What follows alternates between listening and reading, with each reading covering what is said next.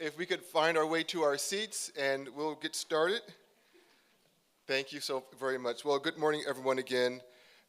Thank you so very much for joining us today. This is our first RDRC meeting in person since 2019, and it's so wonderful to be able to engage with you all in person, and we can't forget our audience that is tuning in online. Thank you so very much for tuning in today. Let me start by thanking everyone who had anything to do with putting this wonderful conference together. I'm not going to call out individuals because I don't want to forget anyone, and I don't want folks to get mad at me. So can we please just give the Conference Planning Committee a hand?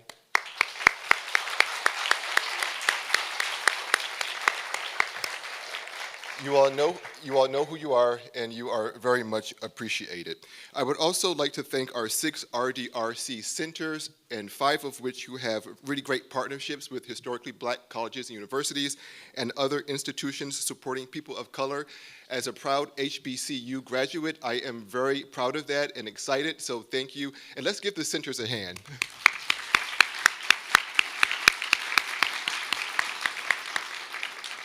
And I also want to thank the folks here at the National Press Club for all of your hospitality and taking such good care of us, and whoever put out that beautiful breakfast spread. Thank you so very much. It was wonderful. And I thank all of our grantees for all of the work you do, all of your research insights that really do help inform our work at SSA and help us improve the way we administer our programs. And your research also helps us to identify and address systemic barriers that impede people's access to our benefits and programs. At SSA, we've been on a journey to better understand how systemic and structural barriers impact people's economic and social well-being. In fact, we've had a series of forums at SSA, and at one of them, Dr. Kilolo Kijikazi, my great colleague and our former acting commissioner and current principal advisor to the current commissioner, said that research plays an important role in our efforts to identify and address the historical and systemic nature of barriers people are facing.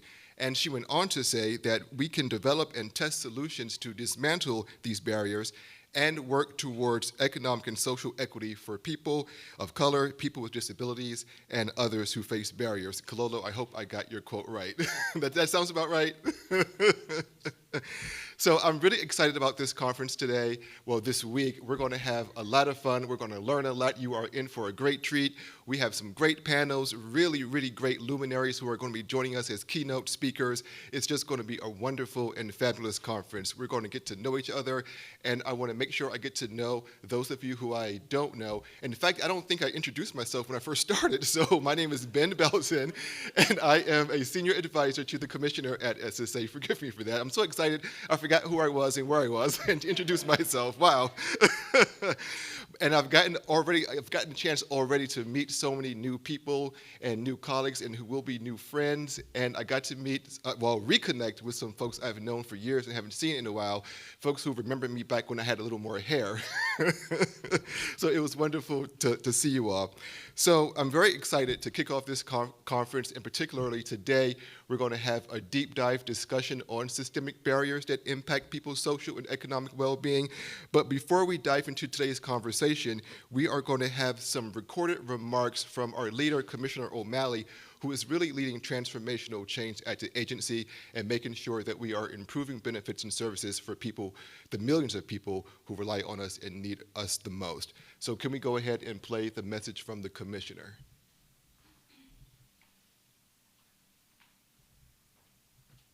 Hello, my name's Martin O'Malley. I'm the Commissioner of Social Security, and the only reason I'm not there with all of you in the room, and those of you that are Zooming into the room virtually, is that I am physically in Dallas, Texas today for one of a series of manager meetings that Social Security is doing all across the country for the officer corps of this Army for Good, which is Social Security. Our employees are more engaged than ever. We had the highest participation rate that we've ever had on the Federal Employees Viewpoint Survey, but a big part of leadership is leading from the front. So that's what I'm doing today, and that's the only reason I can't be with you. So, congratulations, even on video, to the 26th annual meeting of the Retirement and Disability Research Consortium. Since our inception as an agency 89 years ago, Social Security has been a leader in using research and data to evaluate and improve how we do what we do, both in terms of the policies and the procedures. RDRC researchers help build the evidence base to better understand who our agency serves and to better inform national debates on the future of retirement and disability policy. So, the work that you do really supports the decisions within SSA and within Congress to ensure that this agency meets the changing needs of the American public today and into the future. The American public deserves quality customer service. People paid for that customer service their whole lives, just like they paid for their benefits. But as I was going through the confirmation process with Congress, it became increasingly clearer to me that our agency faces a customer service crisis, really of our own doing to ourselves. The manifestations of that are in three primary areas that affect a lot of people. The interminable, way too long wait and hold times on our 800 number, the growing backlog for disability determinations, where in fact today 30,000 people die awaiting their initial disability determination, more than ever before in the history of that program. And then the third area is the overpayments and the underpayments, the injustice we do to people who we accidentally overpaid through no fault of their own, or that we have neglected to pay past due benefits to in terms of the underpayments. So over the past 6, now almost 7 months, we have been engaging with frontline staff, our managers on the front lines, people who understand our programs better than anybody else possibly could because they do it day in and day out. We launched Security Stat, a data-driven performance management system that has snapped this agency in the headquarters components here to come together in a 2-week cadence of accountability and collaboration to ask ourselves, are we doing any better this 2-week period than we were the last 2 weeks? We are making progress, and some of it is incremental, but some of it is pretty dramatic. For example, we've reduced the wait times on our 1-800 number by 50%. And we've been able to implement some significant and long-awaited policy changes to address some of the extremes of an overpayment clawback policy and also to expand access to SSI. In line with the Biden-Harris administration's emphasis on transforming service delivery in order to not only deliver the goods of the Republic, but also to build up trust in one another, we've been focused on reducing administrative burdens, like eliminating wet signature requirements in certain high-volume forms. We have a number of forms that are under review by our Office of Transformation, and we've recently updated our past relevant work rule so that we now look back at the last 5 years instead of the last 15 years. RDRC research is helping us every step of the way to improve the customer experience in a number of other ways, whether it's claiming benefits online or overcoming barriers to service delivery in tribal nations. But we're serving more customers than ever with fewer staff than we've had in 50 years. So we need your help. I've been meeting one-on-one with members of Congress and their staffs about the upcoming fiscal year 2025 budget. I've also met with senior leaders in both the House and Senate Appropriations Committees who provide our funding. The President is asking Congress to provide SSA with at least $15.4 billion to help us rebuild from what has been years and years of insufficient funding. And that insufficient funding has led to our now having the lowest number of staff that we have had in 50 years. I'm going to continue to advocate for funding in order to improve our customer service and deliver the access to benefits that people paid for just as much as they paid for the dollars in their monthly benefits all their lives. So we're going to continue to work, but I appreciate your help in raising awareness and in educating not only the public, but also their elected representatives about what's at stake and the truth that we can actually fix and solve this problem. The truth is, Social Security, when we operated well, operated on just 1.2% of overhead compared to the benefits paid. That is so much better than other insurance companies like Allstate that operate on 19%, or Liberty Mutual, Liberty Bibberty, at 23% overhead for benefits paid. So help us out. We're all in this together. And we need to educate not only the public, but also to educate and raise the awareness of members of Congress. So in closing, congratulations to the research centers, partners, and directors. Keep up your good work, advance our knowledge base, train new scholars, and provide input to the policy-making process. I want to thank Dr. Kalolo Kijikazi for strengthening how our agency conducts and supports policy research. And I also want to thank Carolyn Colvin, our former acting commissioner, for returning to SSA and inspiring all of us to realize that how we run the operations of this agency also very directly affects many people in our nation who have historically been underserved by some of the operations of this agency and by the blind eye we cast on our shortcomings. So thank you all. Thank you to SSA staff and Boston College for organizing this important convening, and to everyone for participating. Have a great week and take care. Thanks a lot.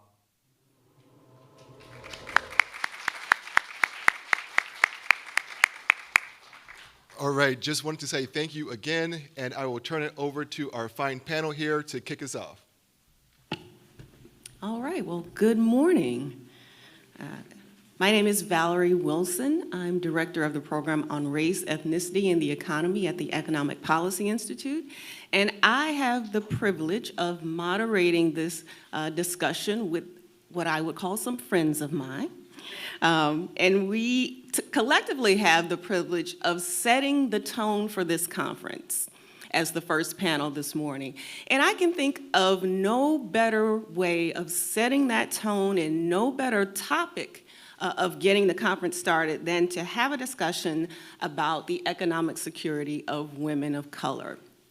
And when I think about that, one particular phrase comes to mind, and that is Black Woman Best. You may have heard that. That's a phrase coined in 2020 by Janelle Jones, who was the former chief economist at the Department of Labor, and also, I will say, a friend of the panel. It's a framework that centers Black women and their well-being as essential to the nation's collective prosperity.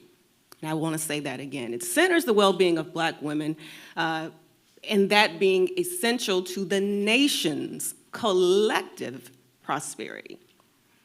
Now, the reason why that is an appropriate place to start is that the lower social and economic position ascribed to Black women by both their race and gender represent real structural barriers that have limited their ability to share fully in the economic prosperity they've helped to produce in this country.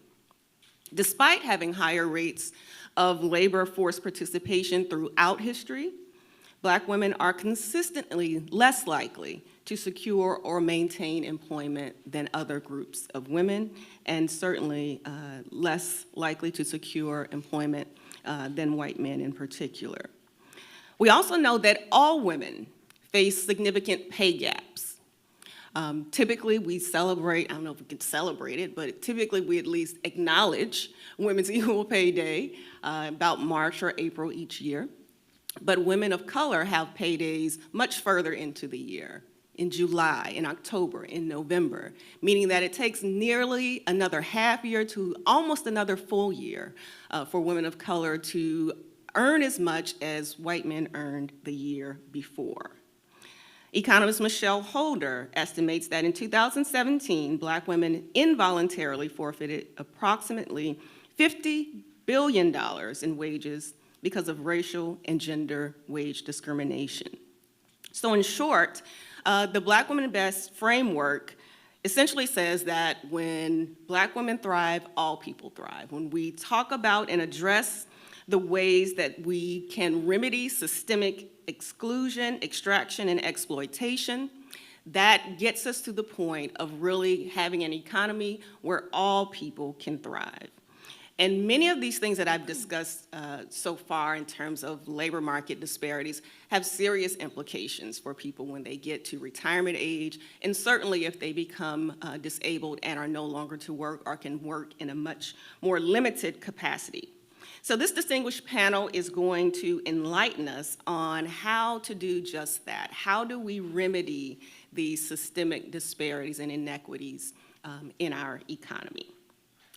With that, I'm going to throw open the first question. I'll ask each panelist when I pose the question to you that first time to just introduce yourself as well. I believe there's probably some information available to you in the program. So I'm going to start with Kate Bond. In this first round, we're really going to be establishing what are the facts. So Kate, what are the current labor market conditions facing women of color in terms of employment and wages, but also as it relates to access to important workplace benefits like paid leave, health insurance, and pensions or retirement savings? Great. Thank you, Valerie. I'm Kate Bond. I'm the Chief Economist and Senior Vice President of Research at the Institute for Women's Policy Research.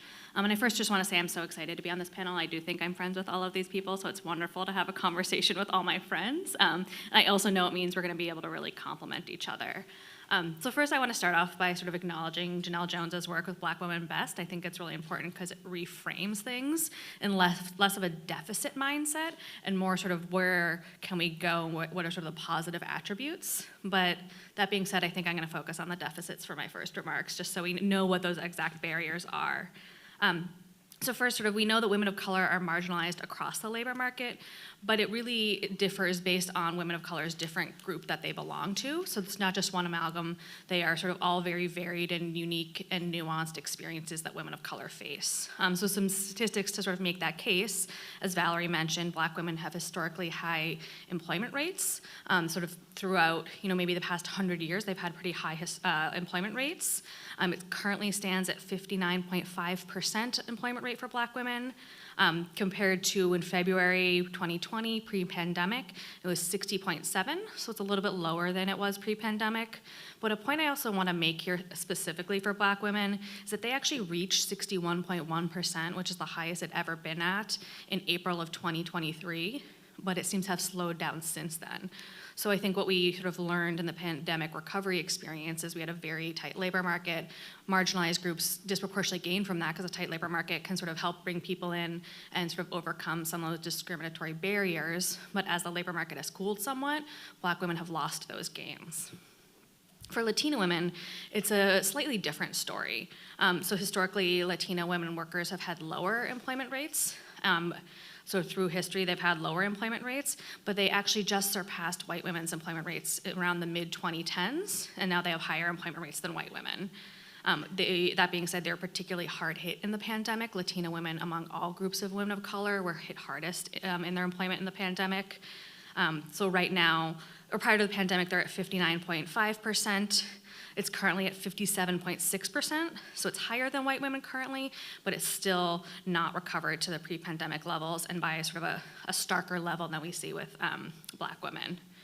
We don't have monthly data from the Bureau of Labor Statistics on Asian women and Native American women, which I think is also in itself a big problem. We can't fix what we don't know much about.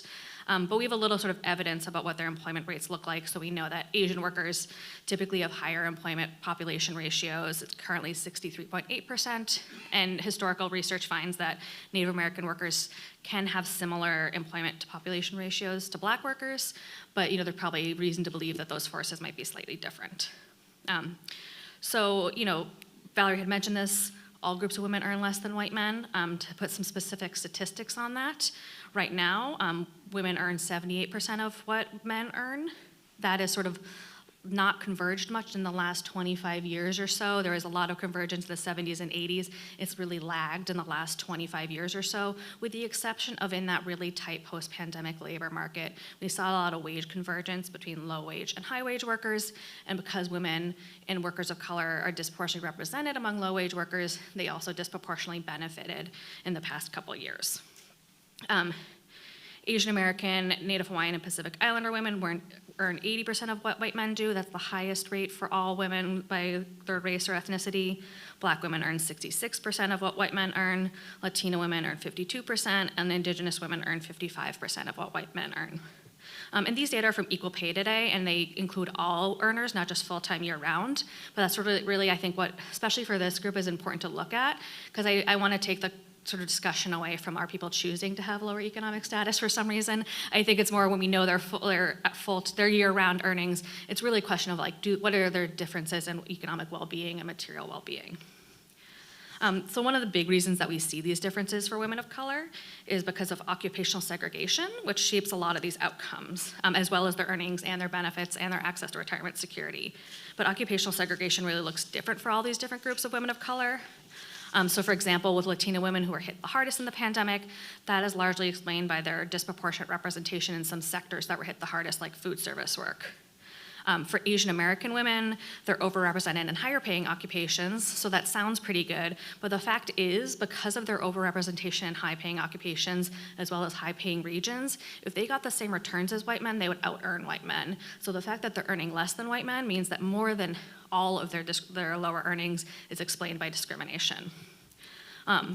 And another example on occupational segregation is Black women are over 1/3 of nursing assistant jobs, so it's a huge growing sector, very low pay, and not a lot of upward mobility unless you have access to advanced training. And so for all these women, discrimination also plays a larger role in explaining the lower earnings. So for white women, occupational and industrial segregation explains most of their lower earnings, but when you look at each group of women of color, discrimination is the single largest factor explaining their lower earnings. So of course, all these factors that lead to lower earnings also result in less retirement security. So while Social Security is progressive and provides a baseline level of security for lower income people, those lower earnings as well as declining unionization make it harder for these workers to supplement their retirement savings if they're just not earning enough to save. And sort of what jobs people are sorted into and are sorted into, sort of what they sort into and what they're sorted into also impacts the benefits that shape their well-being and particularly their health and longevity.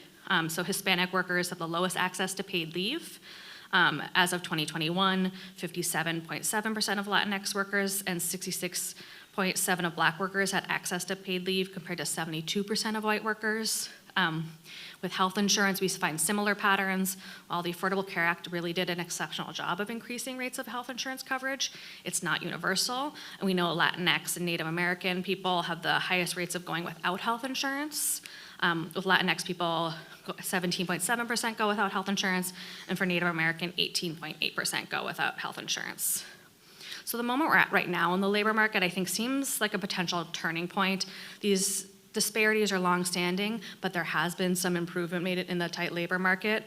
I think what we're trying to wait to see is how much of those advances made in the past 4 years are solid or are they on shaky ground? And so I think that's what we sort of learned. I think it's a lesson from the late economist Bill Spriggs that we need to have a very tight labor market for these marginalized and discriminated against groups to be able to have those gains. We saw some of that in the last 4 years, but how solid is that foundation? Thank you. That's a great overview and a great place to start. I want to bring Courtney into the discussion now. So Kate has given us a great overview of labor force participation and all of the dimensions of engagement in the labor market. What are the longer-term economic conditions experienced by women of color, especially as it relates to things like upward mobility or wealth building and retirement security? Thank you, Valerie, and it's just an honor to be a part of this panel. Truly, truly, I remember when I was in grad school way back in the day, like reading your work, Valerie, and now I'm here with you, so it's always a pleasure. I also want to first thank Leslie Ford from the Urban Institute for trusting me, sitting in for her and helping shape this conversation today. That's a great question. Economic mobility varies significantly by many factors, whether it's your race, your education, geographic region, the class that your parents' position are in, the neighborhood you lived in. And in the United States, the likelihood of upward mobility or economic mobility is much lower than many Americans think is possible. An American born in a household at the bottom 20% of earnings, for instance, only has a 7.8% chance of reaching the top 20% when they grow up. And similarly, wealth mobility is just low across the board in the US. When we ask, what are the long-term economic conditions of women of color? What we see is that despite their essential role in the US workforce, as Kate has mentioned, Black women, Latina women, Indigenous women, and women of color with disabilities, they continue to face significantly racial and gender-based disparities in their wages, in their retirement savings, and in their student loan debt, and in other domains that limit their ability to build this wealth. These disparities not only create barriers to upward economic mobility and wealth building, but also negatively impacts Black women's health and overall quality of life. For Black women specifically, despite their many contributions, including the fact that Black women have historically always been at the highest level of labor market participation in this country, regardless of their demographic and age, marital status, or presence of children in the household, today, Black women hold 90% less wealth than white men in the United States. And it's important to note that these divides persist even when Black women are married, have a college degree, and are older and closer to their own retirement. This lack of potential upward mobility and economic mobility for wealth over the long term has had significant negative consequences on Black women's financial security and their employment, and also their impact on unexpected financial shocks as well, and their ability to weather those shocks.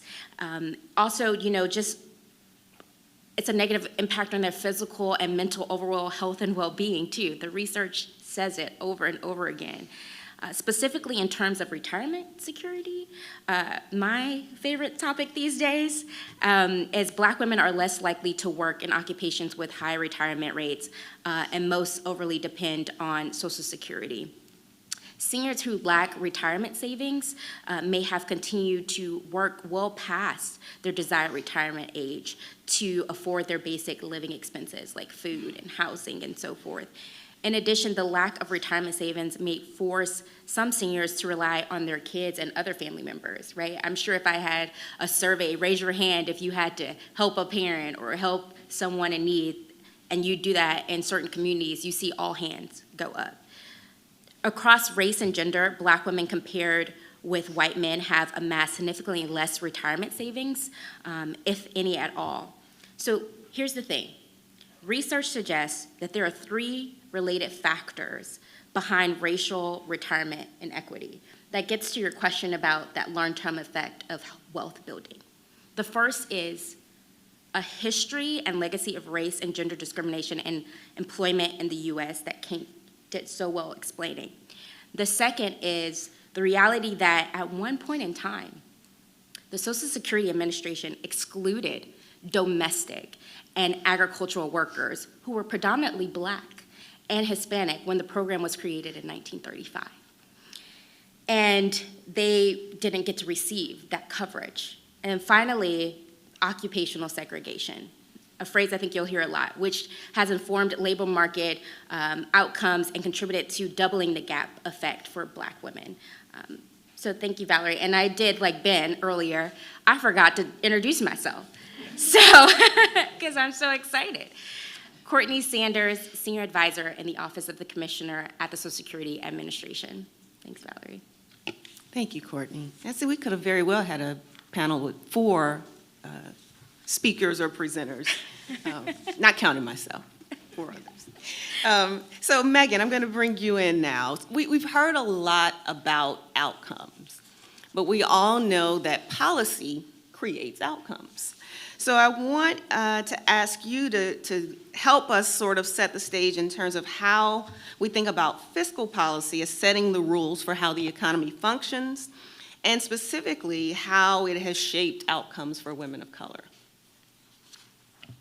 Hi, everyone. My name is Megan Rivera. I'm a fellow for policy and advocacy at the Washington Center for Equitable Growth, and it's an honor to be here with you, and especially among this panel. I have been telling them for weeks that I'm very excited to be next to them.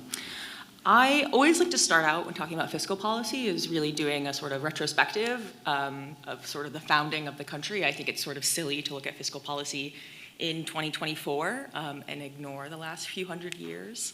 And I think if you do that, it really sets the stage for sort of our current fiscal policy. These are things you guys already know, but it has to be said that a lot of people were excluded from having the ability to make an income, having the ability to generate wealth.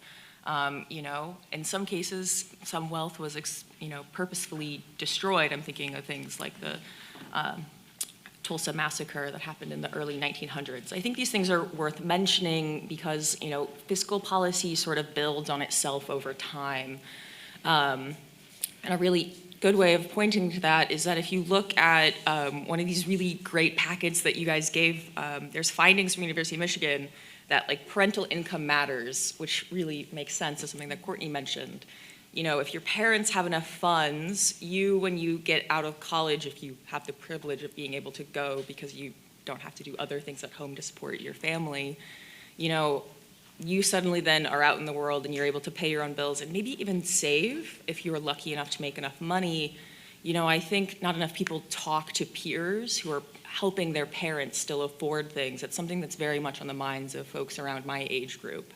It's not lost on us, sort of the discussions of what is going on in the economy is really affecting those, more broadly. But the reason I mentioned that is that, wealth begets wealth, and for a long time, only white families were really able to generate wealth. And so I think that really sets up what we have now, especially in particular when you sort of look at who sets up our fiscal policies. It's Congress, who helps Congress sort of make those fiscal policies. Often they come from certain backgrounds.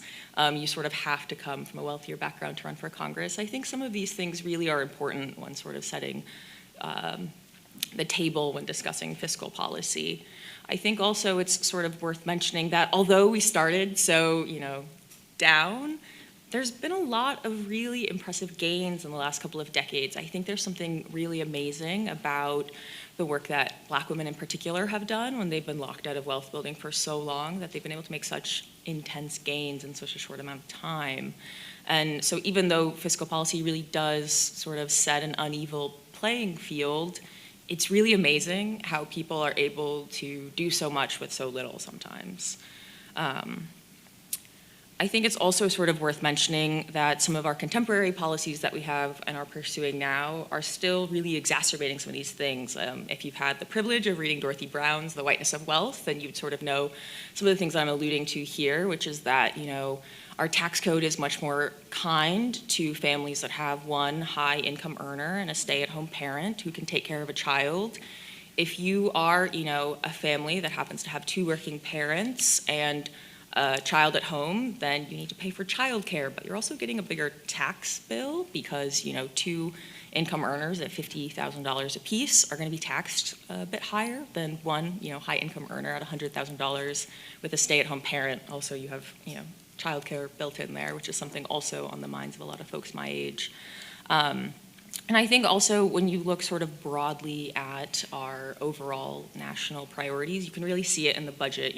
What a nation prioritizes is what a nation pays for. And in our budget, over the last 50 or so years, we've sort of shifted to having, a few more investments in folks that were traditionally locked out. You'll see some movements on the margins trying to increase home ownership and other items like that, make college more affordable, and that's a delight, but we're still, overwhelmingly sort of through the tax code incentivizing, wealth to get more wealth at the top. If you've seen any of the stuff that's come out recently on 401ks, it really speaks to the importance, I think, of a program like Social Security. But I'm starting to get a little bit into the next question.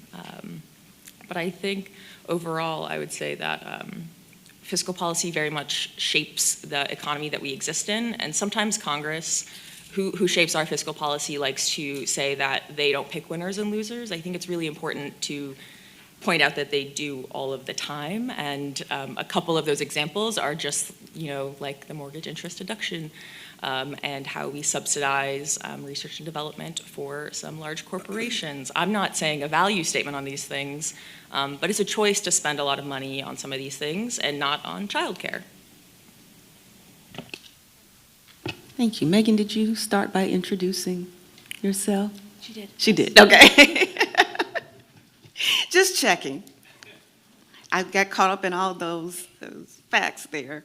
So now we're going to pivot a little bit. We've talked about the facts. We've kind of put some outcomes on the table. Now we want to talk about how do we address these disparities. So the theme of this portion of the discussion is promising policy. So Kate, I'm going to come back to you on the labor market side of things. What labor market policies have been or could be effective at addressing a lot of these disparities for women of color? That's a great question, Valerie, and especially the way you framed it, because what have been, I often say sort of we've known the answer for 100 years.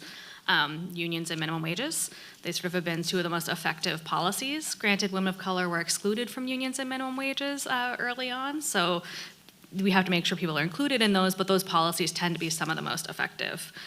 So unions sort of both directly raise wages because for people covered by a collective bargaining agreement, their wages will go up. There's union spillover effects for nearby workers, their wages will go up as sort of wage competition gets a little bit greater for those workers. And then also some union jobs, particularly like public sector work, have historically been more accessible to women of color. The frontier of the labor movement right now is also led by women of color, particularly in the healthcare sector, which is both a growing sector. Something like half of all jobs in the next 10 years will be in this sector. And a lot of vibrant labor actions are happening there that are improving working conditions. And then finally, the last thing I'll say about unions, because I could talk about them for a long time, is that there's evidence that unions also reduce racial animosity.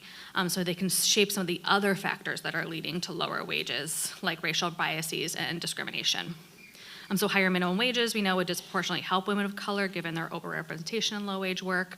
So that would be a really effective tool. But a couple of the other policies that I think are also important, maybe not the big unions and minimum wages that we've known about 100 years, but things like anti-discrimination enforcement. So I mentioned that for women of color, more than half of their lower earnings are explained by discrimination, and so we need much more effective anti-discrimination enforcement. Both adequate protections, so make sure that we're really have strong protections in place, and adequate enforcement. And that has been, not necessarily the most exciting policy topic to talk about, but enforcement is so key. You can have great policies, but if they're not enforced, they don't do much good. We also need better family benefits and benefits available to more family structures. So when Megan talked about tax policy benefiting one particular type of family structure, a lot of other benefits are similarly structured, like health care, even access to survivor benefits, things like that. So making sure that these benefits are more accessible to multi-generational homes, single-parent homes, unmarried partners, making sure that more people have access to those benefits that are typically associated with work. And the last two ones, I know you said labor market policies, but there's two I want to mention that I think are important labor market inputs, but not labor market policies. We've talked a bit about wealth here, but I want to talk about the role of wealth as an input to labor market mobility. You need wealth to be able to search for a job, to be able to move for a job, to be able to invest in your career. And so wealth inequality that women of color face is a really important input to their labor market well-being. So those types of policies would be things like reparations for both Black and Native Americans and policies like that would really establish more of a foundation for people to be able to engage in the labor market. And the last one I'll also mention is reproductive health care access. I think we do a lot of work at IWPR around the important role of reproductive health care access as an economic issue. We have research showing that it impacts women's labor force participation, their earnings, that states that have these new bans or really severe restrictions cost the American economy $68 billion a year. And so we also know that having an environment where women cannot take control of their family planning and have no certainty over their family planning is one that also limits how well they do in the labor market. All right, similar question for you, Courtney. What are the policies that either have been or could be effective at wealth building in narrowing gaps in upward mobility? Yeah, thank you. And for those that are visually impaired, I forgot to mention in my introduction, I'm an African-American woman with really curly hair this morning, wearing a black suit with a black and white top. That's a great question. And to build off of what Kate said, there are many public policies and interventions that can really help women of color build wealth, improve their chances for upward mobility, and help advance the retirement preparation as well. Taken from recent briefs on Black women and economic mobility, I'm going to lean into a lot of what Leslie has told me, what our researchers are recommending and what scholars are recommending. And so that would be the framework and how I talk about these policies. The first is narrowing the racial and gender wage gap, and protect discriminatory employment practices, as Kate highlighted, enact stronger pay equity and salary transparency laws, increasing the minimum wage, strengthening unions, and directing the Equal Employment Opportunity Commission, or EEOC, to conduct proactive audits to employers. The second is to reduce poverty and strengthen financial security by establishing federally guaranteed parental leave, create a universal basic income program for people with low incomes, and expand access to Social Security programs to better reflect the needs of workers with low incomes, people living in poverty, and people with disabilities. Another that scholars often tout is provide guaranteed retirement accounts to people who work for employers that do not offer a retirement plan. And another is mitigate future student debt and provide student debt relief by enabling early life wealth building and forgiving student loans and reducing those interest rates on those loans, and reduce Black women's disproportionate student loan debt burden by improving the quality of student loan repayment programs and investing more in historically Black colleges and universities, and providing grants that help with non-tuition expenses could help more Black women afford that college and build more wealth after they graduate. A few more are, helping more Black women build wealth through home ownership. We know that home ownership is a pathway to wealth by reducing mortgage rates, expanding access to down payment assistance, increasing the supply of affordable housing, address predatory inclusion by increasing federal oversight of property valuation systems, and enforcement of fair lending laws. To your point, Megan, expand access to capital, help Black women entrepreneurs create wealth by investing more in the community development and financial institutions, and increasing uptake in existing Treasury, Small Business Administration, and special purpose credit programs. Black women are the fastest growing entrepreneurs, but are underserved traditionally by financial institutions. And the last two are things that scholars have been really talking about is reducing healthcare costs and expand access to affordable healthcare and relieve medical debt. So things like establishing a universal healthcare program, creating medical debt cancellation programs, and incentivizing states to expand Medicaid would really help improve the health outcomes of Black women and support their financial well-being. And finally, establish that federal paid leave and medical parental leave to alleviate that financial strain that Black women and other women of color experience because of unpaid caregiving, to your points. So that means expanding access to digital behavioral and mental health services, and increasing funding for federal programs that are culturally relevant methods to address the overlapping structural racism and sexism that so many women of color experience. I think that is a path forward. So I love that those, we've already laid out a really broad set of policies and issues that can be addressed through policy.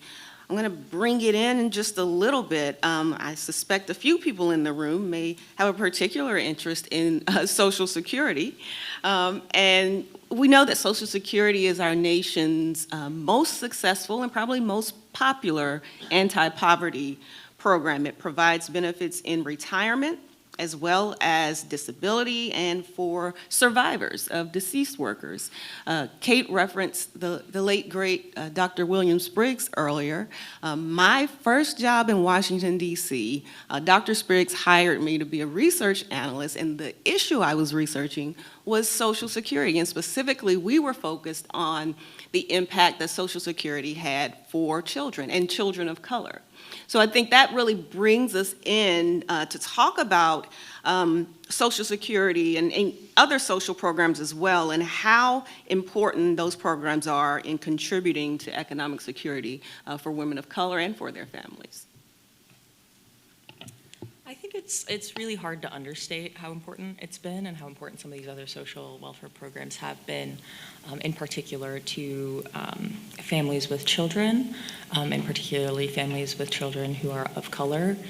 In particular, when you sort of think back to some of the remarks I had earlier about wealth, I think whenever you sort of talk about Social Security, I always think it's really important to call back that originally, we designed it to be exclusionary for domestic workers and agricultural workers, and that's really a shame. And thank goodness we've opened it up and made it more inclusive. There are still some things that could happen to make Social Security better. Nothing within your control, obviously. They're all within the powers of Congress. But it's done tremendous, and you can look at the data, as I'm sure all of you are very familiar, just with like the raw numbers of how it, alleviates poverty, or it makes it so, a grandparent and their child can be homed, or can be in a house, or, a child can go to school with a full, belly of food because they actually have access to some of these benefits that I see very much as the progress of civilization. I think, Social Security and all these programs that provide for those of us who are not in, a situation where they are able to work.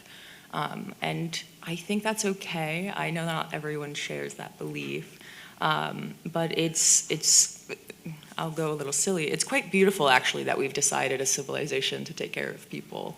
I hope we continue to do that for a very long time. And Social Security has been one of those really successful programs, and it's really important for us to, I think, protect it and expand it as we think about some contemporary issues in the news, the impending shortfall. Some folks like to point to it as sort of an example of why they should change some, decisions right now, change benefit structures. I think that would be very short-sighted, especially with the history of all the benefits that it has given us for actually lifting folks out of really quite depths of poverty. And even though, the amount that it provides is not, enough to, maybe sing till the cows come home, it is enough to really be impressive that we've decided as a nation that this is an important priority of ours for spending. I said before that sort of what is in your national budget really reflects your national priorities. I think, long-term protecting Social Security and ensuring that the folks who need it receive it really speaks to that. All right, so at this point, I'm going to give everyone a heads up. This is a time to start thinking about what questions you may want to ask. I have one final question I'm going to pose for each of the panelists, but please be thinking about if you have any questions that have come up in the course of our discussion. We've been using this umbrella term, women of color, largely to talk about the diverse group of women that are Black, Latina, Asian American, Pacific Islander, or Indigenous. But we all know that that term women of color actually encompasses much more than racial or ethnic backgrounds. So I want to talk about some of the intersectional identities that uniquely affect economic outcomes for women of color, and how that also influences the set of policies needed to address racial and gender disparities that we've discussed today. Again, that question is for each of you, so we can start at that end of the table and work back this way. Sounds good. So there are many ways that women of color experience economic outcomes, and they do so differently than white women and white men in the United States. Older women of color and older women generally are more, likely to be in poverty than older men. And the employment and incomes of older women are also impacted by caregiving responsibilities, and women shoulder disproportionately a share of unpaid family caregiving throughout their lives. But today, I'm going to focus on the intersectionality of the experiences women of color and disabilities, okay? Black disabled women and girls face a myriad of systemic barriers due to race, gender, disability, and the status significantly influence their poverty rates. We know that through so much research that it also, impacts their financial stability, their employment, as well as their housing. Moreover, data shows that across all family structures, women of color play an important role in providing that economic support for their families, right? Black disabled women and girls experience economic security at higher rates, often due to job loss, sub-minimum wages, as low as $2.13 per hour for disabled workers, and reduce earnings caused by barriers to education and skills development and other challenges. A significant barrier to economic security, often missed, is the added cost of living with a disability, right? And many of you in the room know that there's an added cost once you have a disability. A U.S. household containing an adult with disability must spend an estimated 28% more in their income, or an additional $17,690 per year at the median household income, to obtain the same standard of living as a household with nobody that has a disability. That's astounding. Additional research shows that additional costs can include the need for personal assistant services, assistive technology, and we know that they also may need some accessibility tools as well. It is also important to note that disaggregated data on the job loss and employment of Black disabled women and girls needs to be more widely researched, right? There's not that many articles dedicated to Black disabled workers and what their outcomes really look like beyond doing your own work. And so what does that look like? We're having that research gap now, and it needs to be filled. But we do know that adults with disabilities are more likely to have health insurance than those without disabilities because of Medicare and Medicaid coverage. However, they are also more than twice as likely to have difficulty paying their medical bills. These bills include the out-of-pocket payments and expenses, the co-pays, and the services that the insurance companies just don't cover. In 2019, Valerie, the National Disability Institute found that disabled adults experience poverty at more than twice the rate of non-disabled adults. And for African Americans with disabilities, the poverty rate was 37%, almost double that of African Americans without a disability.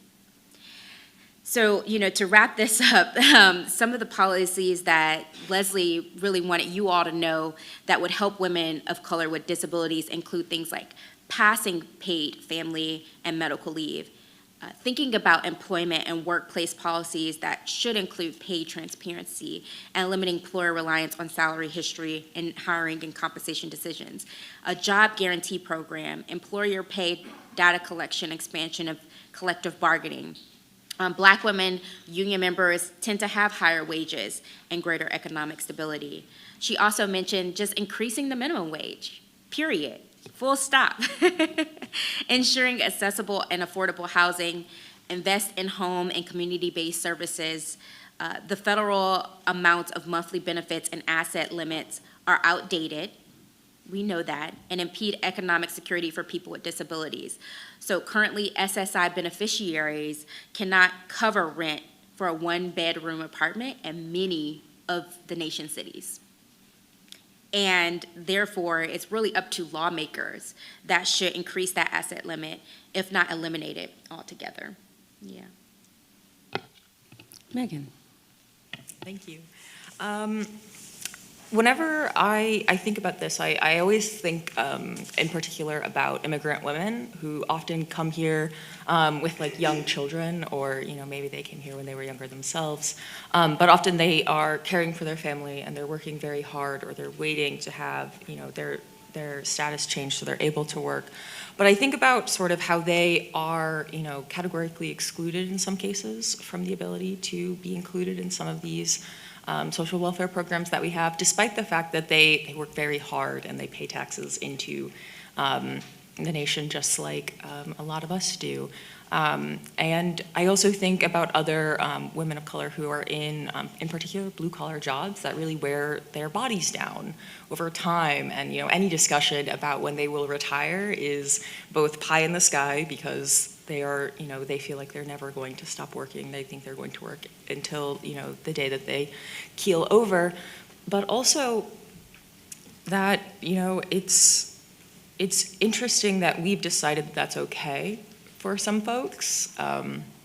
There's, like a video will go viral of someone who is elderly working at a grocery store, and it's very sweet that someone will make a GoFundMe so they can, pay to stop, doing that, pay to retire, perhaps get placement somewhere. But it strikes me as very much like a moral failure as a nation that we allow that to happen sometimes.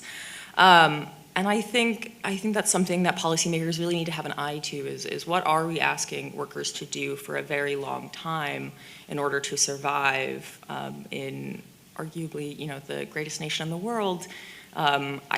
I tend to believe, as the child of an immigrant, that after they work for 40 or 50 years in a back-breaking job, either putting food on the table for you or taking care of, the child of somebody else, I think that they, deserve a year or two to relax, before they, move on to another world. I made that really depressing, and so for that, I'm gonna stop. But I'm really glad you sort of brought up that blue-collar work and age, because I think often it's put forward that the solution is just working longer, but if you're working in a physically demanding job, that is not a great solution because it reduces your longevity. So that is always that just makes me crazy when people think that's the solution, is working longer. But I do want to sort of talk about age. I know Courtney also mentioned that there's higher rates of poverty by age. And also age discrimination is a huge factor. Research shows that women really face the brunt of age discrimination. It's a very gendered issue. 2/3 of women over 50 face age discrimination. And if you're facing that barrier that makes it harder to find jobs, if you're laid off or you want to change a job, you might lack access to comparable benefits when you're changing jobs. When you have fewer job choices, you're likely going to end up in a job that's lower quality. If you're a disabled woman, that means you might not be able to get access to the accommodations that you would need for that job. And so, even though the US is remarkably like one of the only advanced economies that protects workers by age against discrimination, we need better enforcement of these policies. And protection against retaliation if people are asking for accommodations. I think those are some key issues there that we could have policy improvement. And then two other groups of women I want to talk about sort of at these intersectional identities is queer women of color. I think, Black trans women have some of the worst outcomes across the economy and society, generally speaking. Both lower earnings, more employment discrimination, but also just things like violence against Black trans women. So we need benefits that are available to more family structures, things like non-spouse health insurance. Queer couples are much less likely to be married. It'd be great if they could get health insurance without having to pay extra taxes on that. And I say that very selfishly too, as someone who's a non-married partner. And things like Social Security benefits and access to healthcare without judgment and harassment. That's another big issue for queer people, particularly as they're aging. They need to be able to get access to judgment-free and harassment-free healthcare. And the last group I'll mention is rural women too. I think in 2 sessions from now, my friend Benga Ajalori is going to be moderating a session. If you have more questions on rural women, ask him and not me. I think he's going to know a lot more about it than I will. But I want to, at least sort of bring up one particular group, Native American women in tribal lands. They sort of face a whole additional range of challenges in addition to the discrimination and the higher rates of poverty that Native American women face. They're going to lack access to reproductive health care, just sort of based on geography. They're both in rural areas, probably more likely to be in some of these conservative states with bans against certain types of reproductive health care. And they also, again, face higher rates of violence.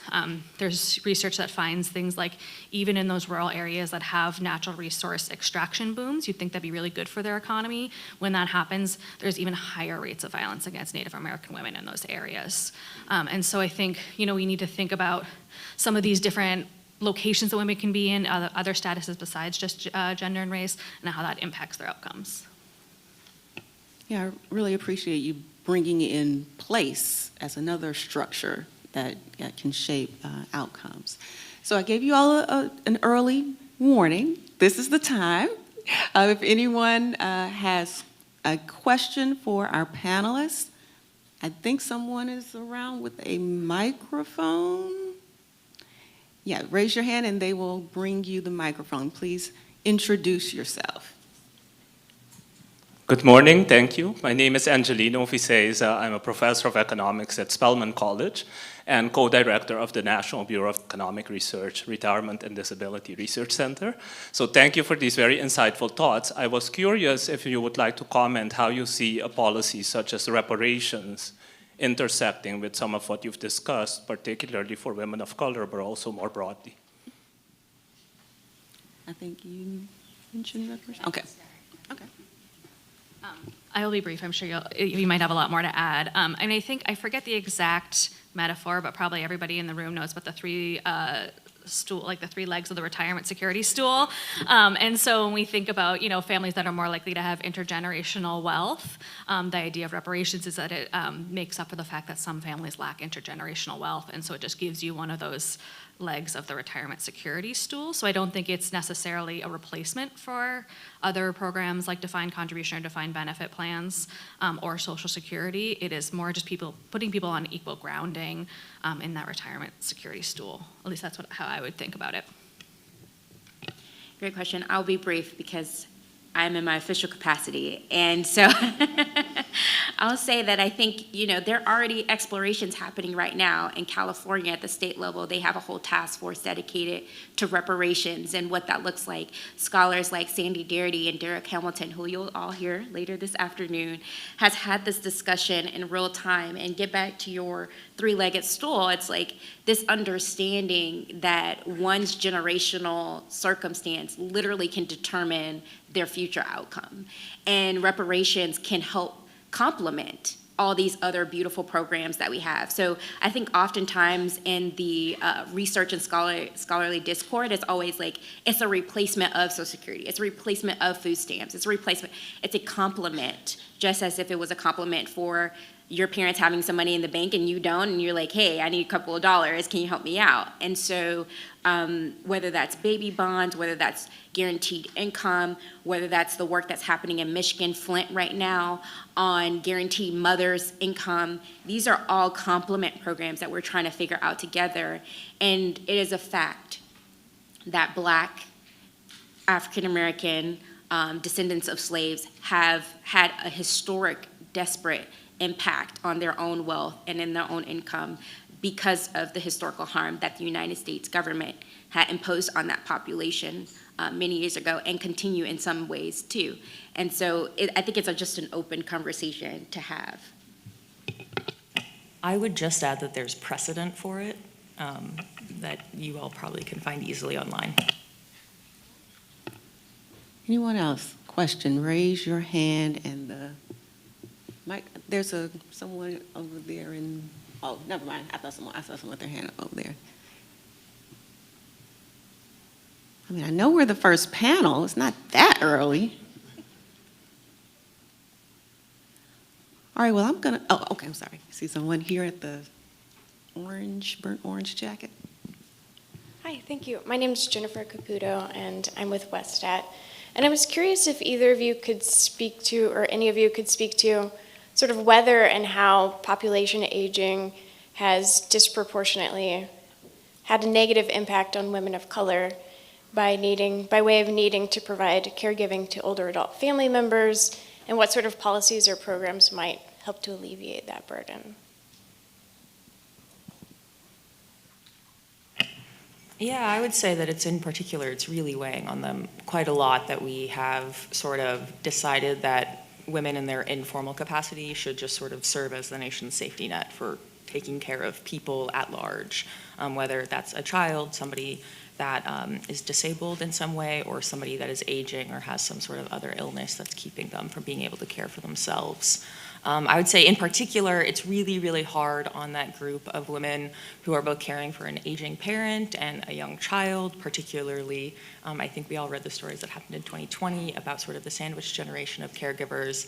I think the thing that gets a lot less attention is just how much that drains them financially, both from losses to job, just for like hours that you're not there, or also just like the informal uncomfortableness of when your supervisor sees you take a phone call from your child or your grandma or your mother. I say, as someone who used to call my mother all the time during the workday and hear all of the time about how very bad it was for her career. And I would say that I don't think we're really paying enough attention to it, and that it's really probably going to come to a head in a couple of years. Especially when you start thinking about the fertility rate. There are, the boomers are aging. My own age cohort is becoming of age to have a child. And if I have to take care of both of my parents and my grandparents, it's going to be really taxing on just like my day-to-day life to consider having a child. And I am particularly blessed, like I'm sitting on a stage right now compared to some of my peers from who are in like other situations. I'll add one thing here too about access to long-term care. I think there's sort of been a lot of energy around care policies in the past few years with Build Back Better, and we'll see what happens next year. But long-term care has not gotten quite as much attention. It's really, really, really hard to get access to long-term care in this country. It's so prohibitively expensive, except for the most wealthy families. Or you try to get it through Medicare and Medicaid, but even that, the barriers are quite significant to getting access to long-term care, both wait times, asset barriers, things like that. And so I think there's a lot of room to improve access to long-term care through the Medicare and Medicaid system, both sort of center-based long-term care, as well as reimbursing people who are doing that family caregiving in their homes.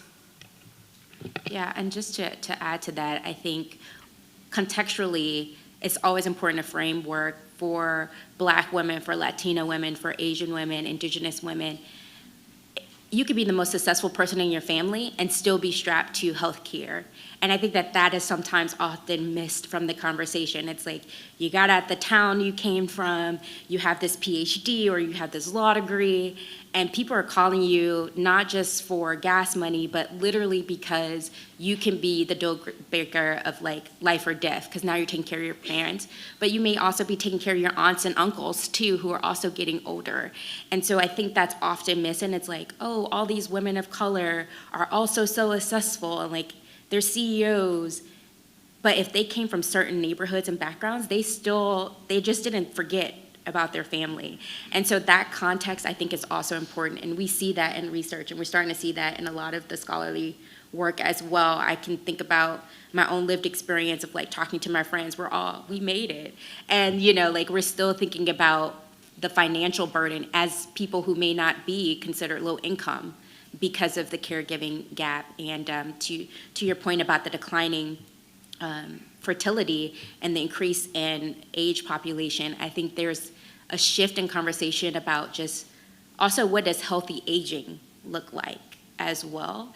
And are we allowing caregivers to age gracefully as the people who they're taking care of has done? So those conversations I think would be really important too.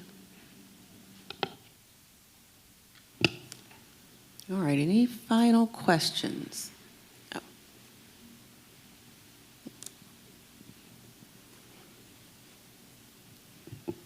Thank you, Ben Belton, SSA. I had a question and wanted to see what you thought about the impact of domestic violence, gender-based violence, elder abuse, or financial exploitation on the economic security of women of color. I'll start and be brief and welcome you all, including Valerie, into this discussion. When it comes to abuse and domestic violence, it's really tough, and the federal government has done an incredible job throughout several decades of considering women's safety when it comes to that issue. And it's so important because when you don't have enough financial security, you have to stay. And we saw that during the pandemic. we saw families continually being abused and continually being in very both physical and mental health positions that they should not have ever been in.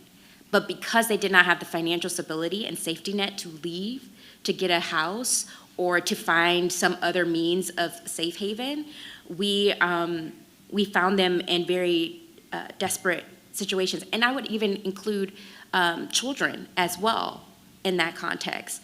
And so I would say it's probably the responsibility of all of us to think about how are we ensuring that we continue to bring domestic violence, older abuse into these conversations, and how financial stability and security, Social Security helps older people get to a place where they don't have to depend on someone who is abusing them, right? And women don't have to necessarily stay in households when their child is disabled and their partner is abusing them. Social Security can give them the financial needs that they need in order to move to go find a better situation that they're currently in. And, we've already heard this morning about paid leave being important. A number of states have passed paid leave policy that includes people, it's safe leave, that includes people who are experiencing domestic violence, so that if you do need to leave and get away, and that's going to keep you from being able to go to work, that you are able to get a benefit, get some payment under those conditions, that I think is really important for helping to smooth one's economic situation. I'm probably just being repetitive here, but I'm really glad you asked this question. And I'm going to sound like an economist too, because this is like a human rights issue, but it's also an economic issue. If you're making economic choices just to escape a violent situation, you're not making the best economic choices, because there's such constrained choices. So for example, we know that changing jobs is how most people make the biggest earnings gains, but if you're changing jobs just to try to leave a location or get out of a violent situation in your home or in your workplace, you're not going to make that job choice to seek the highest earnings. You're just making that job choice to escape a bad situation.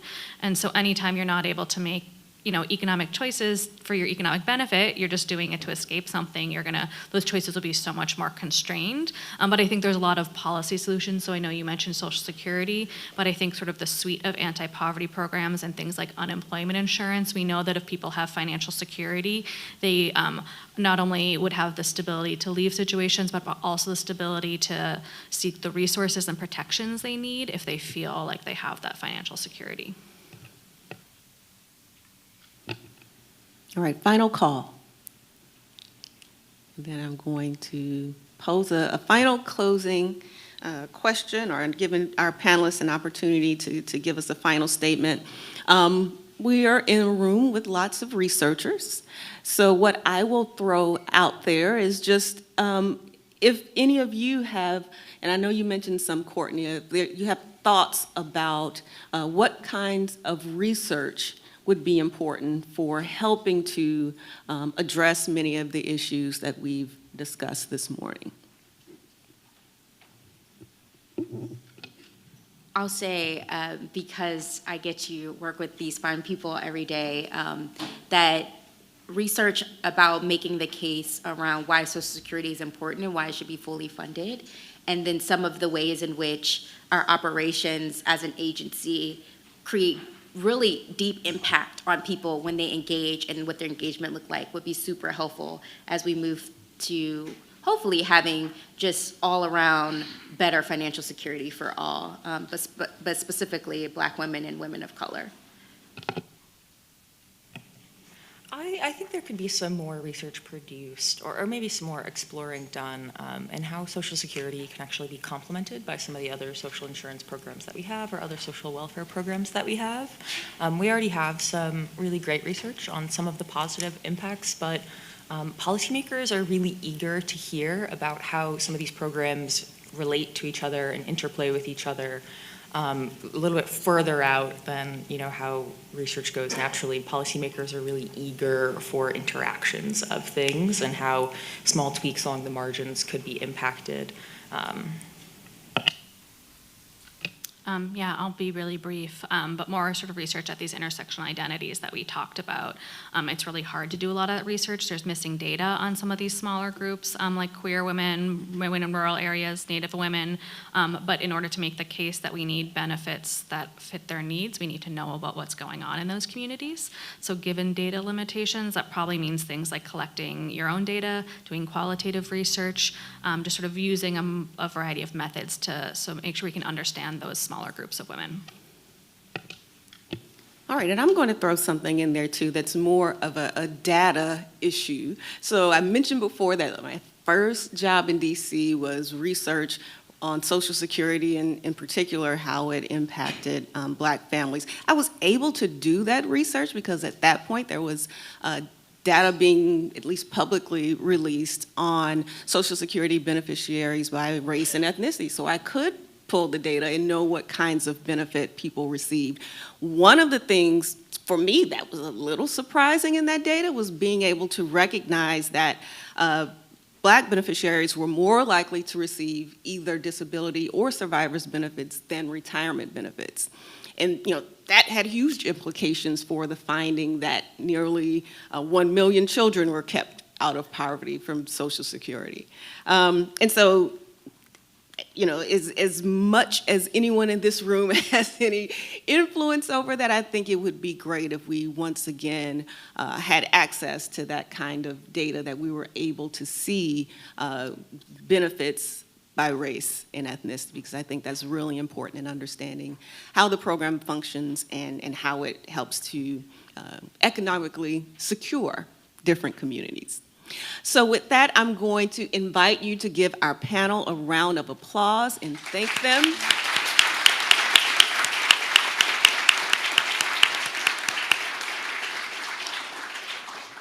And I believe we're a few minutes ahead of schedule, so get a bit of a longer break, I guess. Thank you again. Thank you, Valerie.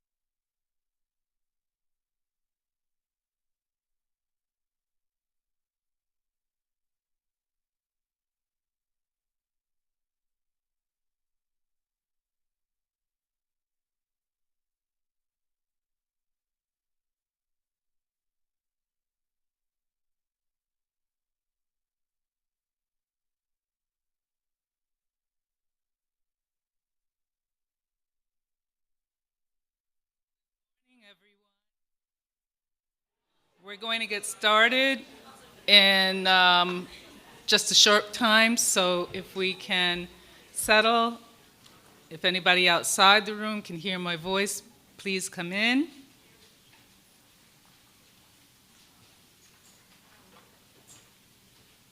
Okay. Welcome to panel 2 of the RDRC meeting. I'm Kilolo Kijakazi, and I am with the Social Security Administration, and I'm serving as this panel's moderator. I'm joined by Ruth Feinstein, Christian Gonzalez Rivera, Mark Brennan Ng, and Cicely Johnson of Hunter College, as well as Danielle Dickens of Spelman College and Wendy Edmonds of Bowie State University. Over the next 75 minutes, we'll be focusing on advancing equity through research that addresses structural barriers. Before we hear from our panelists, I want to offer a few thoughts. These thoughts are my own. They do not represent the administration's position, the administration writ large, or the Social Security Administration in particular. And I should say that goes for my other Social Security colleagues, those who came before me already or those who are following. In my approximately 50 years of engaging in research, I have largely read studies that have measured disparities between individuals by race, ethnicity, gender, etc., but provided little, if any, context in which the disparities existed.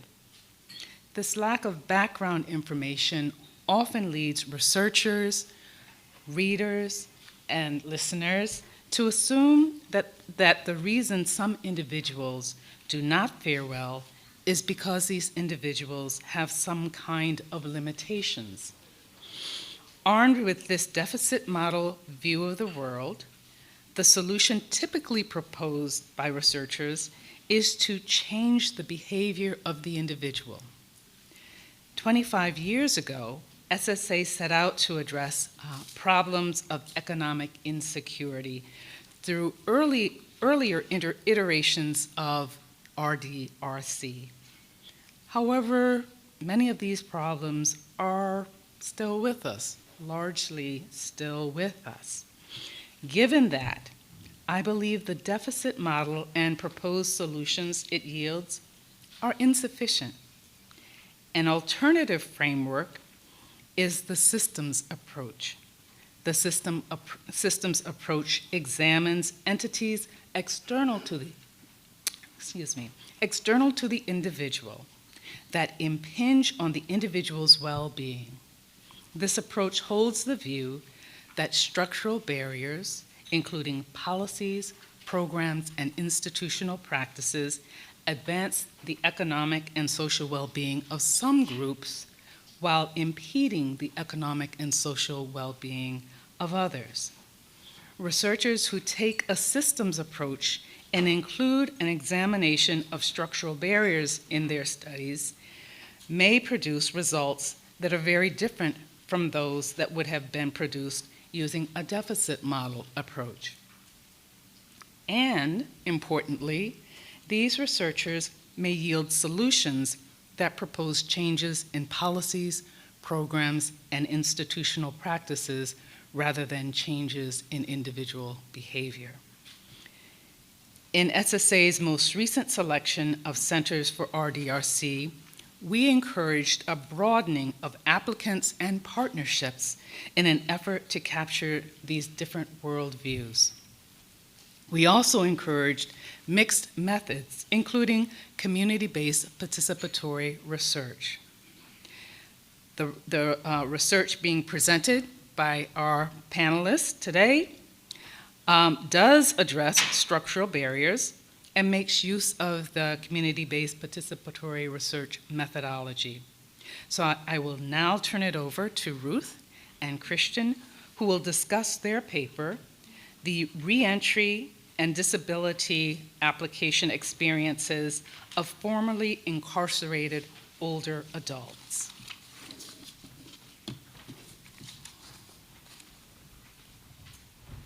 From the podium or from here, whichever you like. Okay. Yay. And, but I need the clicker. Thank you. Good morning, it's my pleasure. Oops, thank you. Good morning, it's my pleasure to speak with you this morning with my colleague Christian about, and of course, issue the appropriate disclaimer that this presentation is our own and doesn't reflect the views of the Social Security Administration. I'd like to open by telling you a little bit about a close friend's husband. His name is David, and he was incarcerated for more than 40 years and came out well past the age of retirement, but discovered that his work in prison, of course, didn't count toward Social Security, and his SSI application was denied. He was a full-time caregiver when he came out, and so why am I talking to you about this one guy? First of all, he's a wonderful guy, but most importantly, it raised for us the question, what is so difficult about Social Security benefits for people who have been incarcerated? And it raises for us the importance of the relationships between researchers and people, particularly in groups that have not been well served by research in the past. So those 2 points. So our question is,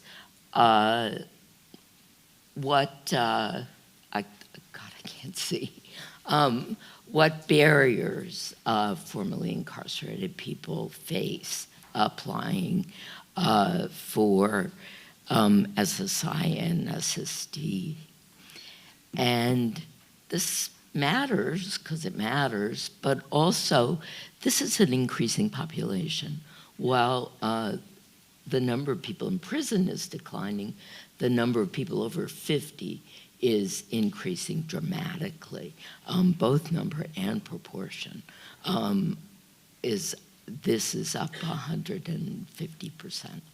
Oops, and we're going backwards. So we looked, of course, first at what research is relevant to this problem, who's looked at formerly incarcerated people, what did they find, and of course, a pattern of housing and employment discrimination that shouldn't be surprising.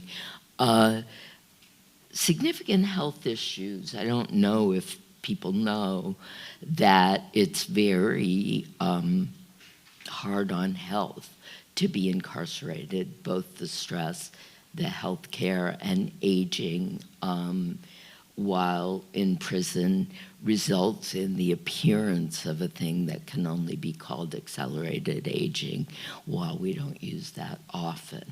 And also the critical contribution of benefits to people who come out late in life. At the same time, there's a pattern of delay in benefits eligibility determination, even when that's reinstatement from benefits that were suspended, barriers to employment, and lifelong disadvantage of the people who are incarcerated, and the need for solution in the reentry process and the support programs. Those are very particular problems. This set of facts leads us to the need to collect qualitative data. This is not a population that is described well in nationally representative data sets, and we need to talk to people with lived experience of these problems, which we are able to do because we enjoy a relationship of trust with a number of major organizations of people who have been incarcerated. And so we're able to employ a community-based participatory research method to look into these issues. Okay. And so because of these existing relationships that we have, by the way, Christian Gonzalez, a colleague of Ruth's at the Brookdale Center. So because we have these existing relationships, we've been able to recruit formerly incarcerated people to do these qualitative studies. So we're doing 30 interviews with formerly incarcerated older adults, and we're asking them about their experiences in applying for Social Security benefits, keeping those benefits, and of course maintaining those benefits.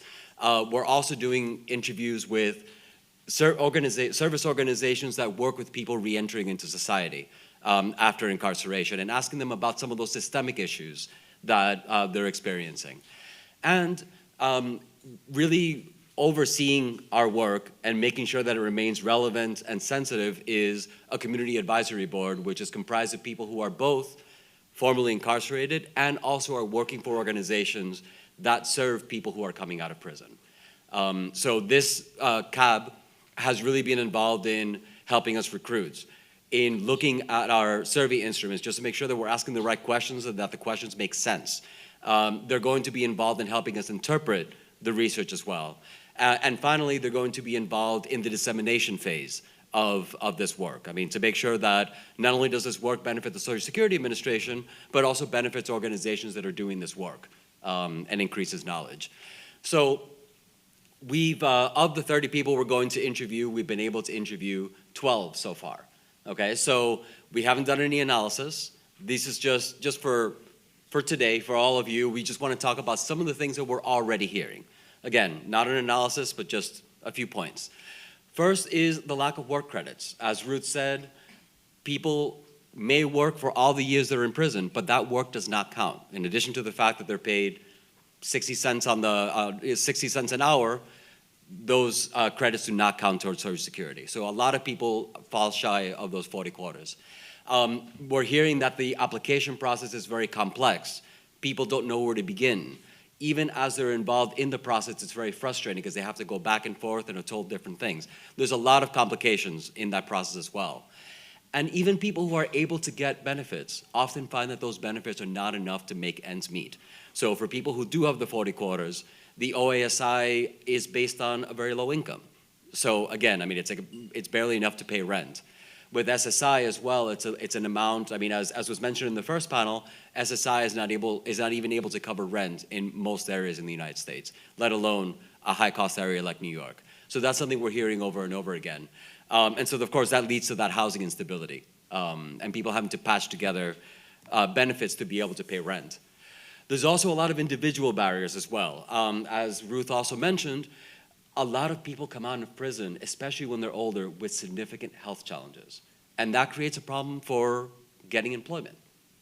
On top of that, you have people who have a medical records in the correctional medical facility, but people are reporting that it's very difficult to get it. You can't just get it if you ask. A lot of people have had to resort to legal help in order to get their own medical records out of the correctional health facilities. And for people who have records outside of correctional health, very often people don't have a consistent medical provider. So they have to basically retrace their steps, going to all the different medical facilities that they went to, collecting all of their records, to then apply for SSDI and SSI. So this is what we're hearing as well. We're also hearing that people who have been in for 25, 35 years, 40 years, suddenly find that technology is different. And applying online is not straightforward. Using a phone is not straightforward. So there's a big learning curve there. And on top of that, you have to learn how to, this complex application process itself. And also underlying all of this is the fact that transitions are hard. Transitions from prison to the outside world are one of the hardest things that people can go through. So it's an emotionally fraught time. It's a psychologically fraught time. And so we have a situation where it's not a good time to be doing anything complex, and yet this is a complex process that they have to do in order to live. So what we're really hoping to do with this research is, first of all, increase understanding. I mean, as Ruth said, this is not a population that's well represented in national data sets. So we're doing this important qualitative research to know what are the right questions to ask of the national data sets that do exist. So we're hoping to set ourselves up for that. We're also hoping that right away we can reduce some of the barriers just by being able to identify them, identify some of those barriers. And of course, help the Social Security Administration to streamline the processes that already exist. I mean, I was very happy to hear Commissioner O'Malley say that this is a priority for the SSA, and so this is something that we're hoping to contribute as well. And finally, what this is all about is really improving outcomes for people who are returning to society from prison, making sure that people can get back on their feet and be able to, get back on their feet, which is exactly what we'd want people to do coming out of prison. So this is us. Thank you.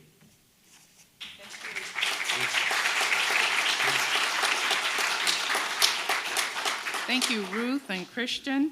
We'll now turn to Mark and Cicely, who will discuss their paper, Do Older Sexual and Gender Minority Adults Experience Implicit Bias in Interactions with the Social Security Administration?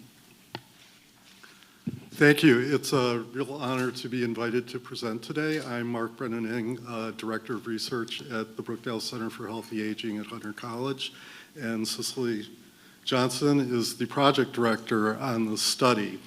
The title of our talk really comes from one of the SSA focal areas when we were putting this grant together. And this is an important issue, one, because the population is growing. By 2030, we expect there will be at least 6 million older LGBTQ adults. It's an estimate, though, because one of the problems is we haven't been asking the question about people's sexual orientation or gender identity, and if you don't measure it, you can't count it. So data are very limited. It's really hard to get a population-based sample for this group. In research I've done, we found that the Social Security Office is the most frequently reported service need of older adults in general, but also older LGBTQ adults, ranging from 43 to 63%. Yes, I should advance the slide, and that's the standard disclaimer, sorry. Just jumping right into it. One of the issues is in this population, especially the older ones, they were never legally married. So federal recognition of same-sex marriage only occurred in 2015. A lot of these people never had the opportunity to marry, and by the time marriage was recognized, a lot of their partners had passed away. So as a result, they're unable to get survivor benefits, and it's estimated this is costing them $124 million annually. We also need to consider that the retirement income of older LGBTQ adults reflects the cumulative disadvantage that they've faced in the workplace. So what are some of these disadvantages?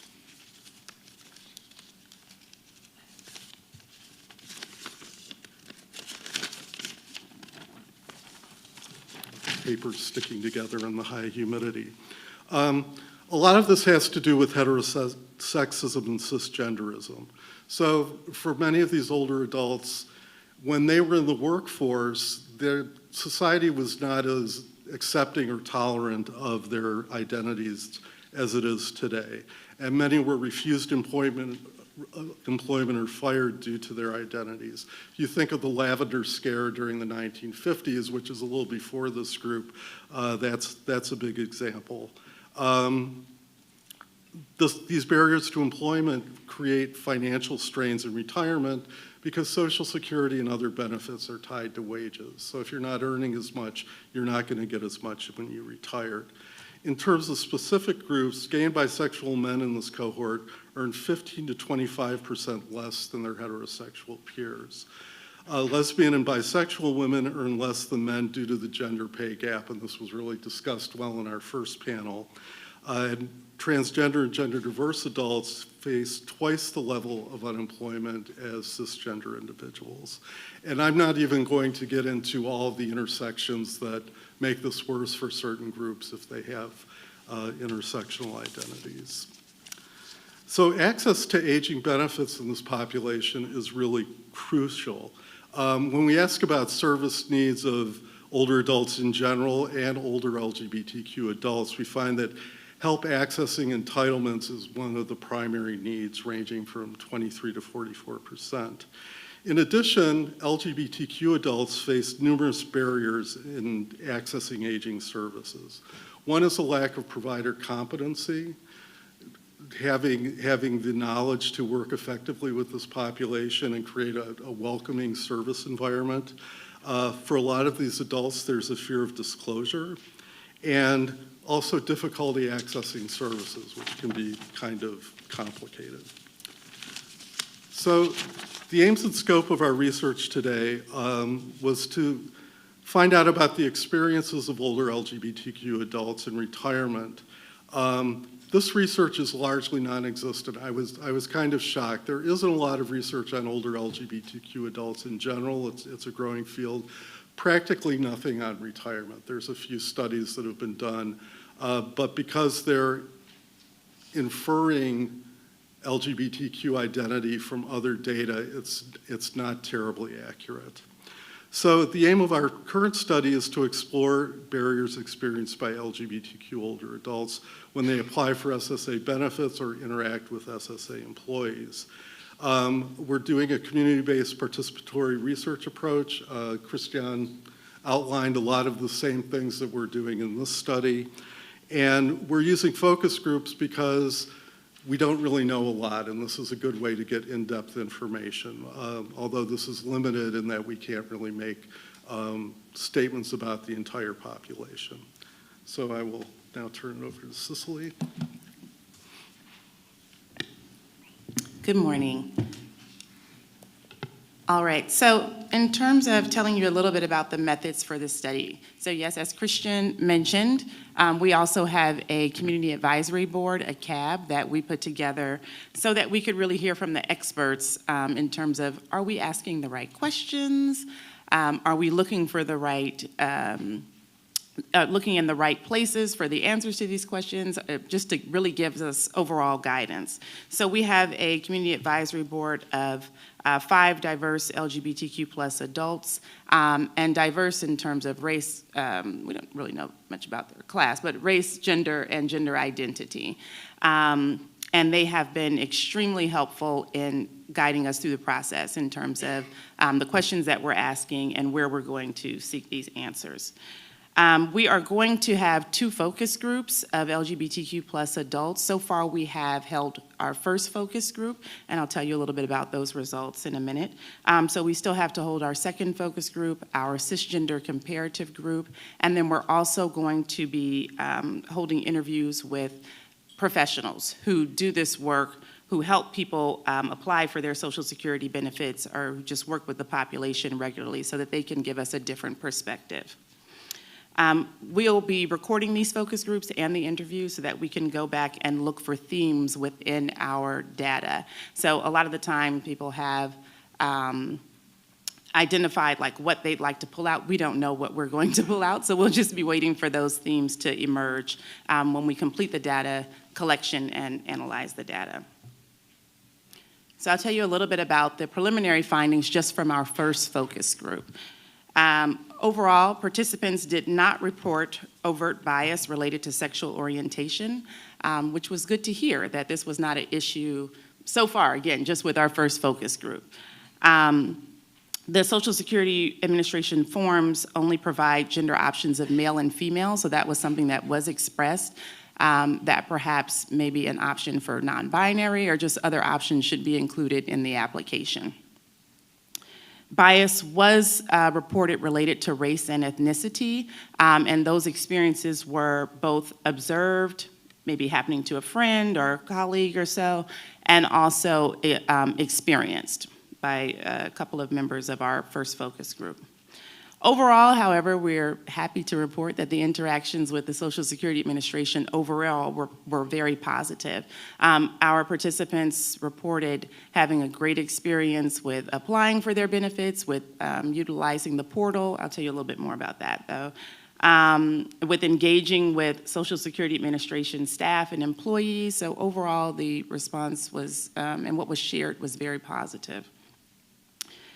In terms of trust and access, so as we were working with gathering information from an older population, trust was a huge factor that kept coming up in our focus group conversations.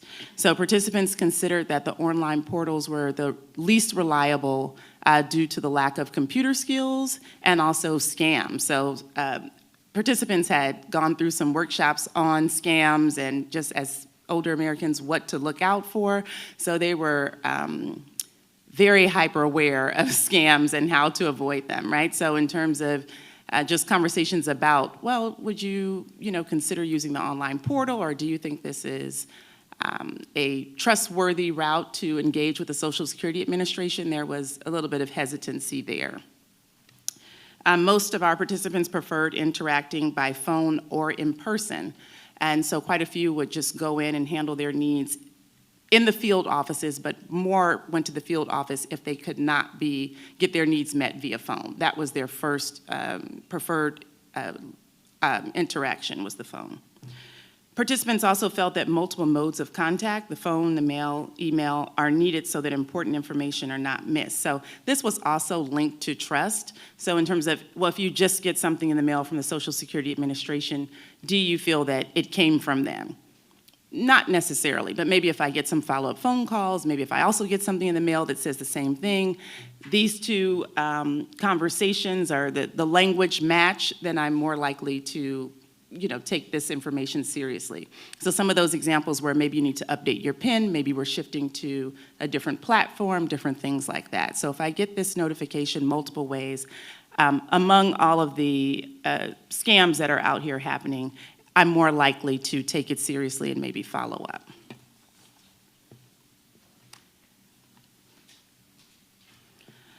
Again, some of our preliminary conclusions, but just from this first focus group.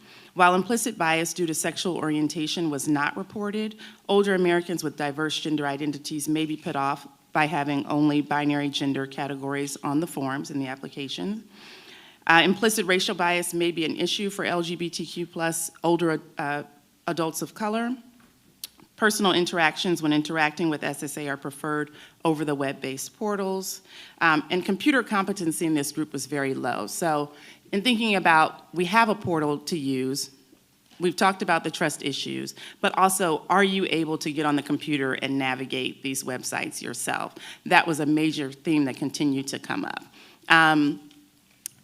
And so in thinking about opportunities for training, maybe how those opportunities can be administered, how people can find those opportunities, that was a big part of the discussion that we had in our focus groups.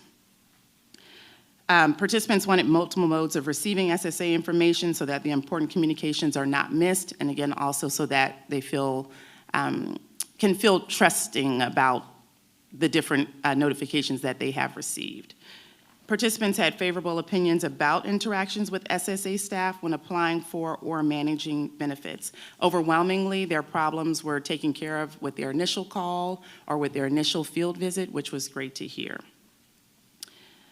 Some of the limitations, again, this sample was drawn from New York City, thank you. In New York City, it's a relatively open and accepting place for the LGBTQ+ population. I think it's also a place where of accessibility. So in terms of maybe if we have a group out in a more rural area or somewhere else, maybe the option of going to that field office would be a little bit different. So interactions could be different. That can also vary. Also, these are our preliminary findings based on this first focus group. And one thing that maybe I skipped over here, but also cultural competency. And so cultural competency, as you will hear the term intersectionality a lot today, but in thinking about the LGBTQ plus population, a lot of the members that we interviewed and had conversations with in the focus group wanted to know if the SSA had any awareness about their population, right, in terms of how to engage with them. So it had not been an issue, but have they been trained on how to interact with this population? And so that's another very important piece of our conversation. In terms of next steps, dissemination of findings, white papers, meetings, coming to have these discussions at very important conferences like this, and producing peer-reviewed publications. But additionally, as I'm a CBPR person, it's also very important for us to go back to those that we've interviewed, go back to the community centers and the communities where we are holding these focus groups and these interviews, and make sure to go back to them and share with them the results of our focus group, our findings, and then of course the what next. So the what next can be, for one, for training on cultural competency. If we can not offer some of the things that were discussed personally within our our organization, that perhaps we can reach out to others so that they can provide maybe some of the digital training, and also just maybe opportunities for understanding and cultural competence even within this group, and definitely outside of it. Thank you.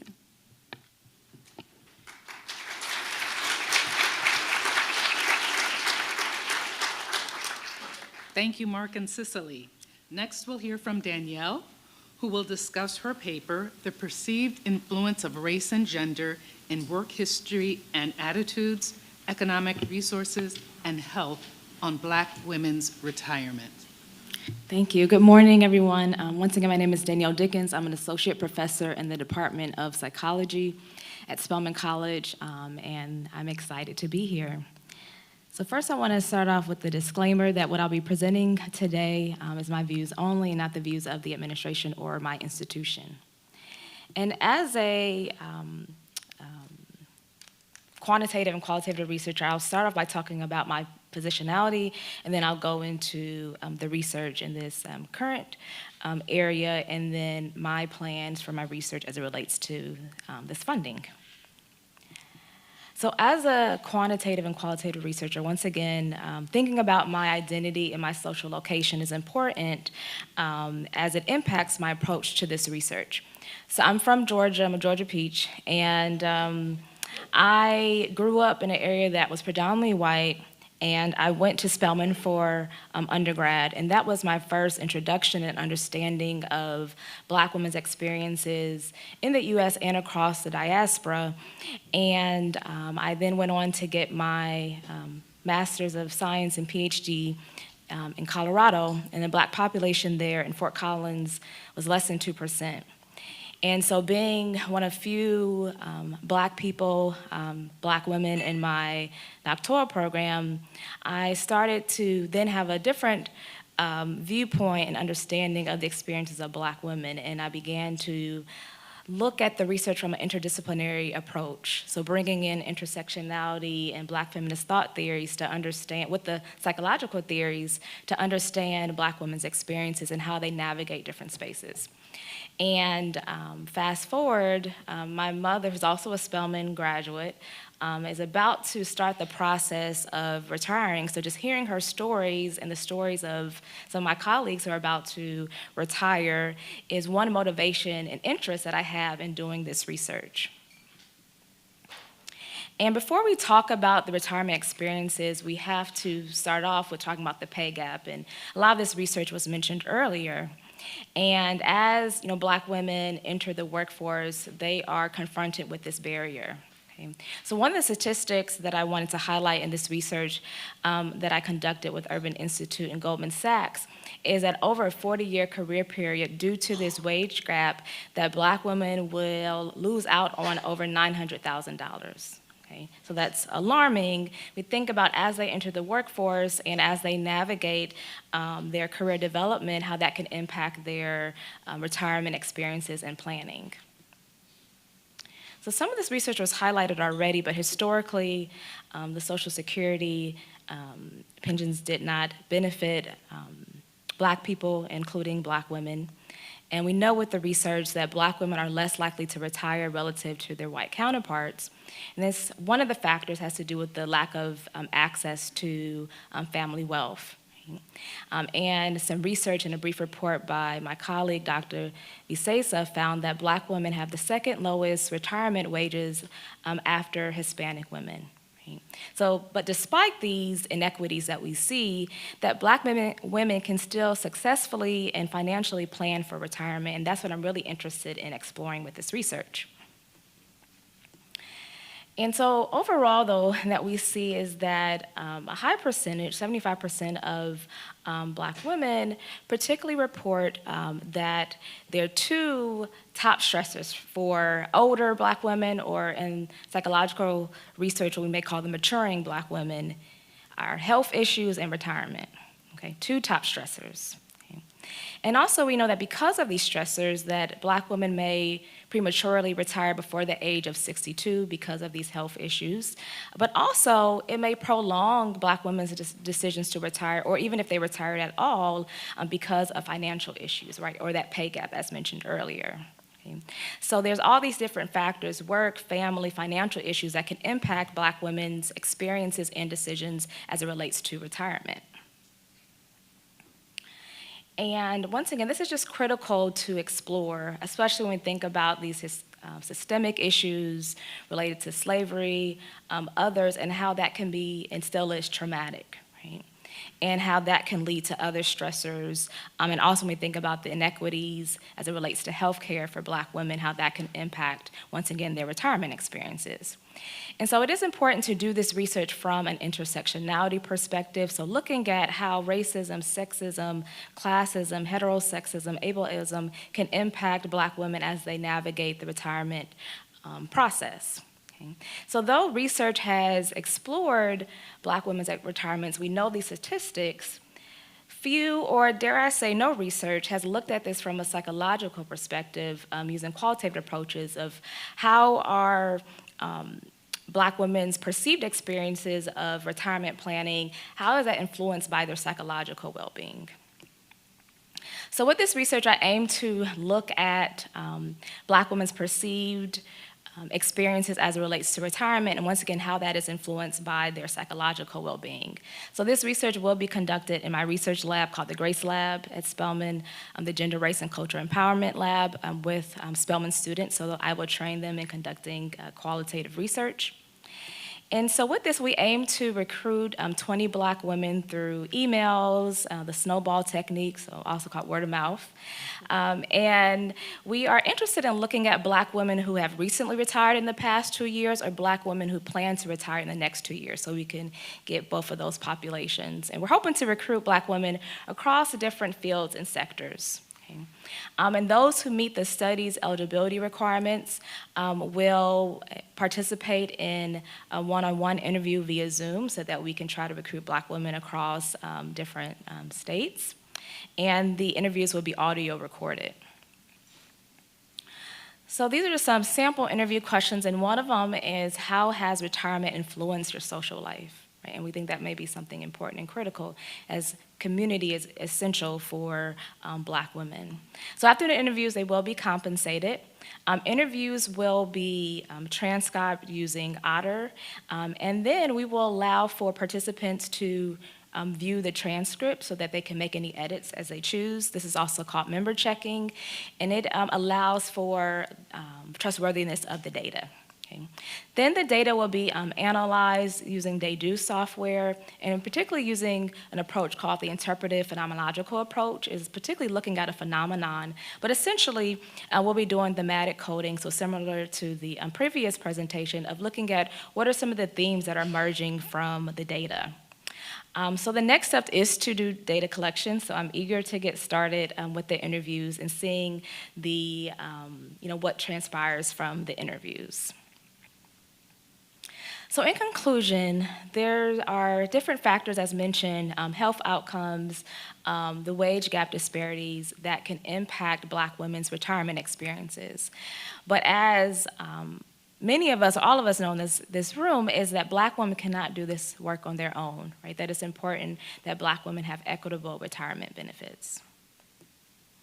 And so as I conclude, this is my contact information. I do want to highlight my colleague and I recently published a textbook called Psychology of Black Womanhood. And we have a chapter in the textbook devoted to older or maturing Black women's experiences, and we touch on the research as mentioned in this presentation.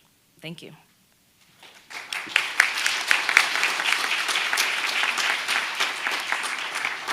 Thank you, Danielle. And next, we are going to hear from Wendy, who will discuss her paper, Barriers to SSDI and SSI Program Participation for the Visually Impaired Community. Good morning, everyone. As mentioned, I am Wendy M. Edmonds. I am the interim chair for the Management, Marketing, and Public Administration Department at Bowie State University. My colleague who is not here is Dr. Brown Robertson, who is the Associate Dean in the College of Arts and Sciences at the Mecca, Howard University. For anyone who is visually impaired, I am dark-skinned with sister locks, a light blue suit, and a black top. The disclaimer is the same as my colleagues here. That what is expressed here today is not reflected on the opinion of SSA or any of the institutions that we represent. So I wanted to give you a background, start with just kind of a background of our study. That the National Institutes of Health, National Eye Institute, reports that there are over 825,000 Black and African American people who have diabetic retinopathy. And this number is expected to increase even more than 1 million by 2030. So how did I get interested in this? I was invited to a birthday celebration. And culturally, when you get together for a birthday celebration, it's almost like a mini family reunion. So you're catching up, you're talking about what you've missed and the food and people, friends. And what I found is that at this event, that was not the case. There was not much conversation that I would have experienced at a normal gathering or a different type of gathering. What I noticed is that those who were able to see, we were the minority in the room at this party, but people were talking more about helping one another to get support from Social Security Administration. Who are your contacts? Who can I call? Who have you been dealing with? How are you getting there? I'm a little further out. Where's the closest location? This was the discussion. And so it really motivated me to get a better understanding of what was going on. That was unusual in itself. So for example, I decided to look into the local statistics and went to I observed the American Community Survey, which was a 5-year study from 2017 to 2021. And I noticed that the number of persons with vision difficulty in the county is on a steady incline.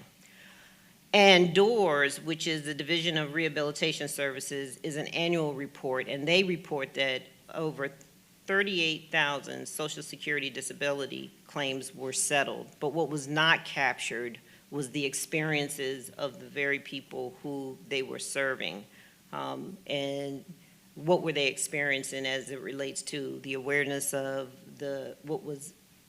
what they were able to have and benefits, the transportation, location, fees that were associated, and also time constraints. So what is diabetic retinopathy? And it's a complication of diabetes. And so when there's a high level of sugar levels, it causes the blood vessels to swell and to leak. And that is one of the leading causes for blindness and blurry vision. Unfortunately, this is what causes the working adults and most common forms of diabetic eye disease. These are the research questions that we are working on with our study.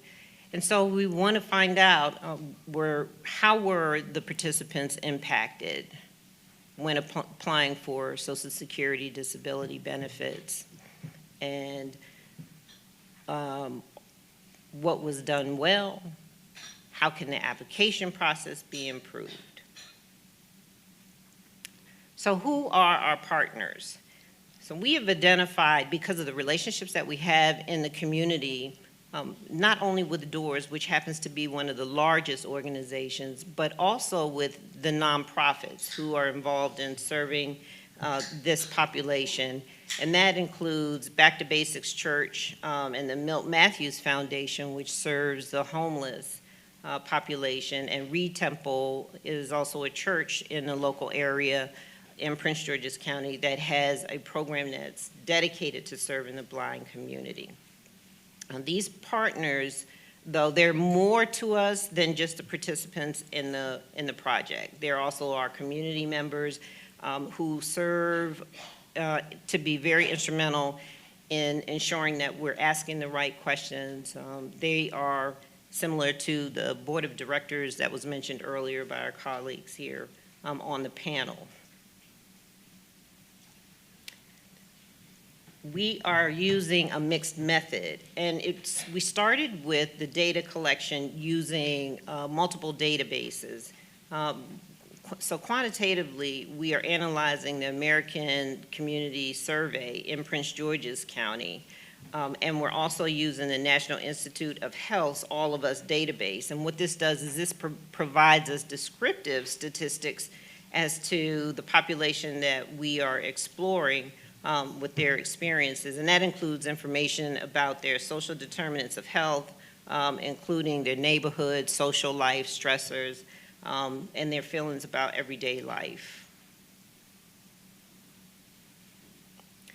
We also have a series of interview questions. So the protocol that is set up has questions that range from, tell us how you became aware of SSI or the SSDI program, and what changes, if any, would you make to the process? And this is based on their experiences for application process. We plan to also hold focus groups of 8 to 10 people. So we have not gotten started on that part yet, the identification of the population through Snowball, through the relationships that we have with the community partners. And you know, this method really brings out a rich description of their experiences. There's no questions asked, so the numbers may tell part of the story, but what we're looking for is their opinion and details in their experiences. And this provides us an opportunity to participate, for the participants to highlight the similarities and experiences. When they get together in a room, what we notice is that they either have something that is very similar to what has already been expressed or something that's very different. So at the HBCU, Bowie State University is the oldest HBCU in the state of Maryland. And of course, Howard University is too. And one of the things that we pay attention to is how we encourage our students to take part in the issues that they're very interested in their very own communities where they go home. So our HBCU RAs are going to help and participate in the study so that we can provide them a greater academic rigor around understanding the research and get their involvement in a collaborative way involved in the study. So it also provides them hands-on experience. And true to the nature of the HBCU, we're creating a culture of success. So we want to make sure that they have an engaged research experience that enhances their learning experience with their commitment to their civic duties in their communities. And then the dissemination of findings. So we hope to have this end in a research paper, and we also want the very people that participated in the research to have knowledge of the findings, but also help us to understand what is next. We don't have to only look to our data to tell us. We want to hear from them as to what they think should be done. And so this is going to be how we determine whether or not the intervention is a training, is it policy, what exactly does that look like? And with that, I want to say thank you.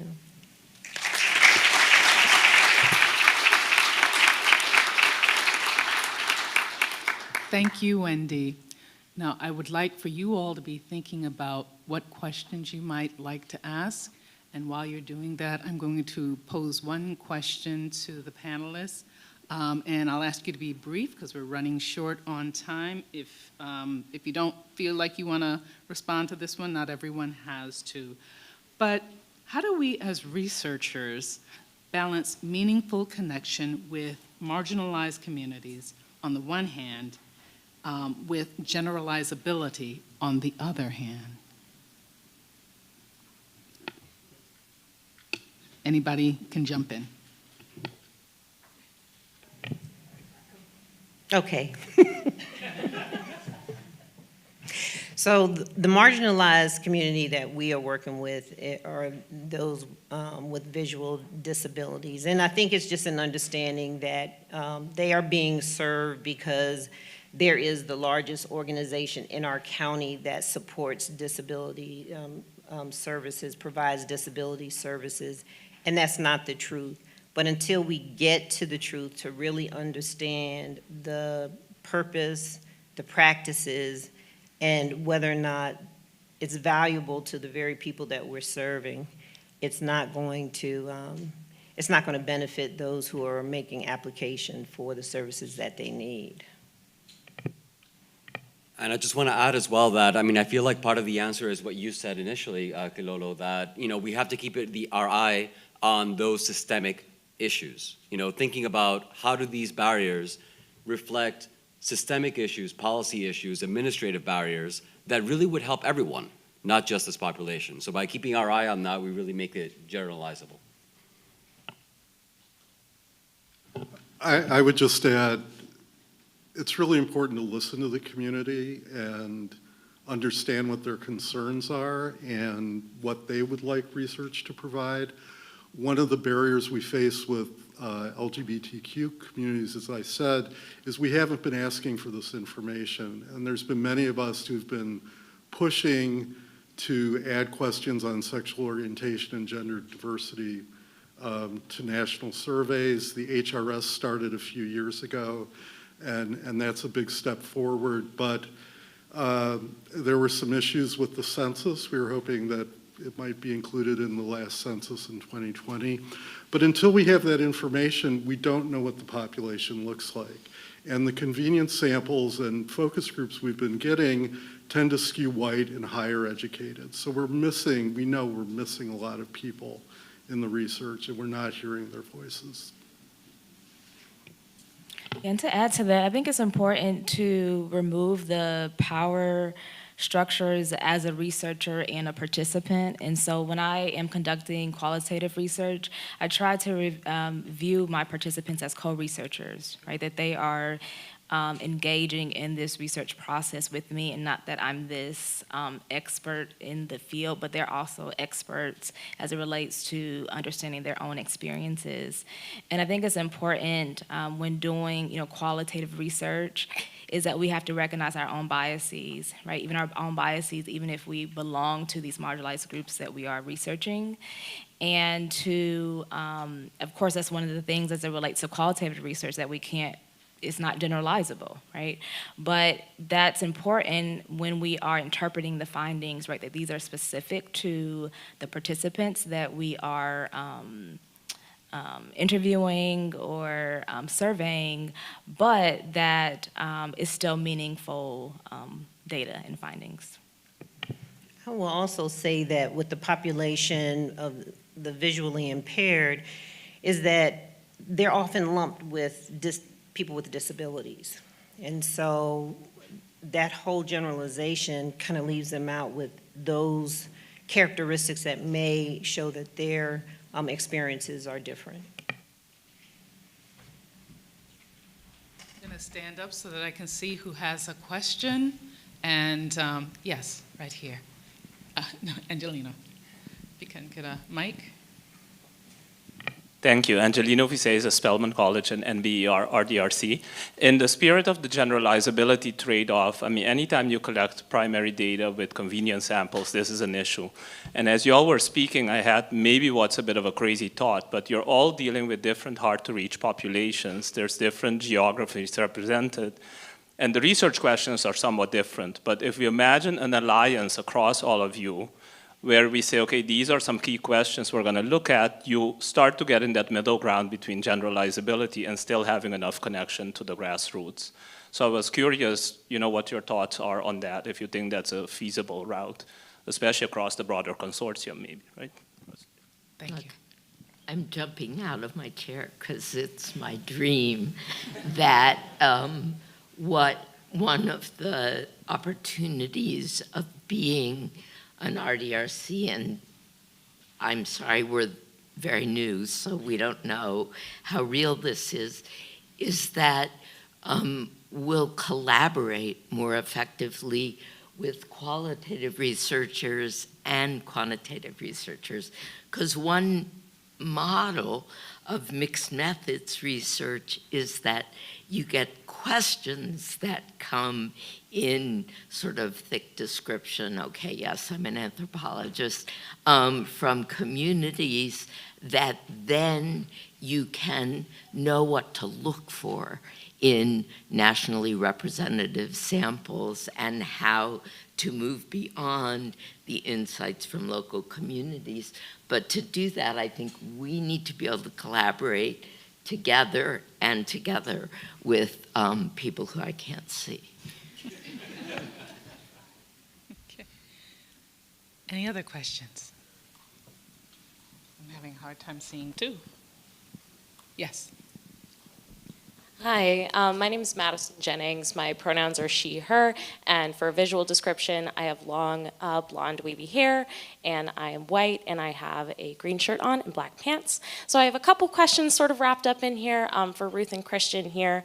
So in terms of disability benefit access, we know that a lot of people who are incarcerated are disabled, and thinking about trying to get their medical records and just wondering about the care that goes on in prisons for those that are disabled, and also the identification of knowing that you're disabled. I know a lot of people in my community as a disabled person, sometimes it took a while for them to adopt that label and know that they could even access benefits. So I was just sort of wondering if that's come up in your research and your work thus far.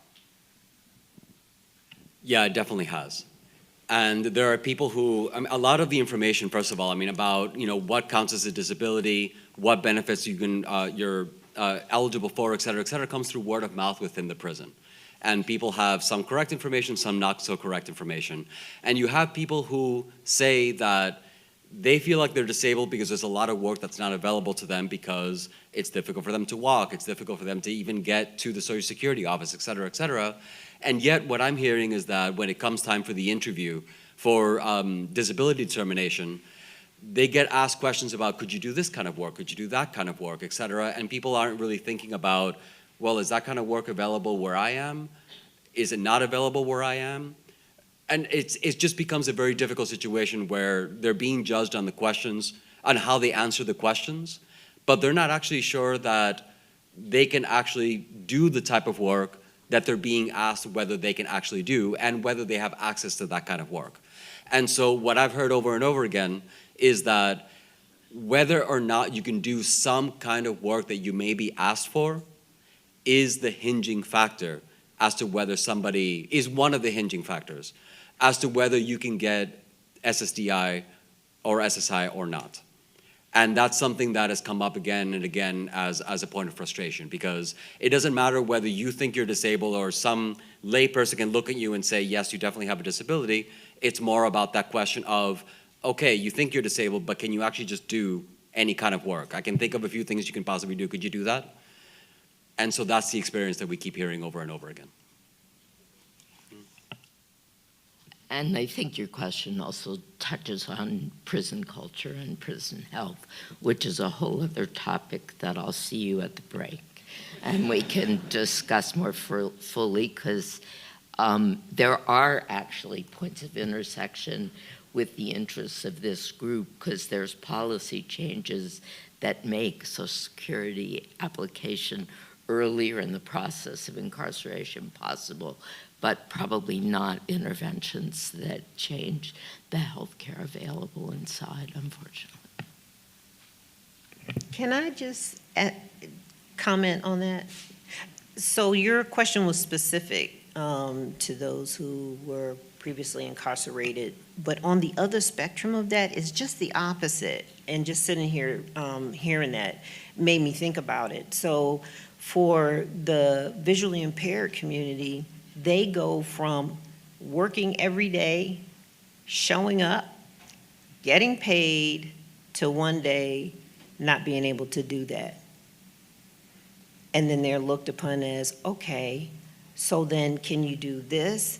And they're jobs that insult them. They never get back to the pay that they were making at that time. So that may be off the subject, but I just thought about how that was the complete opposite of what you just shared. So thank you. Others? We have someone back here and here after.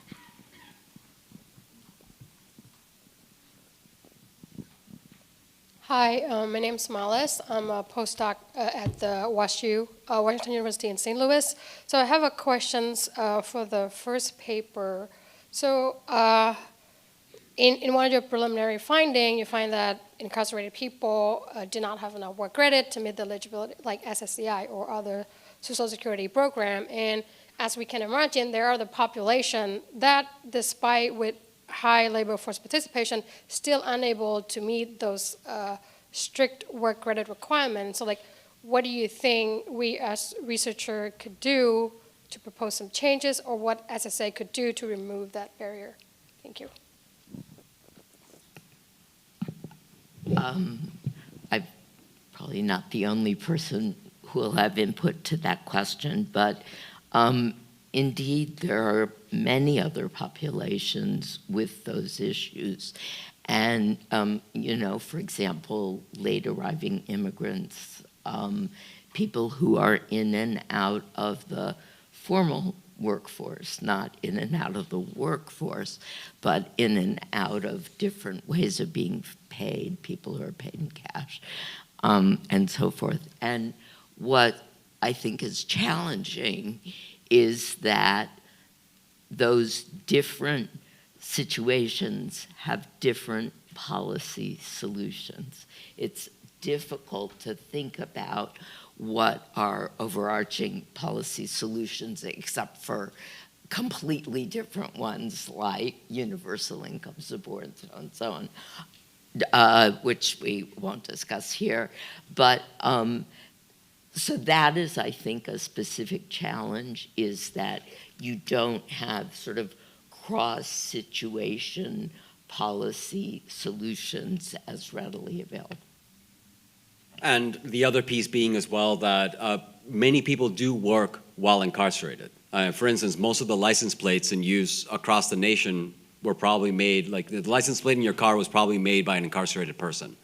A lot of office furniture that is all over DC and a lot of state offices and federal offices was made inside prisons as well. So it's real work that's happening behind prison, yet people are getting paid 60 cents an hour to do that work, and yet on top of that, it does not count towards Social Security. So that's a low-hanging fruit, I'd say, for this population. Okay. And over here, Yeah, hi. I have very limited experience with individuals who were formerly incarcerated. One of those experiences was when my partner, my wife, was working with a parole preparation project in New York City with helping incarcerated people getting out. And the person she was working with got scammed, catfished 1 week out of prison. So are there factors that make these people more vulnerable to scams? And what are factors that make people in general more vulnerable to scams? First of all, Parole Preparation Project is one of the organizations that's part of our community advisory board. So glad to know that your wife worked for them.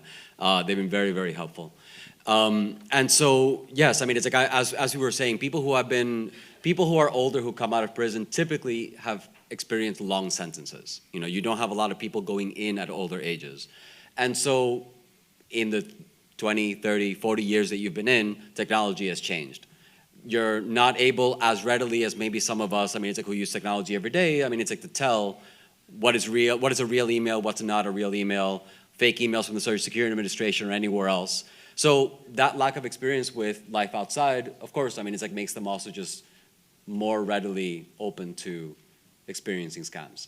And so, however, I mean, at the same time, one thing that we're hearing over and over again from our respondents is that there are not a lot of opportunities to get a crash course on the technology changes in the past 40 years as part of their reentry experience. And so I feel like there's a clear window there. I mean, it's like for more organizations that help people who are returning to society to increase the capacity of those organizations, increase the number of those organizations, and to have technology competency and scams awareness as an essential part of that, just as we're becoming increasingly aware that it's necessary for older populations to prevent elder abuse. So that kind of systemic work needs to be done as well. I just want to add one more thing. It's even in our project, Mark and I's project, social support was also a huge factor. So I think that that's across both of these projects. So thinking about who is around these older Americans, whether they've been incarcerated for 20, 30, 40 years, or like the populations that we were interviewing for our focus groups, a lot of them just don't have anyone around them to help. So like, for myself, like I'm giving, a lot of tutorial to my family all the time on like, just personally, my mom clicks a lot of ads online, right? So I have had to like get her computer clean for viruses, put virus protection back on. She clicks a lot of things, right, that look great to her, right? But I'm there to spend that time with her to say, Mom, no, like, let's look at this a little bit closer, look, just at the email address that it's coming from, or let's look at these different ads. A lot of the individuals that were in our focus group for the Gender Identity Project, number one, do not have any children. They also were non-partnered, and they also just reported not having anyone really around them, right? So they would come to kind of like local senior centers for training, but those places also we have to look at like, well, do they have the funding to offer these trainings? Then some places, as I've just been in community work for a long time, some of them offer projects and then no one signs up. Now that's another conversation, how it's marketed, how people find out about it. But I do want us to kind of remember the social support access because it's very, very important across all of these projects that are on the panel. I just want to underscore and highlight what Cicely just said as well, because a lot of people who are returning, especially after so many years, do not return to family. And so they don't have that social support that you're saying. And there's an enormous difference. So far we're hearing among the people we've talked to between people who go back to the bosom of a family, I mean, it's like, or those who are really on their own trying to figure it out. Social support is extremely important. Thank you so much, and please, let's give another hand to this panel.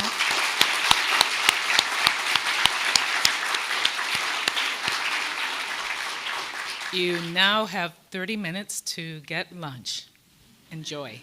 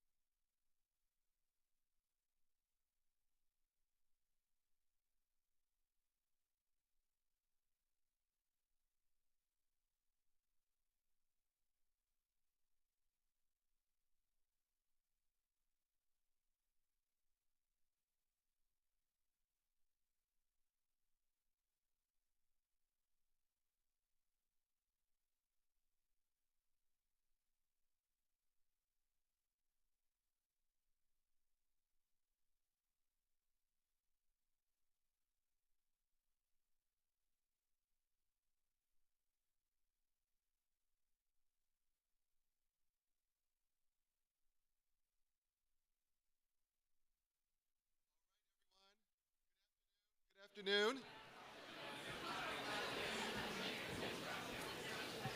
If we could find our seats and we can get started.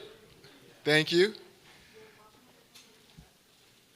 Well, I am incredibly excited about this next panel, and I have the honor of introducing Dr. Kilolo Kichikazi. Now, her official bio: she served as acting commissioner of the Social Security Administration for 2.5 years, from 2021 to 2023. She is now serving as principal senior advisor to Commissioner Martin O'Malley. So I'll let you read the rest of her bio, and I only wanted to say a couple of things from her official bio, but from her unofficial bio, she is an incredible leader, an excellent mentor, a brilliant researcher, and a fierce advocate for the underserved, and a lifelong advocate for equity. It's my honor to turn the program over to Dr. Kilolo Kichikazi and the panel. Thanks so much, Ben. And I want to welcome Bill Emmons, who is from the Olin Business School at Washington University in St. Louis, and previously served at the Federal Reserve Bank in St. Louis. And we also have Derek Hamilton, who is the Henry Cohen Professor of Economics and Urban Policy, as well as the founding director of the Institute on Race, Power, and Political Economy at the New School. And this is a reunion of sorts, because I first saw Bill and Derek at a convening years ago. They were on a panel together, and Bill presented an analysis of factors contributing to the racial wealth gap. Derek was the discussant and provided a critique indicating that Bill had not accounted for structural barriers. Bill subsequently, to his credit, repeated the research and considered structural barriers. Now, this exchange really reinforced for me the critical need for researchers to account for the context in which people live. So please, will the two of you describe the collaboration in more detail? Thank you, Kilolo. You're right, I had done some work with colleagues. Lowell Ricketts, my colleague at St. Louis Fed, and I used the Survey of Consumer Finances. I know some of you used that data set. And we used what I think is the standard approach, traditional approach, which really uses indicator variables, dummy variables, to attempt to capture the role of factors like race and ethnicity. And without further thinking, we reported these results, and these variables, demographic variables, as you many well know, came in very significant. And that was really the context for Derek to say there's another way to think about, or another way to interpret what the data are showing us. So maybe Derek, you want to? Yeah, I mean, I love this story. I love not only the humanness of it, the impact. Bill was at a very prestigious, high-powered place that had a great deal of influence. And the elements involved in this exchange were curiosity, integrity, and then the other word that I want to interject, inclusion. A lot of my reaction to what Bill had presented was based on experience, based on where I grew up, understandings about some of the differences in where I went to school versus the neighborhood I grew up allowed me to interject a different perspective. So, you know, real quick, and I'll get this point out and then we can move on. Rigor is something that is important to include in all your analysis, all your training, building upon scholarship that has already been built and that you learn in graduate school, that you learn in your professional endeavors. But if you lack the human aspects, your analysis will be incomplete. You will be misled by so-called evidence. And why do I say so-called evidence? Because without context, if you view evidence without context, without understanding, you inevitably are going to get it wrong. I think the way I think about it is it's framing. Modeling is an exercise in framing the world so that the data can be interpreted. And what Derek brought to me was the idea that there are other ways to frame the data. And I think Kololo very nicely explained at the beginning of the previous session this basic difference between, specifically in the context of race and ethnicity, but other demographics you could think of as well, as a deficit model. I don't know if, Derek, if that's a term that you've come up with or used, but the idea, and so the interpretation of a significant coefficient on this variable for race is a deficit if the, for example, wealth is lower associated with this variable. So what Derek spurred us to think about was how do we get to another interpretation, which Kololo called the system frame or model.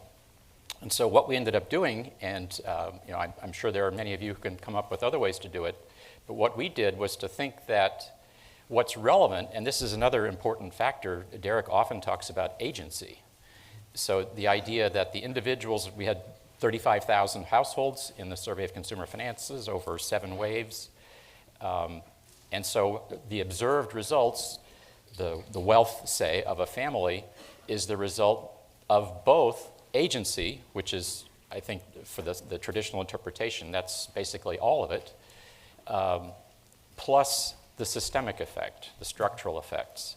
So what we ended up doing, and I think it worked, I think it was effective, and it had a drastic effect on the interpretation of our results, was to say that the agency of an individual family in accumulating wealth, to use our example, is that difference in some of the other variables like financial choices, balance sheet positions, relative to what a reasonable starting point might be. And a simple way to do that was just for the defined group, and we used race and ethnicity and 3 different age groups to reflect, as you all know, the very significant life cycle effects. So each family was measured, its agency was measured as the difference between positions on these different variables we were looking at and what we called a peer group measure was. And so what we ended up finding was that rather than these other variables, things like balance sheet variables, what I mean by that is the assets on your balance sheet, how much debt you have, what kinds of debt, that sort of thing, that in the traditional interpretation, those explained almost everything. And when we looked at this different interpretation, they explained almost nothing. And so we interpreted that to mean that the structural factors that are essentially creating starting points that differ for different people are really first order, that it's really distorting the information, we think, by not reflecting the fact that there are these important structural factors that precede but also are at the same, the simultaneous with all of the things that we think of, we associate with agency. So, as I say, I think our results were dramatically different, and so we wrote a paper that contrasted the 2 approaches, the deficit, which is the traditional model, versus this structural systemic framing, and as I say, it's night and day. Yeah, two quick points.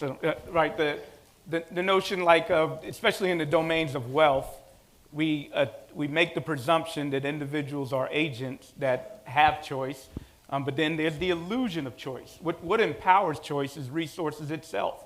So we look at something as simple as portfolio choice and find that one group has a higher return to their portfolio than the other, and the presumption is that there's a deficit in that group, but clearly that's out of context.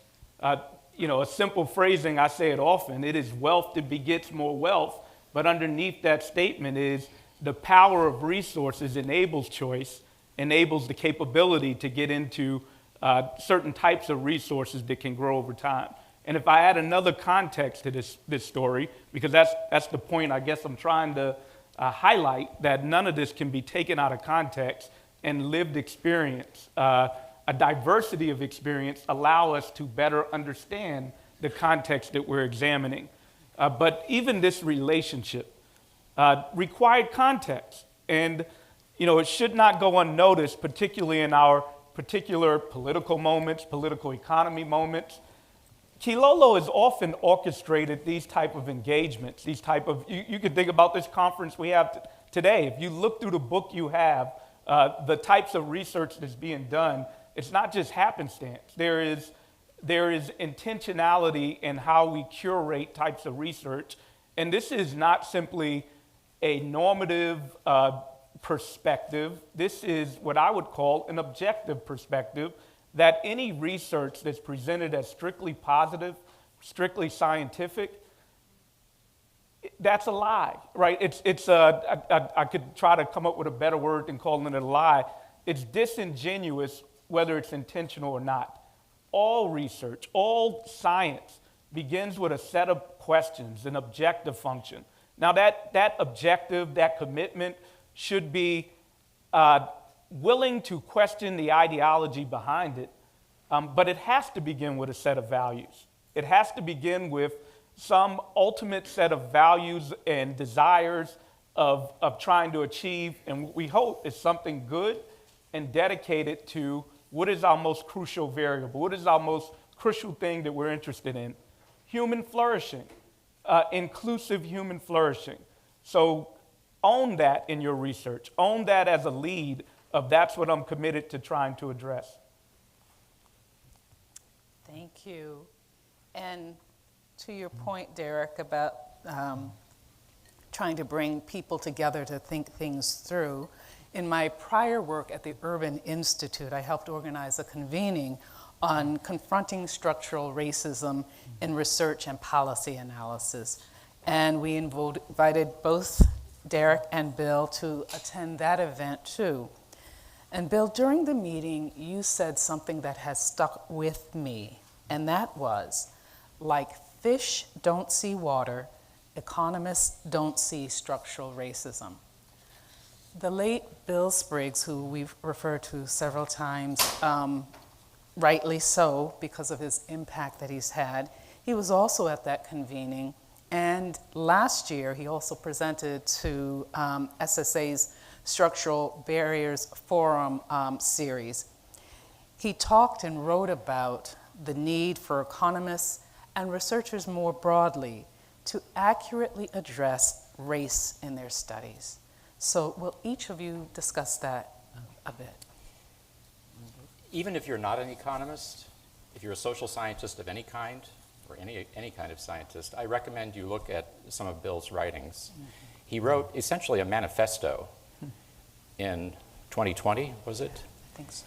That was really a call to economists to look at ourselves. How are we, as Derek said, how are we conducting the research? What are the assumptions we're using? And who are we inviting into the conversation and into the profession? I mean, this I'm sure many other fields in social science suffer from it also, just this traditional white male dominance that, as Kilolo said, leads to this unthinking framing of the world. Among a room of white men, race doesn't play a big role.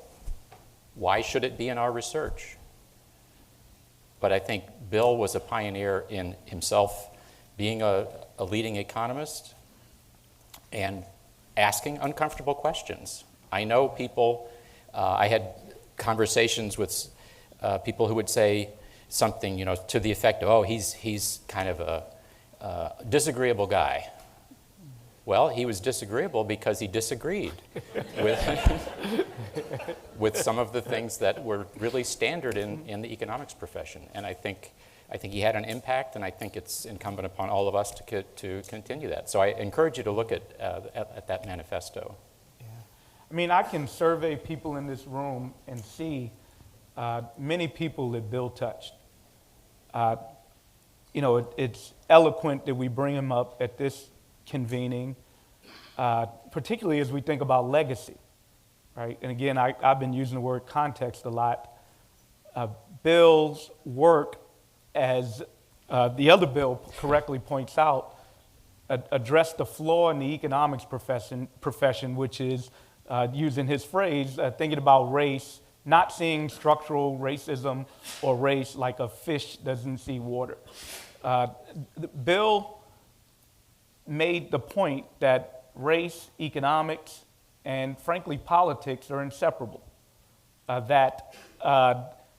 Perhaps the reason we might not see race in our work is because of a political undertone, right? If you don't see race, then society is presented as this meritocracy that, again, leads to a deficit perspective or deficit model. But as much as Bill might have been determined in his work, and sometimes the engagement with somebody who's determined are hard, and they should be hard because he was grounded by values, his big impact to me was legacy. The fact that he cared about younger generations, he invested in younger generations, and unlike many of us, and myself included, as we get older and we start thinking about the end, and that becomes a crisis we all have to face, I hope that I follow, at least in this aspect of Bill's pathway, because he's done so many things, but with all humility, I hope that I determine my value, at least in part by legacy, what we can transfer to next generations, with the humility that they're going to do better than us, and that's success for us.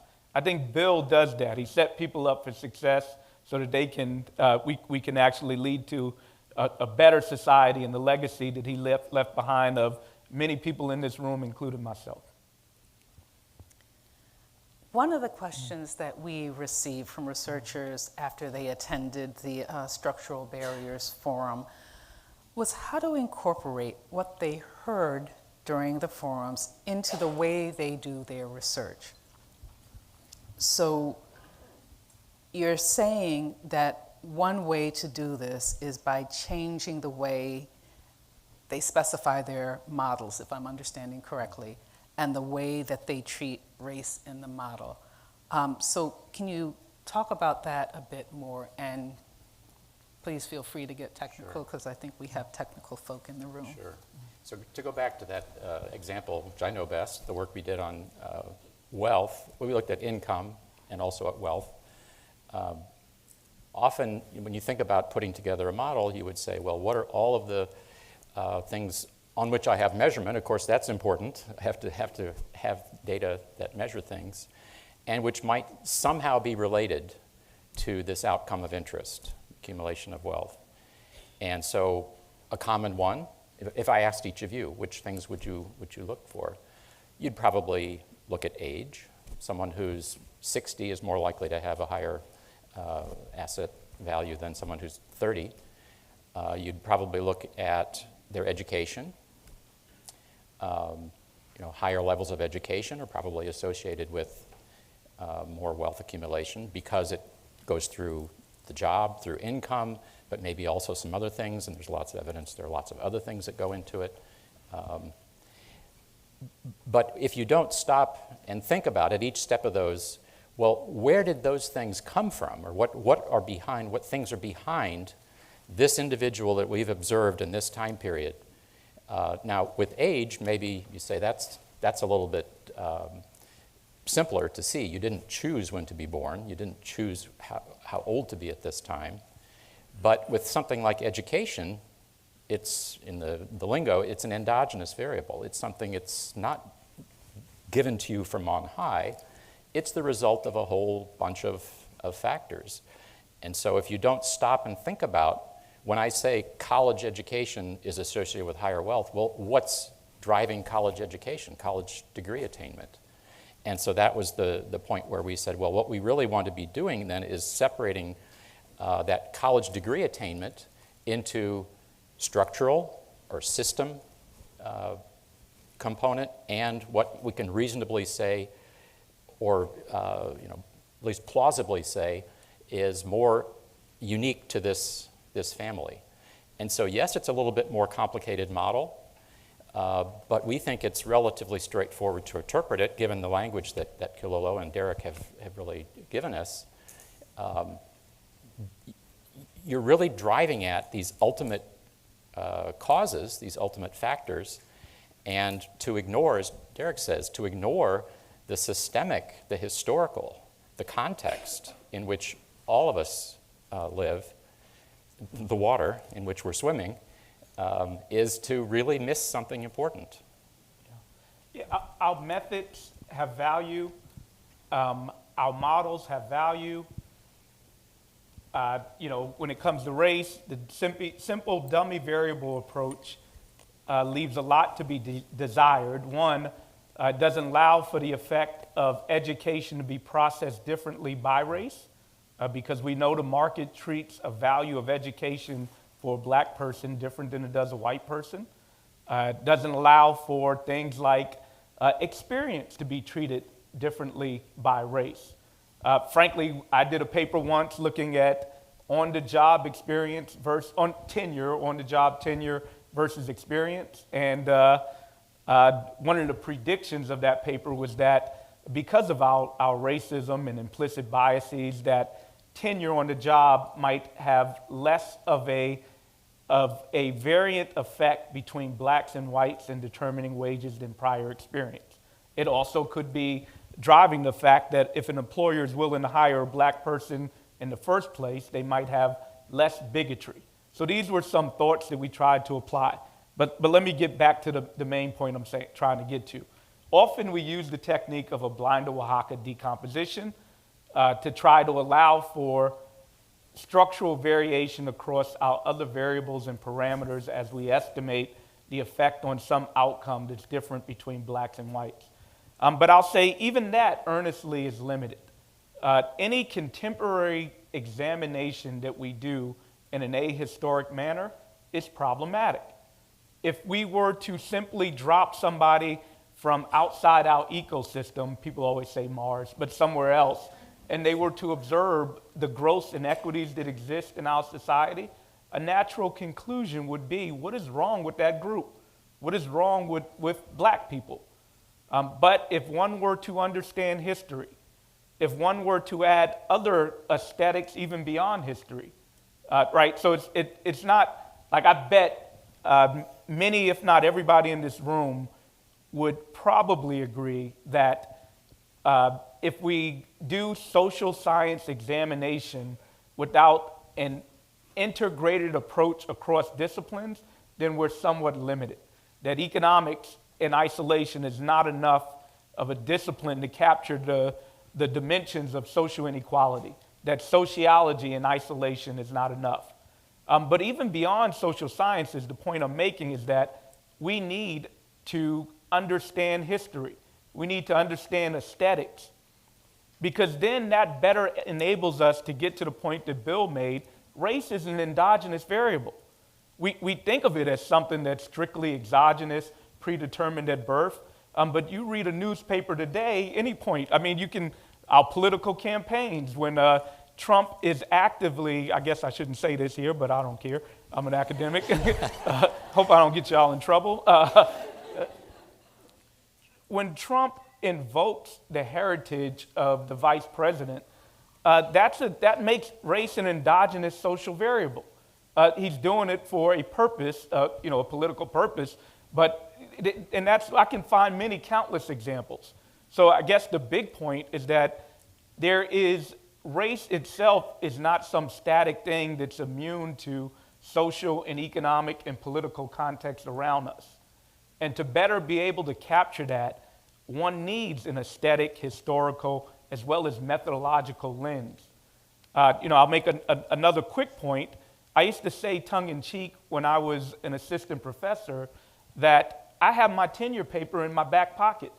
All I got to do is put wealth on the right-hand side variable with race and fit into a genre that's always looking for the aha variable that says that race no longer matters in our society. I knew that could get me tenure at an elite place, and it was a sleight of hand because I also knew that the distribution of wealth across race had very little overlap.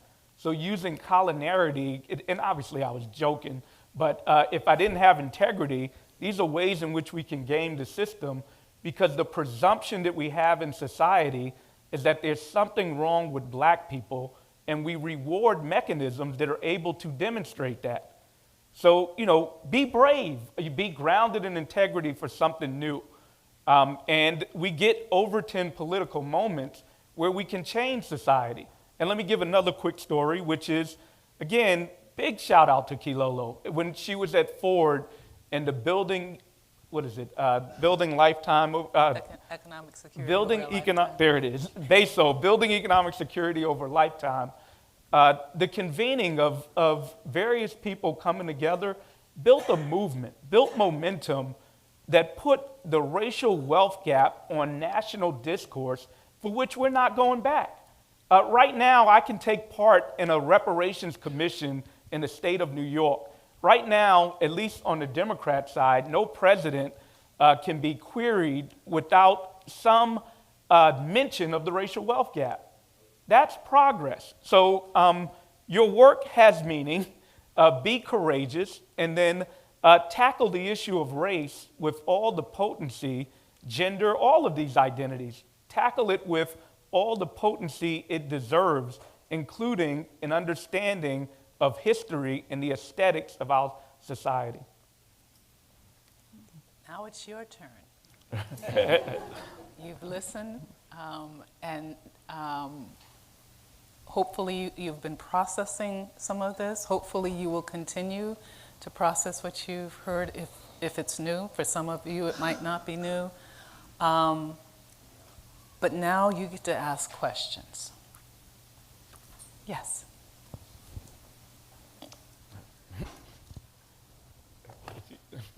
Oh, the mic's coming. Yeah. Hi, hi, thank you. I have a question. I'm hoping that you both, or whichever feels more comfortable, both of you could talk a little bit more about the specifics of about how you implement this technically. From what it sounds like, maybe it's a bunch of interactions with components of, with race, with a bunch of different components, and I wonder if you can also speak more generally to how this fits into sort of like the shift towards causal inference, and whether this is exacerbated or mitigates that. On the second point, are you talking about explain that a little bit more. Yeah, so as I understand, and maybe I just misunderstand, but as I understand, this sounds like in descriptive work, we're missing different aspects which are important in understanding that dummy variable. In a causal inference framework, often the individual controls are less important. And so how might we think about this sort of structural part when we're interested in sort of identifying one key aspect, one important variable? Maybe I'm understanding this. I think, to the second point, maybe you're thinking about natural experiments. Yeah, that's right. So things, and that we did not do that. But yeah, I think there's a lot of promise there to look for unusual situations that do give you more confidence that you're looking at causal effects. To the first point, what we did a little bit of interaction that I think Derek was talking about, specifically, and I think in response to some of Derek's points with education, because we did find that was an important consideration, that there were, that is to say, race ethnicity interacted with level of education, made a difference in how we interpreted the, if you will, the gradient of education in how it affects wealth. But the main technique, which I kind of briefly described, is very simple-minded, which is demeaning. So defining peer groups, and as I said, we used race, ethnicity, self-identified in the Survey of Consumer Finance, and one of three age categories, so young, medium, or middle-aged and old. And so that was the peer group for every family. It belonged in one and only one peer group. And then we simply looked at the observed value of whatever the explanatory variable was, minus the peer group value. So I say, I'm sure many of you can come up with much better ways to do it, but that was just a simple way that had very important effects. Yeah. You know, the most clear and convincing evidence of something like structural racism or discrimination is case-control studies, and we have plenty of them. They're the resume correspondence. So there's already been a great deal of work. Malanathan and I'm getting older and forgetting authors' names. Somebody can blurt it out in the audience. What's the Emily and Greg study? Keisha and Jamal. What are the two authors' names? Malanathan and damn it, that's terrible. I'm having senior moments. Anyway, there's a plethora of research on audit studies that have demonstrated that when you send out resumes and even people, that there is a preference in the hiring process for the white applicant compared to the black applicant.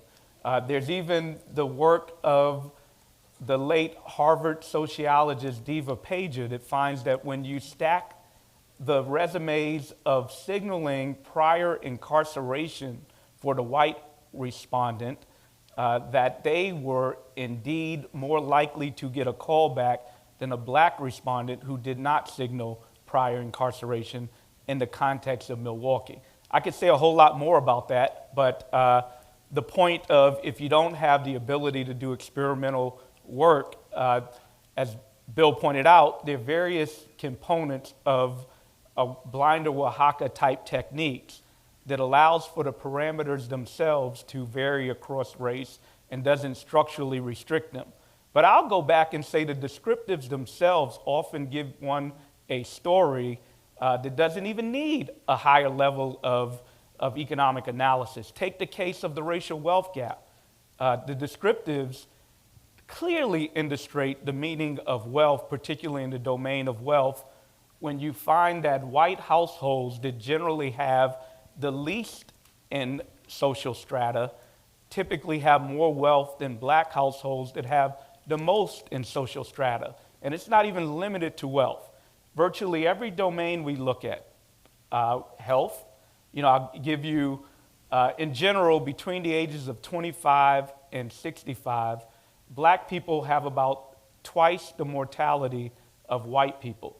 If you add the criteria of education, it goes to about 75% the mortality. So within group, education is associated with better outcomes, but the bang to the buck for education for black people is not the same as it is for white people.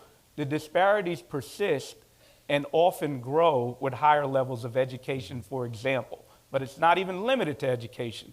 And this is consistent with models that would predict that there is competition for social resources across groups.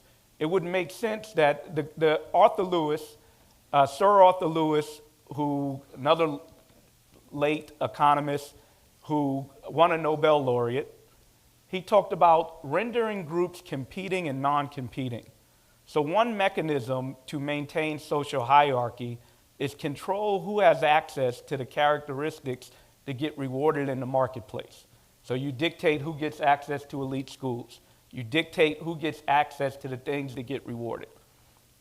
He argues that discrimination itself, or market-based discrimination, comes into play when members from that subaltern group are able to overcome their circumstances and engage in the market.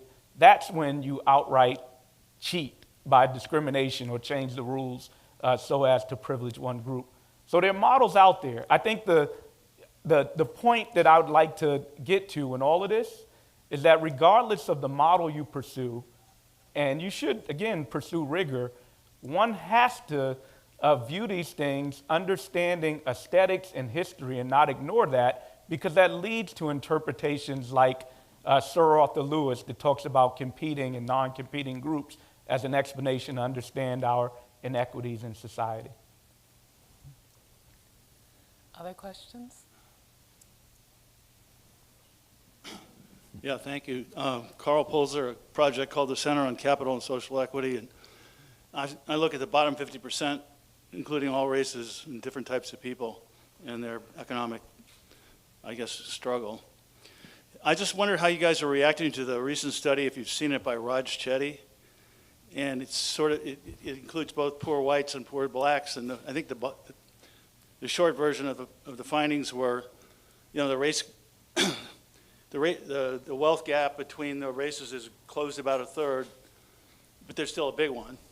And the wealthy at the top continue pulling away from the people at the bottom.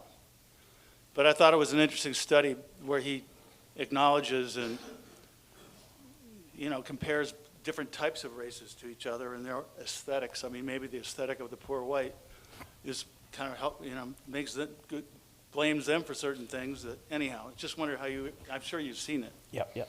Go ahead. Right. So, you know, again, beginning with values, I lead with, you know, something else that economists don't often lead with as a question: what is the purpose of an economy? For those that have had or taught economics class, we talk about the what, how, and to whom, but we don't start with the why. So I lead with what is the purpose of an economy, and it should be to promote human flourishing of all people in an inclusive way. So that's a values that I start with. So I'm empathetic to the data that is put out by Chetty and his colleagues in the New York Times highlighted of a stagnation in working class progress for white people. It fits in a genre of work that Deaton and Case also led with when they looked at their work, Death by Despair. But here's a flaw and a critique in both of the analyses. The examination of margins, the examinations of relative change with a de-emphasis on the absolute change is a misleading characterization of a declining significance of race in our society. In other words, the gaps by which we begin in looking at mortality and income are dramatic. So we get ready to spike a football when we look at a margin of a relative change out of a context where, in the case of the Chetty work, there's still a $10,000 difference in income for black and white people that begin with low-income households. And they haven't talked about wealth, and a lot of this conversation is about wealth, which is not only an outcome. Wealth essence is what it can do for you as an input. Income is not all the same without an understanding and a contextualization of wealth. And we could have seen that in the pandemic when your life is at risk if you go to work. And if you have no wealth, you have no choice but to make that decision. So I'm going on tangents. Let me get to the point. Where their work overemphasizes the margin at the expense of understanding the absolute difference in a political way that's problematic. That's one critique. The other point that I want to make, particularly with regards to the Chetty work, and now I might be throwing down a gauntlet, they have a monopoly on public data. That data that they use of tax records linked to census information, and maybe monopoly is hyperbole, it's not data that I or anybody else in this room can readily get. So as a result, discourse gets determined in a way that's related to power. So I'm not questioning their integrity, but the questions they pursue, the approaches they pursue, is limited. So this is another area of reform we need to do in society. It's not novel if we talk about concentrations of power with tech companies. I think a lot of people might see some of the problems with that. But as it relates to data and public information, particularly when it comes from the US government, this has an impact on our society. Because I would have wrote a different paper with that same data than they wrote. And this is not sour grapes. I bet other people might have also. I'll just say I think Raj Chetty is brilliant. He'll win a Nobel Prize. I agree. Sooner rather than later. But having millions of observations doesn't make an inadequate model adequate. He and his colleagues, I think, are working within the traditional framing. It is ahistorical.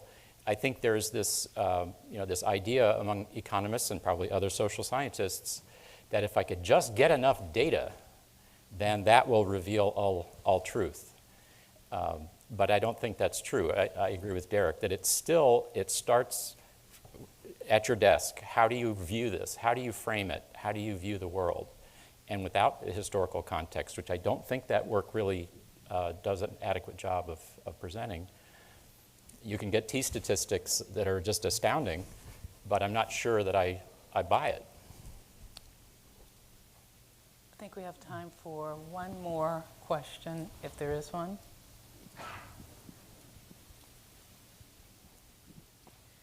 Hi, thank you so much. This was really fascinating, and I would love to pivot slightly to policymaking, if that's okay, which is I'd love to hear how you could apply this framework to just like policies more broadly, to national policy, to fiscal policy, because what you're describing is like really exciting, I think. But I would love to hear maybe how you could take it a step further, how maybe states could implement it, maybe what could happen on the margins to maybe produce some changes that researchers could then analyze a little bit more. But thanks so much. I'm going to cede to Kilolo and Derek because I worked most of my career in a place where I was told don't do policy. And I'd tell you to do the opposite. I'm going to turn it to you. Well, big shout out to my colleague who's in the audience, Saparna Bhaskaran. And at the Institute on Race, Power, and Political Economy, part of our modus operandi is we feel good that we begin with research, a rigor to understand phenomena and a relationship in order to generate some goal or desire grounded in our values. But we're also proud that we don't stop there. We think that being able to translate that information into action in the form of policy practice is critical. And then finally, engagement. So to engage with others with your research, with your policy, it's not enough for academics, in my view, to just do research and even just do policy. I think you have a privilege, particularly with tenure, and a responsibility, if you want to affect change in society, to also engage with policymakers, media, advocacy, and other people that are committed to promoting what could be a better society. So that's a framework. And then some of the policies that we argue that for attributes without which people don't have agency in their lives, we come to the conclusion that government has a fiduciary for investment purposes to yield those attributes. And what are they? Health, access to health care, access to a job, a quality good job, access to some capital to start a business. So baby bonds becomes one example. So what is the key determinant of one's wealth circumstance? Capital itself. To have some seed capital to get into an asset that will passively increase over your life, like being a homeowner as opposed to a renter, or if you have some entrepreneurial idea, one that you can, if you have some capital, take to market rather than take to someone else who is an entrepreneur and be their worker, right? So I'm trying to be brief, but essentially we promote economic rights as another determinant of agency in a similar way that we talk about political rights, civil rights, social rights. It's not enough to be able to vote if you're hungry. It's not enough to be able to civilly protest if you're unhoused. And we don't see these attributes as only economic security. We believe that industrial policy or industrial purpose is the government strategically directing resources for industrious purposes. And what is our most productive and treasured asset? People. So this framework is about investments. It's investment in human capacities by ensuring that they have the adequate resources without the vulnerability of exploitation and extrapolation to engage. And this is not about capitalism or socialism. This is about whatever you lean towards and how you operate a system, ensuring that people are free from the vulnerability of exploitation in an investment way so they have the resources they need to not only personally thrive, but to contribute to a thriving society that, by the way, promotes peace and tranquility as well. Thank you so much, Bill and Derek. And I'll just reiterate again that the views expressed are those of, of our panelists, including me, and don't necessarily represent the administration or the Social Security Administration. And just one final thought. One of the goals of this convening is to bring together researchers who have different perspectives so that we can hear each other and learn from each other and potentially partner together. And in doing so, maybe end up in a place that we might not otherwise have been. So thank you all for listening.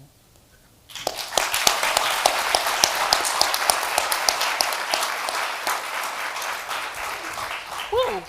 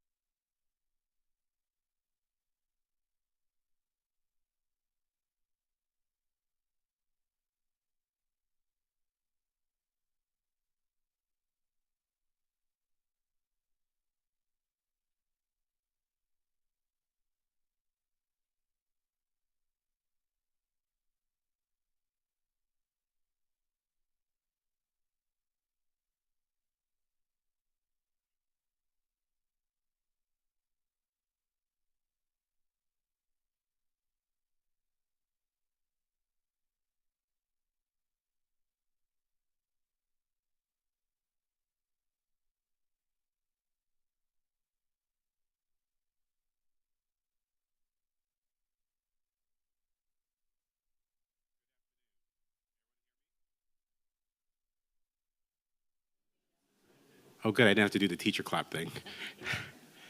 So I want to thank everyone for joining us. My name is Benga Adjalori. I'm a senior advisor at the U.S. Department of Agriculture and Rural Development. I've had the misfortune of following Derek Hamilton a number of times, but I think this was a great segue into what this panel is going to be. In that lunch discussion, it was talking about structural racism and putting that into quantitative methods. And one of the things that really stuck out to me was the discussion about the human element and bringing the human element in. And so this panel kind of goes into that, but from a qualitative perspective, talking about community-based participatory research.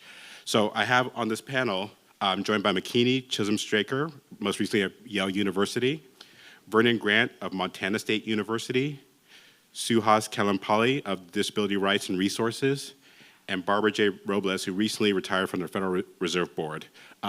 The bios, the extensive bios, are in the book. And so one of the things I'm going to start with is I'm going to ask each person a question.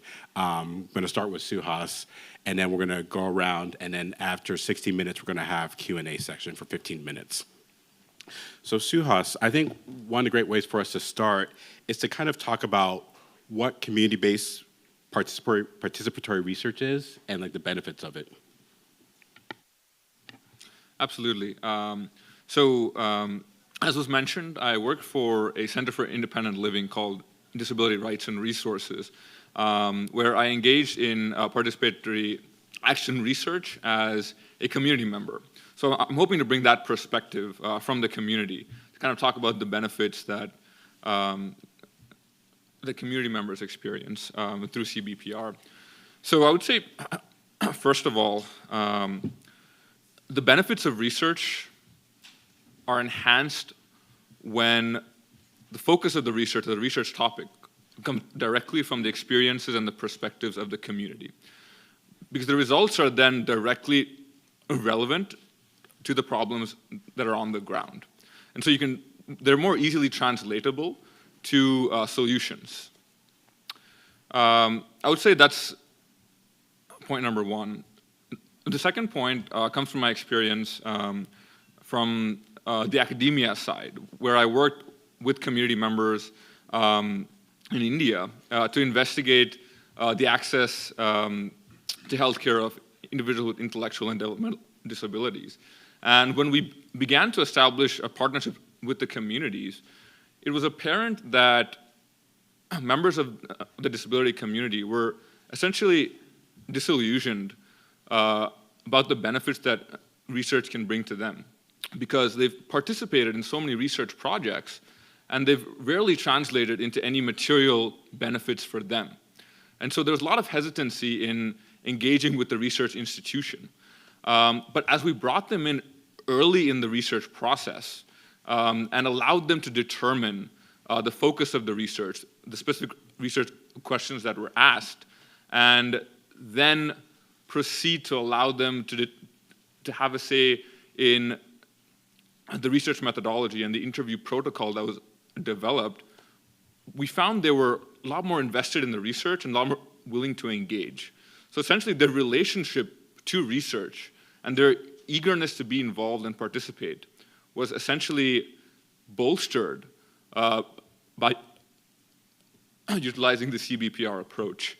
So I would say that, to summarize, CBPR is impactful for two reasons. The first is that it allows research results to be applied to the community in a more impactful manner. And two, it builds bridges with marginalized communities who may have been excluded from research or who feel that research may not be of service to their community. Just to summarize, I would say the fundamental tenet of CBPR, from my perspective, is looking at community members not as a source of data, but as a source of expertise, and involving them within the research as equal partners, right? So we are not looking to involve the community in the research, but we're trying to get research involved in the community. So bringing research to the communities and identifying their expertise and engaging with research. And I hope I didn't put people to sleep with that answer. No, not at all. And there's a line that you said when you summarized that really struck me when you say you look at the people, the community, as not as data, but as a source of expertise. And I think that's what's missing in a lot of research. And I think back to what Derek was saying in terms of the Chetty and thinking about, like, if we had access to that data, what questions would we be asking? And in this, you're asking the community, what are the questions that we should be asking? Not, this is my research question, give me an answer. It's like, okay, this is what I'm thinking. Help me guide this to the right ones. So now I'm going to pass it to McKinney. And so you have a study that you helped lead, the structurally disabled, a qualitative study of structural contributors to disability. And so I want you to, it's a really dense report, so it's hard to briefly summarize.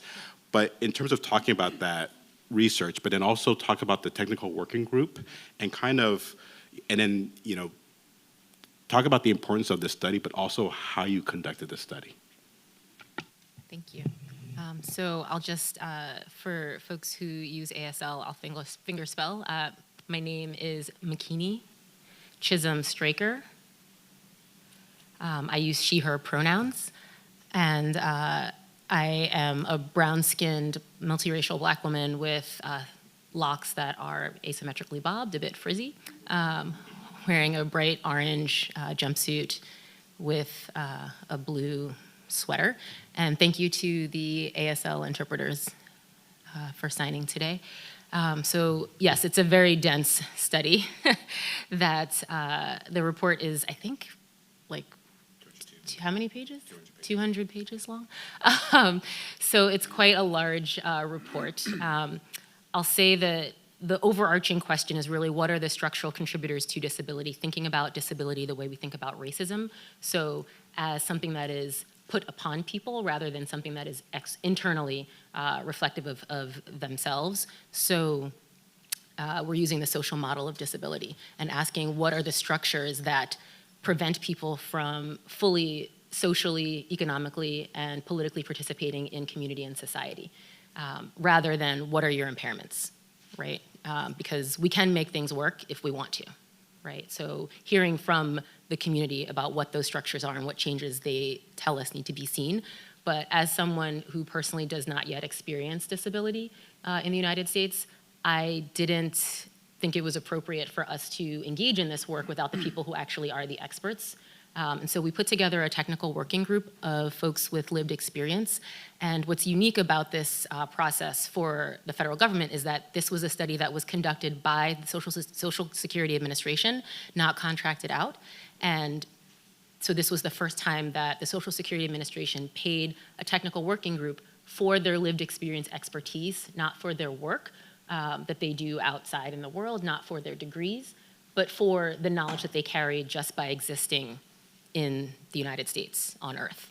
And so that was really exciting because we got to use some CVPR principles and engage with folks in a way that I think no federal agency has done before. SSA is the first agency to pay lived experience experts for their expertise and engage in a federal project, a study in particular. So that was, I think, really important for two reasons. Number one, we showed it can be done. I think a lot of agencies agree that it should be done and had been doing that via contractors, but understanding that it can be done, yes, legally, of course, but also that it helps to start to build that relationship of community. So SSA as a federal agency gets to engage with the community that is its quote unquote target population of service in a way that we hadn't before. And I think that that's important because that's why we exist, right? That's why every federal agency exists. It's to serve us, the people, not just because we're amazing, right? So I don't know if that is a full enough summary about the journey and the process of that. Okay, great. I really love that because, so first of all, I should say, the views on this panel do not reflect the federal government, U.S. Department of Agriculture.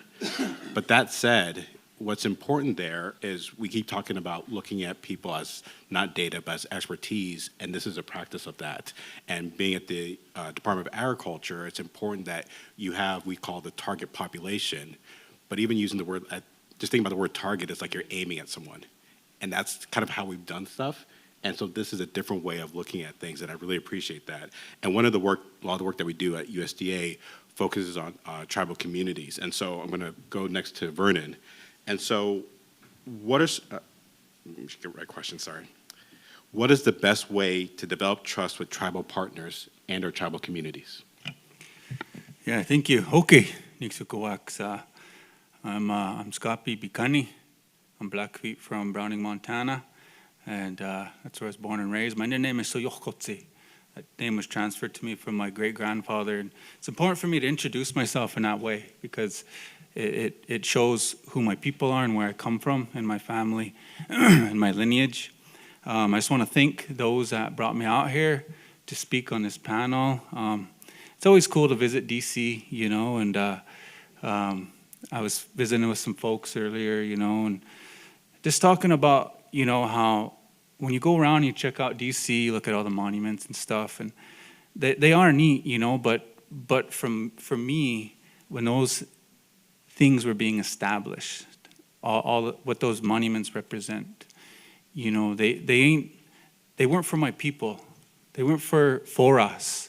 In fact, we were looked at as a problem to be exterminated, you know, and there's a long history of mistrust in this country between tribal communities and the federal government.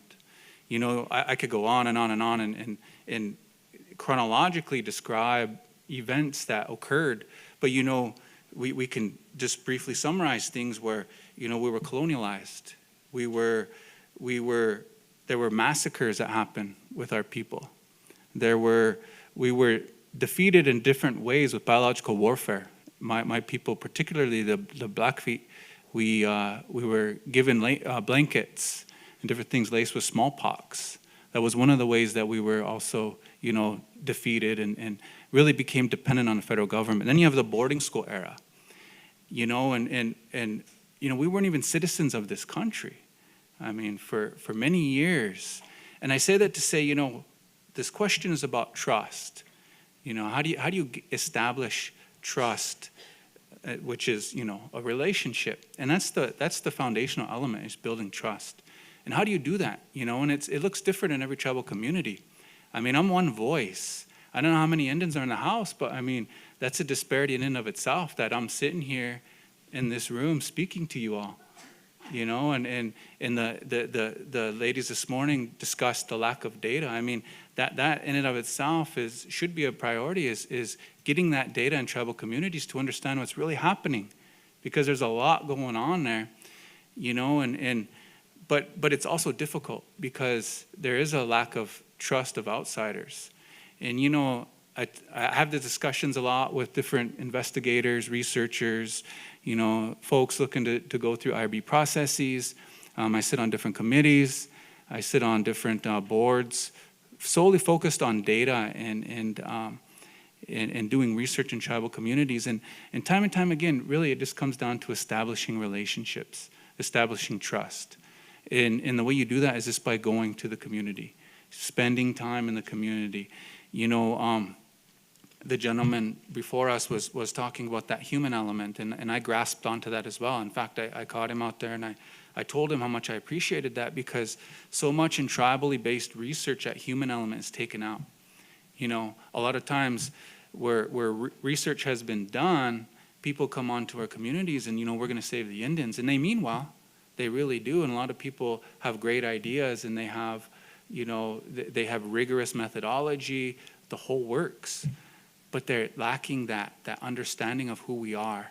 They're lacking that understanding of trust and developing that through just by sitting down. And you know, and it goes even deeper than that. You know, and I've kind of outlined these in different capacities. But you know, I mean, it's a laundry list when you're working in tribal communities. You know, once you establish that trust, it's hiring people within the community. It's getting those people that to do the research with you, and then when you have people on the ground that are from the community, you can gain entry into places you could never do before. And then once you do that and you collect that data, you incorporate the community's voice. That's so important, is the answers lie within the community or the communities. That's where the answers lie. People think that because they have a degree, because they have this, that, or the other, that they're the expert, but the experts are in the community. There's people smart in the community that are way smarter than me. And they hold the answers. And then there's a huge discussion going on right now about data and data ownership. And what people don't understand is that a lot of times is tribes are sovereign nations, and they don't have to work with you. And so often our data has been taken from our communities, published in scientific research, and stigmatized our people and who we are. And I can speak to details about that, but outside of this. But the fact of the matter is the data belongs to the community. And then always bring that data back. I heard that this morning too. Bring that data back, dissemination, and getting approval before you go present it to the world, before you publish it out there for the world to see. And with that, I'll pass it on. Now, those are some great points, and this panel has been really good. You guys have a lot of statements, and so the one you said was the answers lie within the community. A lot of time, policymakers, they're like, oh, well, what does the research show? So they go to academics, they go to think tanks, and as opposed to going to the community.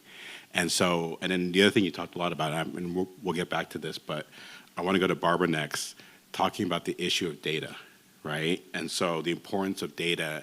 And so one of the things I want to kind of ask you about, there are changes to how we're thinking about data and collecting data, and Census has done a lot of work on that. What are some of the things to consider when collecting the data, managing it, disseminating the data?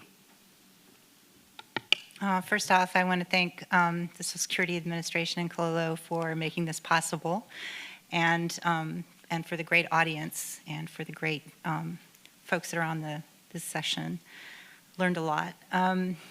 Having spent 10 years in 4 states doing data collection at the community level, I would say that the most significant thing is teaching each one of those nonprofits how to actually leverage the information that they're getting, and to make them understand, which they had high degree of suspicion when we first started out, but after 10 years they were totally trusting, was that we weren't going away, that we were going to be coming back year after year after year, and whether they liked it or not, I would be sending graduate students to work with them over the summer to help them set up their data.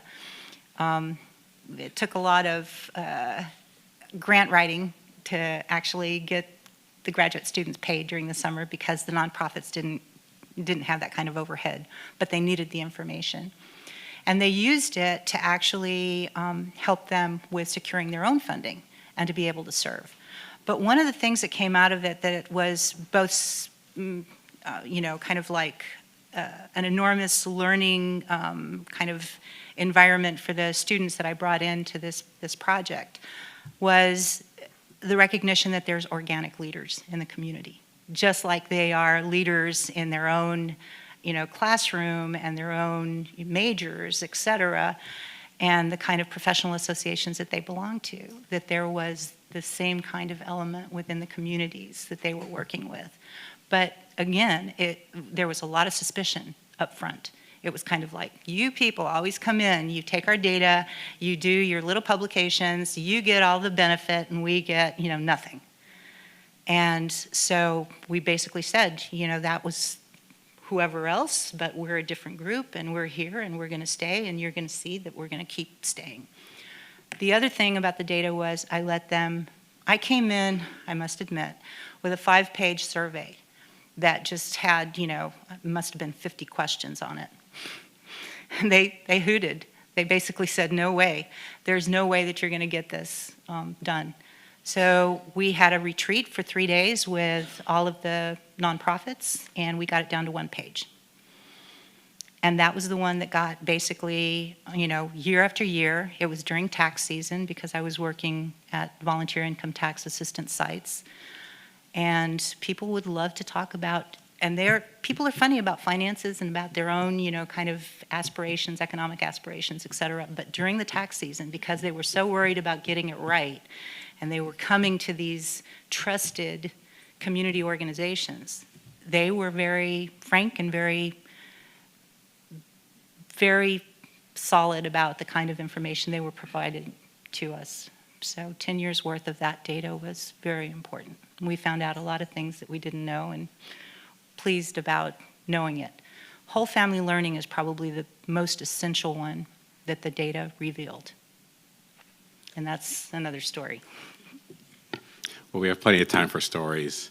And so we see there's like a consistent theme throughout in terms about trust. And so you keep mentioning 10 years. That's a lot of time to invest your time. And also they see that investment. And too often we get people, the term helicoptering, right? They come in, do their thing, and leave. And so, but the important thing in terms of that trust and building that trust is that you got data that you didn't know you needed to get. But you're able to get that. And then that makes the research stronger. You ask better questions. And again, the community is helping you drive that.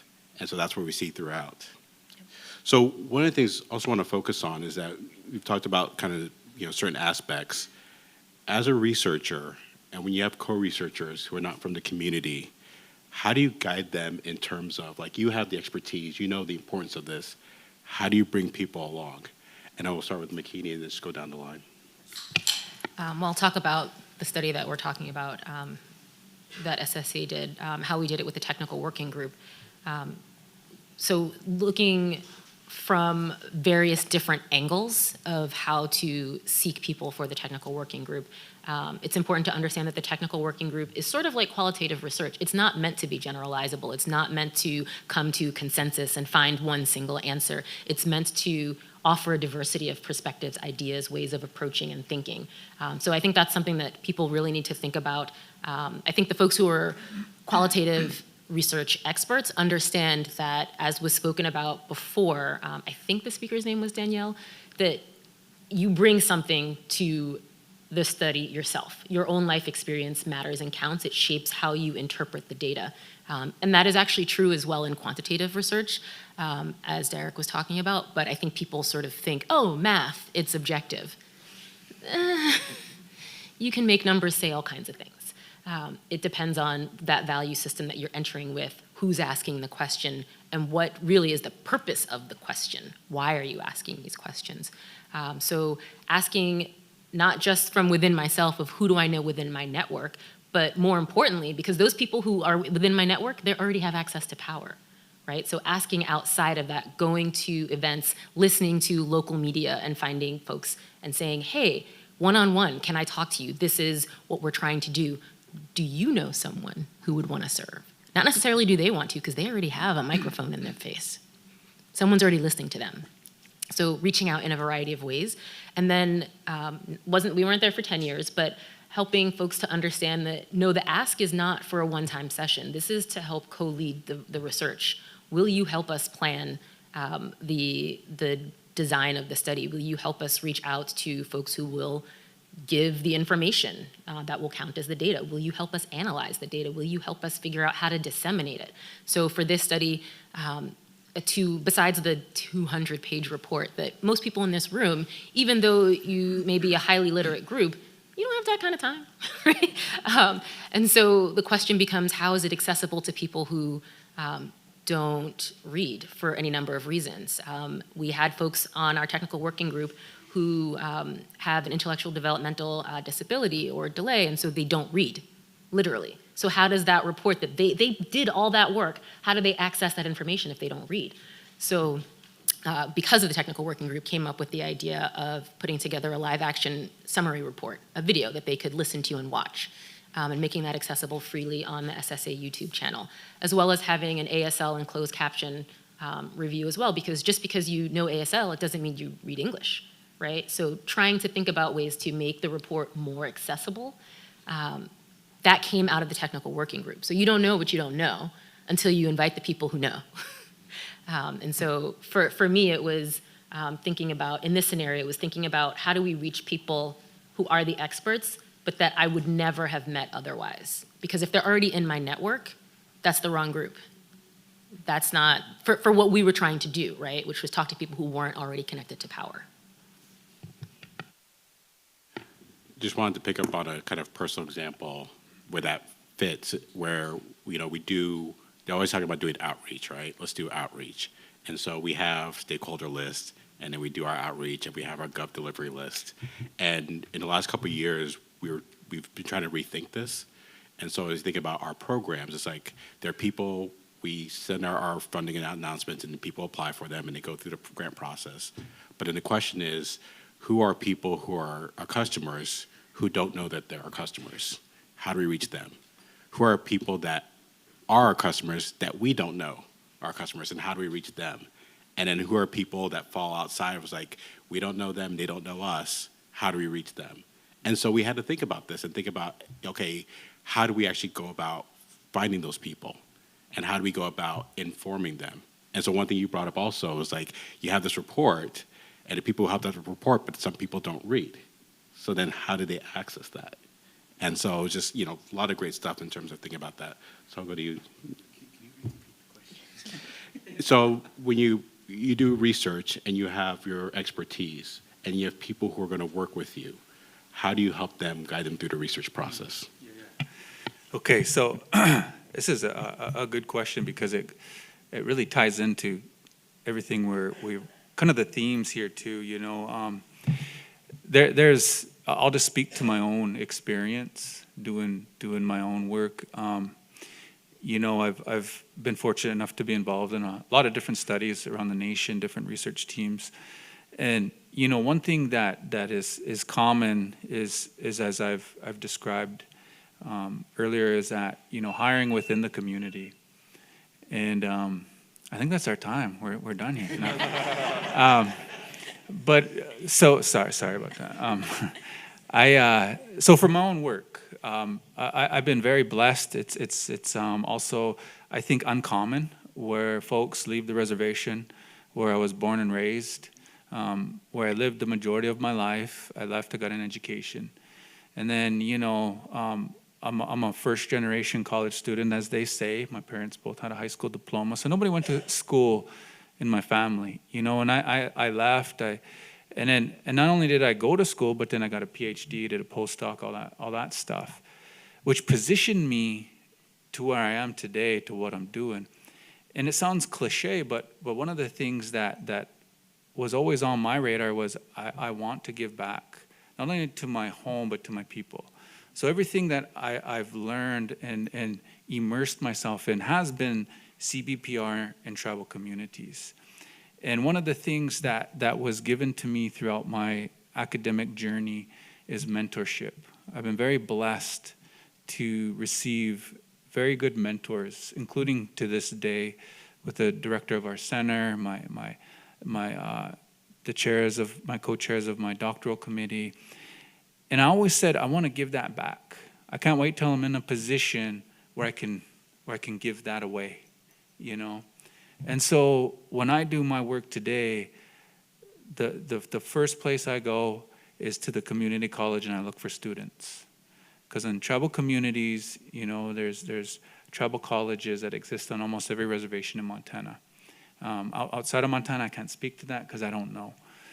But that's where I go. I always look for students. I've always hired faculty within the community college, and I've always hired community members. That in of itself is investing in the community, because I ensure that my people always get a good salary. I write that right into the grant. And that's one aspect of it, because if you're not paying people anything, or you can't do community-based research if you're not including people in your research in the community. I mean, that's just not how it goes, you know. The second thing I do, you know, is I train them. You know, if they don't know what they're doing, then, you know, they're just kind of like hanging out, and I train them, I teach them. This is our questions we're asking. This is what we're going to do. This is how we're doing it. This is why we're doing it. And, you know, and once everybody kind of gets a thorough understanding of what we're doing, they invest into the work. And that's been my experience, specific in the context of tribal communities. I can't speak to anything else. I always give my people also the opportunity, once we're done collecting the data, to present. If I'm gonna submit an abstract somewhere, I'm bringing somebody with me. In fact, me and one of my students, it's just great. I mean, just the stories, bringing them in, and we're on a stage, and sometimes they freeze up, and other times they're like, you got to take the mic from them, So it's like, but it's their experience, and they get that opportunity, just like I did, and that's so important when you're working in an underserved community, and yeah, there's more I can share, but I'll pass it on to my colleagues. So at the Center for Independent Living, I worked as a co-researcher from the community on a study that was being conducted by the Southeast ADA Center. And it focused on the intersectional impact of race and disability status on employment outcomes.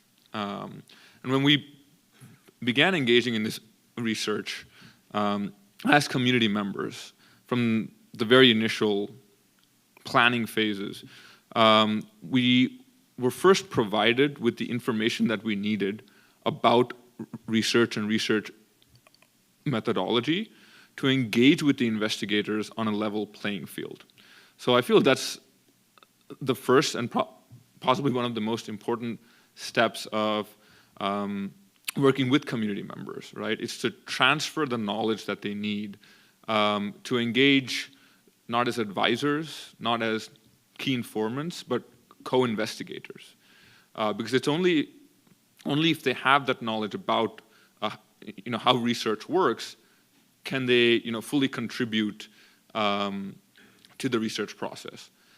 So, for example, like when we were developing the interview protocol, we had a session where we just went through what are the different types of questions that you can formulate to include in the interview protocol, and how do you frame an open-ended question, and so on.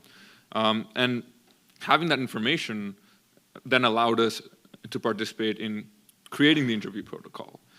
And investing that time in building capacity within the community and the co-researchers reaps immense rewards, right? Because we were able to probe into areas of the intersectional impact of race and disability status, which we would not have been able to, or which the researchers would not have been able to if the community members were not so immersed within the research. And so much to the dismay of the researchers, we came up with a totally different set of questions than what they initially anticipated, which was a good thing because they were more relevant to the concerns of the community, and they more accurately reflected the realities of the community members. Then a second point that I think is important to make is to expressly emphasize the importance of the community members to really bank on their lived experiences and to encourage them to treat their lived experiences as expertise, right? Because like my fellow panel members mentioned, there is a power imbalance when a researcher who is highly educated interacts with a community member. And so expressly emphasizing that your experiences, your lived experiences, are indeed a source of expertise and you bring value to this study is important in allowing these community members to open up and contribute their thoughts, thoughts which they might have thought to be trivial and not important previously. But now having been recognized, they're more likely to come up, raise their voices, and contribute to the research. And another area in which we were involved, in which we were encouraged to take part, was the actual data collection piece, right? So we were the community members who are individuals with disabilities who are of color were involved in conducting the interviews with other community members. And again, even in that instance, we were encouraged to be mindful of our bias, but not necessarily set aside our background and our identity as we go into that interview, right? So there were, several instances where community members were sharing their struggles and their experiences of discrimination. And when I was able to reciprocate with my own experiences and essentially validate their feelings, the quality of the data that we got after that, I felt, was significantly improved because the participant was now a lot more enthusiastic and a lot more willing to share, because that shared lived experience built that trust, which several panel members have mentioned. So I strongly believe that, bringing your lived experiences into the data collection component can also significantly improve how rich the data collection is, and overall improve the quality of the data that's received. So I would say at every step of the research process, there's a way to involve the co-researchers, and this is how it was done in the project which I worked on. So kind of echoing the points that have been raised, having the community members, the organic leaders of these nonprofit institutions and agencies that have been at it for a long time and have been in the community, embedded in the community, many of them already had their intake surveys designed. So they were familiar with this kind of a survey. Then the fact that they actually set a lot of the questions gave them, kind of like a vested interest in actually seeing the project kind of pan out, and also gave them staying power. But the important thing I thought that came out of it that we all learned from was that we all included the entry for other.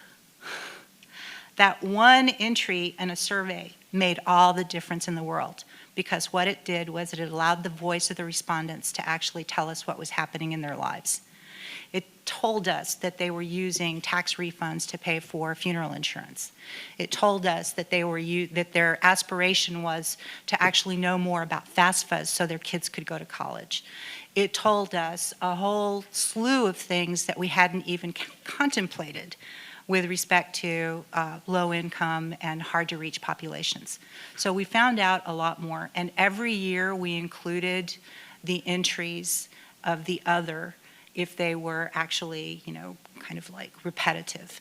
So we ended up getting a very rich data set over 10 years on the kind of lived reality and aspirations of hard to reach communities.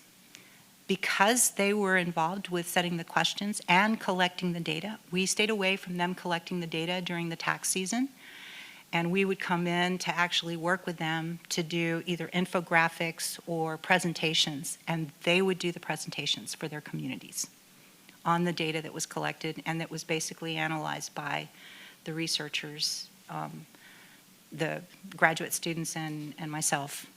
So part of what we did was we had 4 different states, 70 different nonprofits. We did the complete data, and then we did the data for their locale so that they could be able to use that with respect to their own impact.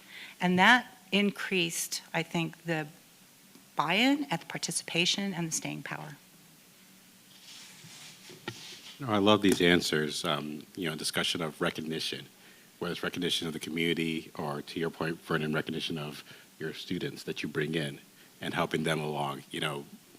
We've been talking about Bill Spriggs, and like one of the things is his legacy, and legacy not just work or the stuff he's done, which has been great, but of the people who fall, the people who he's lifted up. And you can't do that without bringing them in, and also without the recognition that they bring value. And so the other thing you've been hearing a lot of is like how the data has been richer, the questions and more data and better things like that. So we've talked about, working with researchers, working with the community, but I kind of want to take a step back, and I know you guys are not prepared for this question, but one of the things to be able to do this work and to have recognition for that is to be able to be at an institution that values it. And so I think what would be helpful for people here is to understand How are you able to achieve that? And have you, if there's like been, hurdles or bumps or things like that, I think that would be helpful for people who want to engage in this work. Are we just going in order? Yeah. Okay. So for this study, this was, I would say, the brainchild, and it would not have been possible without Dr. Kijikazi.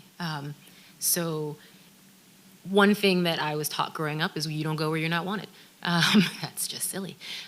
So thinking about the context for myself, I was at the time a White House fellow, and the way that the program works is you go where you're placed. You serve at the pleasure of the president, quote unquote. So you go where the agency that wants you, and that will take care of you. But you have a little bit of say. It's sort of like an arranged marriage in a family that listens to you. So you can say what you want and then you'll get what you get. I got my first choice, which was SSA. And my first choice was that because of the leadership there that was going to be willing to support the idea that people matter, that people are why we are here, and that we might need to do things differently to make that come to more fruition. And so for me, that was really important, was I had done what I could do to get where I could get, but I couldn't go any further without that support.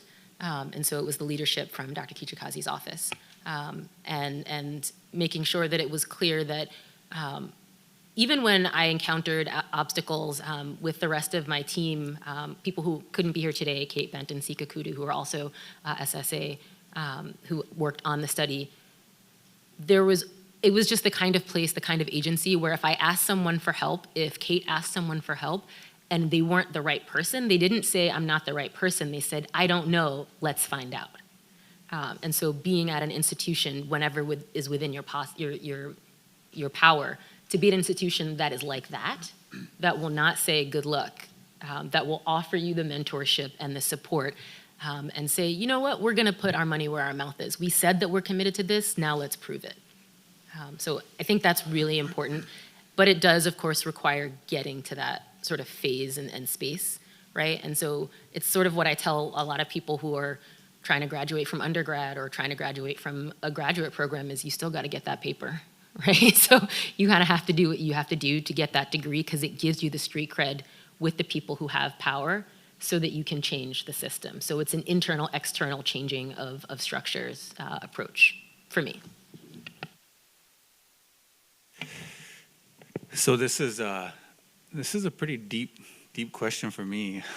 I don't know if institutions are ever going to get it. Academic institutions, as far as specific to research and researchers doing work in tribal communities, and I just to take a step back I need to think about this in a general way and in a specific. In a general sense, what has been done with our community college, Blackfeet Community College in Browning, is they've established this pipeline between different institutions in Montana and the community college, such that it's a partnership and it's a hybrid model, meaning it's mostly online, and then students can get educated right there in the community, and then they go to the institution when they need to, and then they can graduate online.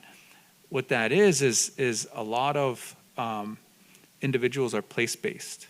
A lot of Indian people, Native American people, they want to stay in the community, and that's not unique just to people trying to get an education and wanting to be close to home. I have that same experience. I don't want to be 1,000 miles away from home. That panel this morning, I took so much from it because they were talking too about family ties and culture and how important that is. And for me, I don't want to be so far away from my family that I have to take a plane and go there because I choose to work at an academic institution somewhere that don't support me. And so that being said, to answer the question for me, I've been very fortunate as well to negotiate remote positions where I stay close to my family. That's one way they support me. The university is good, and I don't want to I'm not trying to knock it or anything, but really it's our center, the Center for American Indian and Rural Health Equity, and our director and our team that has really established that our needs, has really established, how to do research in tribal communities, but most importantly, how to support Native researchers.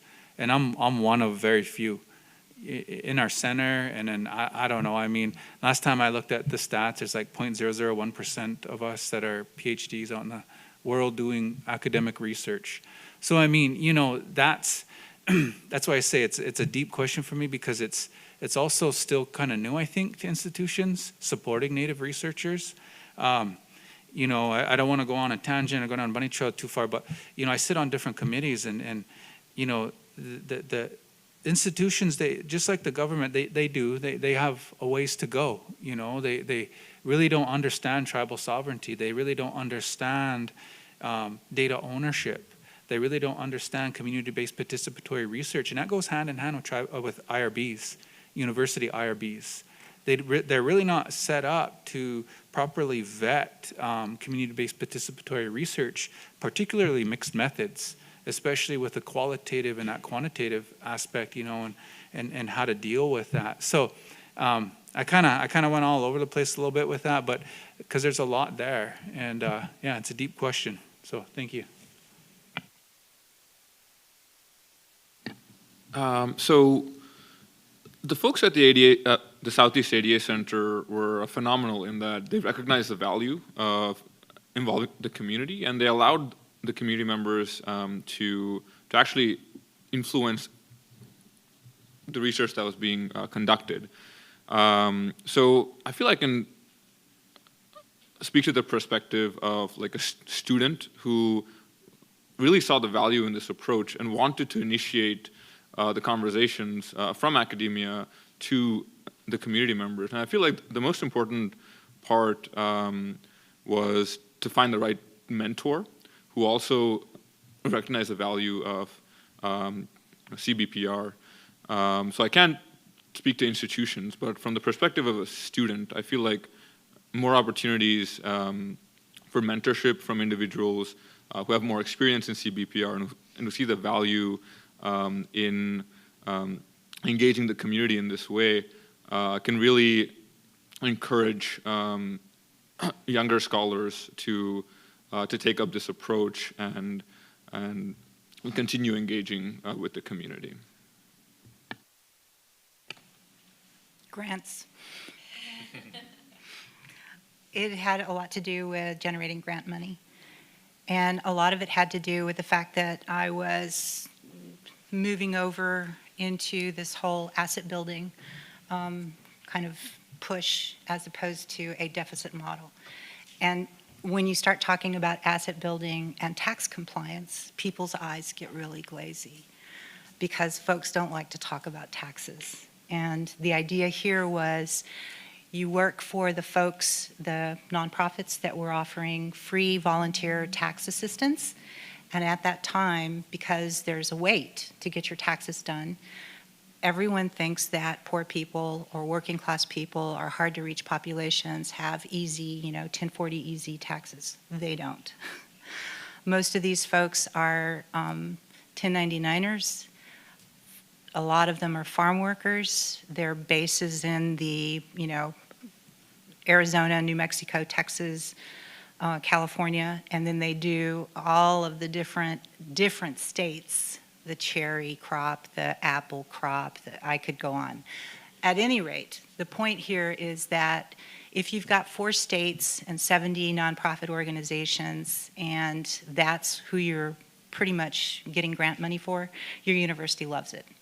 And they're basically saying, oh, this is wonderful. Look at all of the relationships that you have. And then what you do is you bring the organic leaders from the community into the classroom and have them give your classes to let the students know what the nonprofit does, what they serve, how long they've been in, So it's kind of like we do this for the university giving the students the information, but we also involve the nonprofits and the organic leadership of the communities. And that way it lets the community know that the university cares or is open, at least to grants.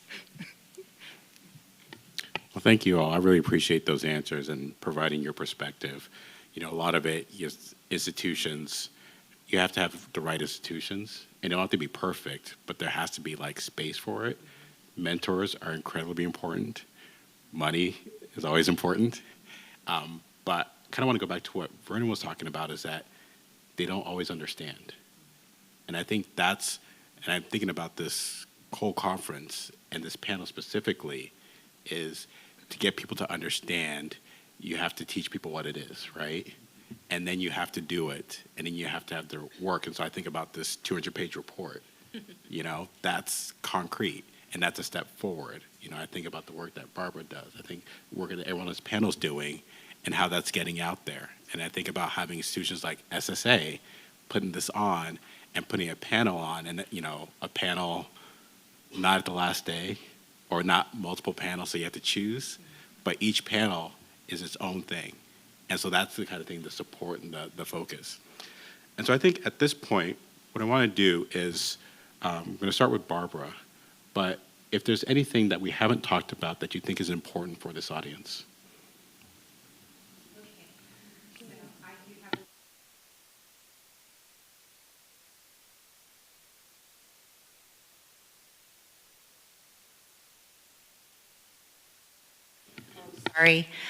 Sorry. I've got several research questions that I think have not been asked of the data that we just definitely use, especially with the Social Security Administration. And that's public domain. You don't have to, everybody would love Raj Shetty's data, but bottom line is, you know, you got to jump through a lot of hoops to be able to get to it. But there's a lot of public information that's available, but the research questions that haven't been asked. One of the most significant one that I think is missing from our understanding of what and why Social Security exists, and here I'm not just talking about Social Security in retirement, but SSI and SSDI, is what is a counterfactual? What would happen if, what would we look like as a country? And here I'm talking about, you know, geospatial analysis, if it weren't available. All the money that comes in that actually makes these communities and locales function wouldn't be there. No one's actually done a counterfactual to actually see what the poverty levels would be like without this kind of information, without this kind of input in terms of the income stream. And here I'm talking about states, counties, zip codes, and specifically political districts. That's kind of information that's needed. The other one that I think is really important is to actually look at the variation in the spatial analysis of our country between the Social Security income that comes in and the actual expenditures at the local level. We need to know exactly what kind of a percentage or ratio that's involved with how significant Social Security really is in maintaining a particular county. The other one that we need to know about is what are affecting those that do not meet the eligibility criteria for actually getting Social Security benefits. Where can we get this information out? In other words, just your eligibility benefits. This is the thing that you need to do in order to be eligible for Social Security retirement income. We need to get it out to the high schools, to the first generation college students who are, you know, learning to navigate and learning about all of this kind of information. We need it in financial education modules. We need it in the National Credit Union Administration in terms of getting it out to every single one of the credit unions that exist in the United States. I wish I could say the same for the community banks, because these are where a lot of information, especially during tax season, volunteer income tax assistant is. And finally, you know, we need to involve the IRS and the volunteer income tax assistant spec. These folks are very important in rural communities, especially with their mobile volunteer income tax ability. And if we had at least an infographic on Social Security benefits and the eligibility criteria, that would be an important information put out to the community. But we don't have any research on stuff like this. And that's the kind of research questions that maybe your students would think about with respect to a thesis or a professional report. So I'll leave it at that. I don't have much else to add. I think I've spoken in quite a lot of length about the influence that community involvement and co-researchers can have in the qualitative research process. But I briefly wanted to touch upon how it could impact quantitative research as well, in that, similar to what Vernon mentioned earlier, when a community partner is involved, either an organization or an individual, you have access to individuals and places which you would not have otherwise. And so I've noticed that even when you think about survey administration, right, the response rate is likely to be a lot higher if it's a community member who's administering that survey. So the likelihood of getting more data is increased if you have involved an individual who's from the community, who knows the community, who's able to go out and bring about engagement, which would have not otherwise been possible if you didn't have that trusted member as a co-investigator or as a research assistant. So I just would like to finish on that. The benefits of CBPR are not limited to qualitative research, but can extend to quantitative research as well.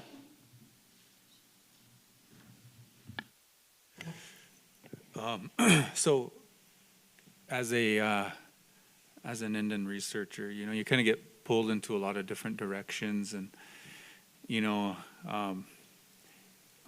we just recently wrote a grant that I was a part of, focused on housing in tribal communities. Housing's a huge issue, and it goes hand in hand with a lot of a lot of what we've been discussing is social determinants of health throughout the day, and that's a huge need in tribal communities, and then I keep referencing the panel this morning, but they kept discussing Indigenous females and how there's a lack of data, and this panel's for CBPR, and I'm speaking in the context of tribal communities, but I think it's time to start collecting that data. I think it's time to start understanding what's happening in tribal communities.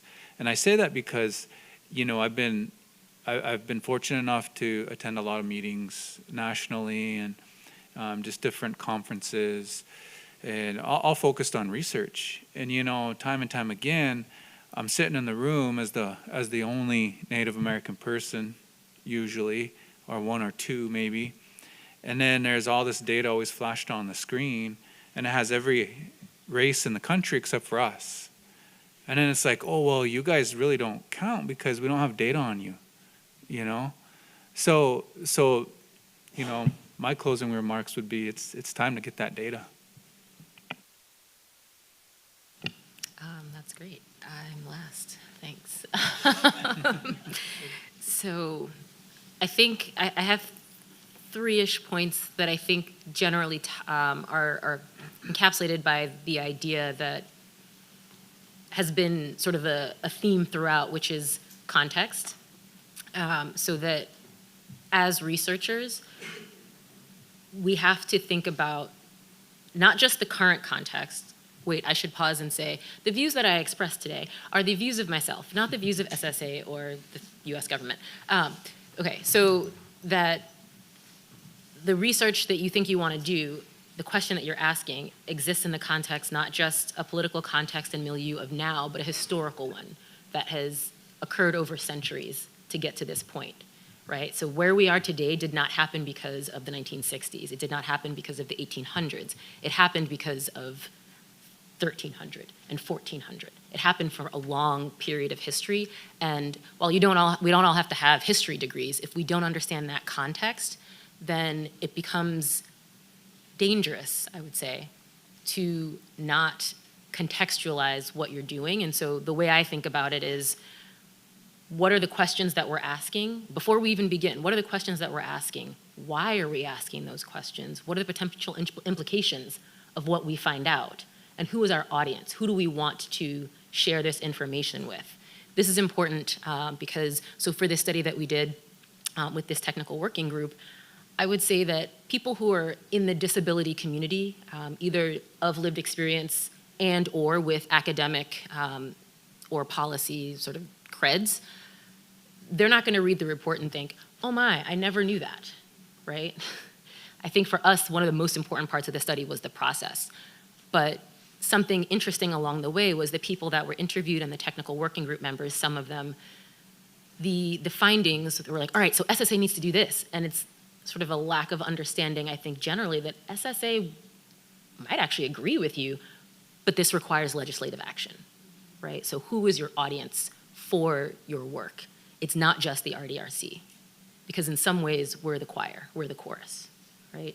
And then, so thinking about how do we educate people at the same time that we're learning from them? How do we make it sort of a bi-directional, multi-flowing relationship of learning?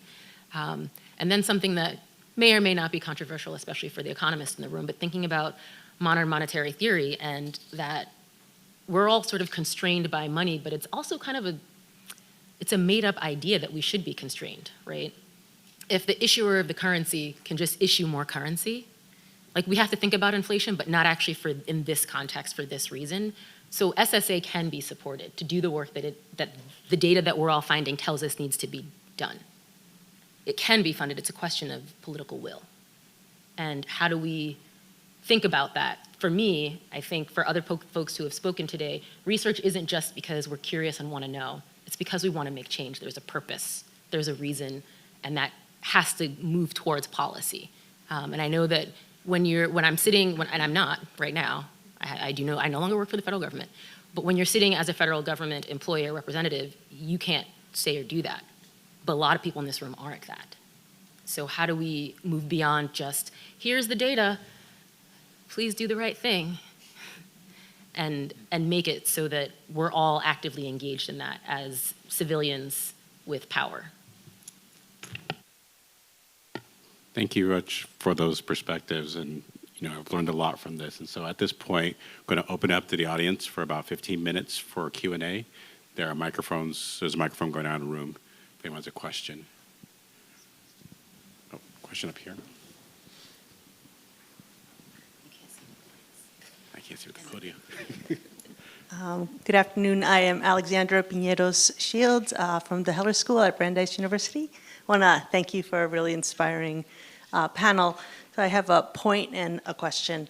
So about 25 years ago or so, when I had my dissertation proposal hearing, I defended my dissertation proposal without a research question successfully, arguing that in order to have a legitimate use of community-driven participatory action research, I needed to have the immigrant community that I was working with define the research questions themselves. And my point being that institutions can learn that this is hard, but it is possible.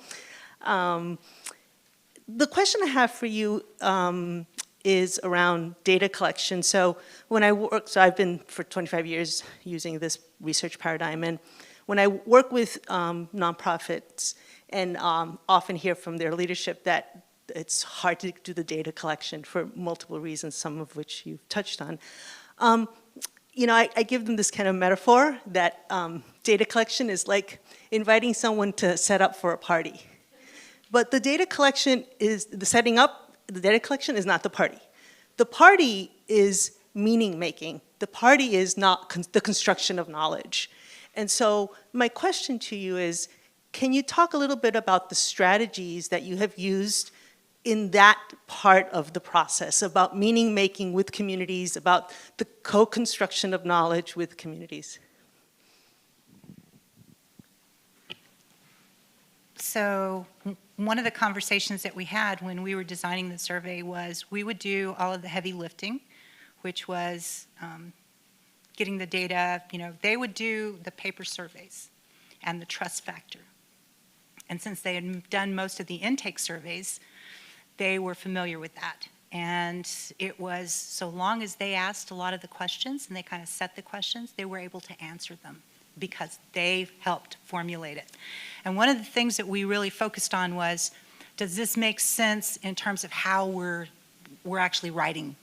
because that whole cognitive testing, you have your own kind of sub-language, especially in economics and especially in, kind of public administration. And that's what we wanted to get out of the questions. And so the community-based folks were pretty happy about setting the kind of cognitive, testing of the questions, et cetera. And so they were in charge of doing that first pass, and that gave them a lot of power into seeing that it worked or it didn't work. And the fact that we were going to be doing all the heavy lifting in terms of actually processing the data and then getting it back to them in a way that made sense to them and that they were able to use for their own kind of presentations to their own communities as well as to their funders.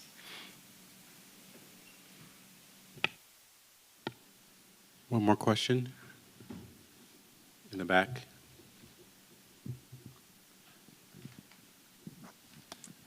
Yeah, thank you. This is actually a very, very interesting panel, very informative. I have a question that's just a little bit more maybe logistics, but when you're filling out an IRB, you have to already know what the questions are. So I was curious, how do you deal with that when I appreciate what you said, that when you're formulating what the questions should be, that should be in consultation with who your community, who your subjects are.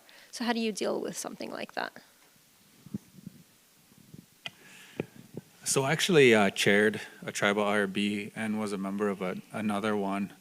And I've also sit on a committee where we're dealing with intellectual property rights between the institution at Montana State University and tribal communities in Montana. And this question, comes up a lot of, well, not this particular question, but this it's kind of tricky. I mean, I don't think there's really a one-size-fits-all approach to addressing it. But I think when you're speaking in the context of tribal communities, it really comes down to just the concepts that we were talking about. Mainly, do these individuals have a relationship with the community?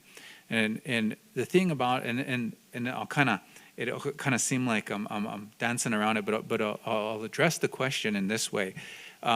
If you have a relationship with the community, you have letters of support that say, hey, yeah, we're working with this individual, we're doing this. I do this in my own work. When I submit an IRB application and I say I'm doing this work and I'm working with XYZ, I always have letters of support to back that up. Once you have that, you have a methodology in place.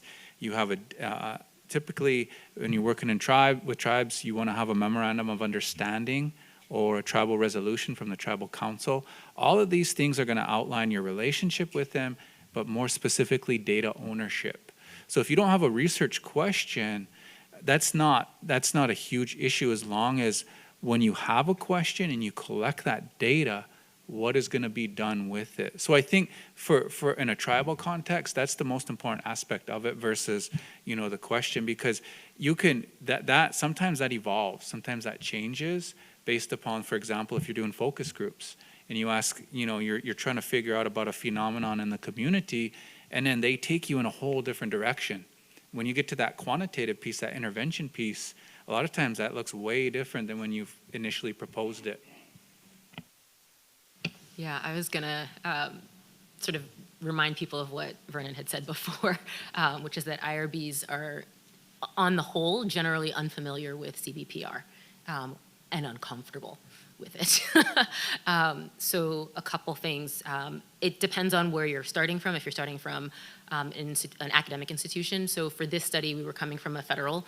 And it's interesting because in a lot of ways, I had only ever come from an academic institution and was used to those constraints and felt like everything was wide open with the federal government. But you actually have to have a budget before you can even get to the IRB, because we had to use an external IRB. But in order to do that, you're right. So you sort of have to work a little bit differently, I'll say, not necessarily backwards. So we actually didn't submit our IRB until we had our questions. But the way that we'd constructed the submission was also in an educational way. So we made sure to work with an IRB that understood qualitative research, generally speaking. You don't have that luxury when you're at an academic institution, right? Like you have the institution you have. And so part of it is teaching them what that means and using citations because they love references, but that you're not, coming out of the blue, falling out of a coconut tree, like thinking, I made up this thing called CBPR. This is what we're gonna do. You're like, no, this is established. People have been doing this for a long time. This works. This is actually the right way to do it. Like, there's education involved. And I mean, even within us trying to do this within SSA, questions came up of, well, why would you pay the technical working group? Well, I'm getting paid and you're getting paid for activities that we're doing, right? Like, we should be paying people for their labor. And once, not always true, but often when you offer reason and why and purpose, it can be sort of received. So for us, it was submitting an IRB that was to some degree educational about CBPR, not in a sort of pedantic way, but it was sort of a natural, organic sound to the submission, but also having developed those relationships so that it wasn't, this is just our really good idea. No, there's actually a relationship there that we can rely on and lean on. And so helping them understand that things change, that's part of the process. And IRBs, of course, will require that you do submit a modification, right? If there is significant change, and they will tell you those parameters.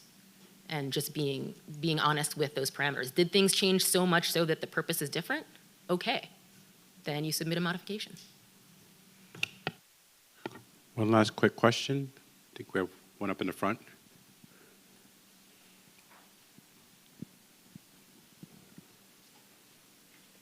I didn't want to go further down the rabbit hole of IRBs, but it is important in terms of the practicalities. So are we literally saying you submit a submission, so you do a submission with research question X, we really don't know, or is it more so to think about it as there's some broad idea here, we have some broad prior, but we're not specifically stating the exact research question, right? I mean, I think thinking it from this secondary, like the way I just framed it, and maybe that's exactly what y'all were saying the whole time, makes it less scary to someone who's used to that more traditional of, we have to have a very precise research question with pre-specified even regressions and things of that nature, So I think it depends though, right? It depends on what your research is. I mean, some research, if you're strictly qualitative, I mean, you could frame a question no matter what. I mean, out of anything. If you're saying, I just want to learn about this, I don't necessarily have anything, but we're going to do some focus groups, we're going to do some interviews, we're going to do some qualitative research, and they're going to dig deep. The community is going to tell us what the answers are.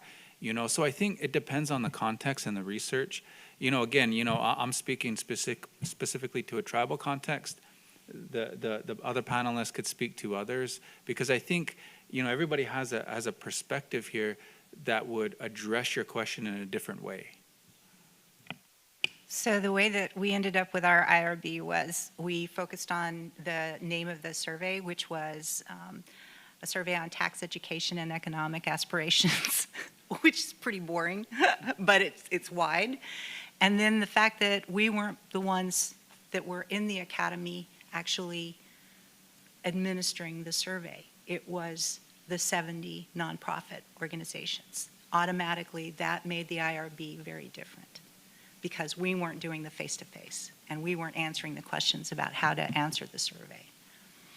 So if you do a kind of like in-kind story, we'll do all of the hard work, the heavy lifting of, getting the data accessible to your funders and to your community, and we'll put it into infographics and PowerPoints and the whole 9 yards and little memos. They didn't mind doing the actual, paper survey. I would just add a reminder for all of us that the IRB is not like, we can talk to them before we submit things. So it's reasonable, I think, to think about what you want to do as a team and then reach out to whoever you have a relationship with, your director, your analyst, and say, hey, this is what we're thinking. What are your thoughts on how you would like to receive this? What would help this be a successful submission? And then work from there. So it's not like you submit it and if they don't like it, you're stuck. Because we know that is a painful process. Well, I just want to thank everyone again for this and thank this great panel. And I'm going to leave with this one phrase that just kind of has been sticking in my head. I think, Makini, you said it was, you don't know what you don't know until you bring in the people that do know. And that's kind of like the key with this and, making our work stronger and more helpful. And so, again, I just want to give the panel a round of applause and thank them for that.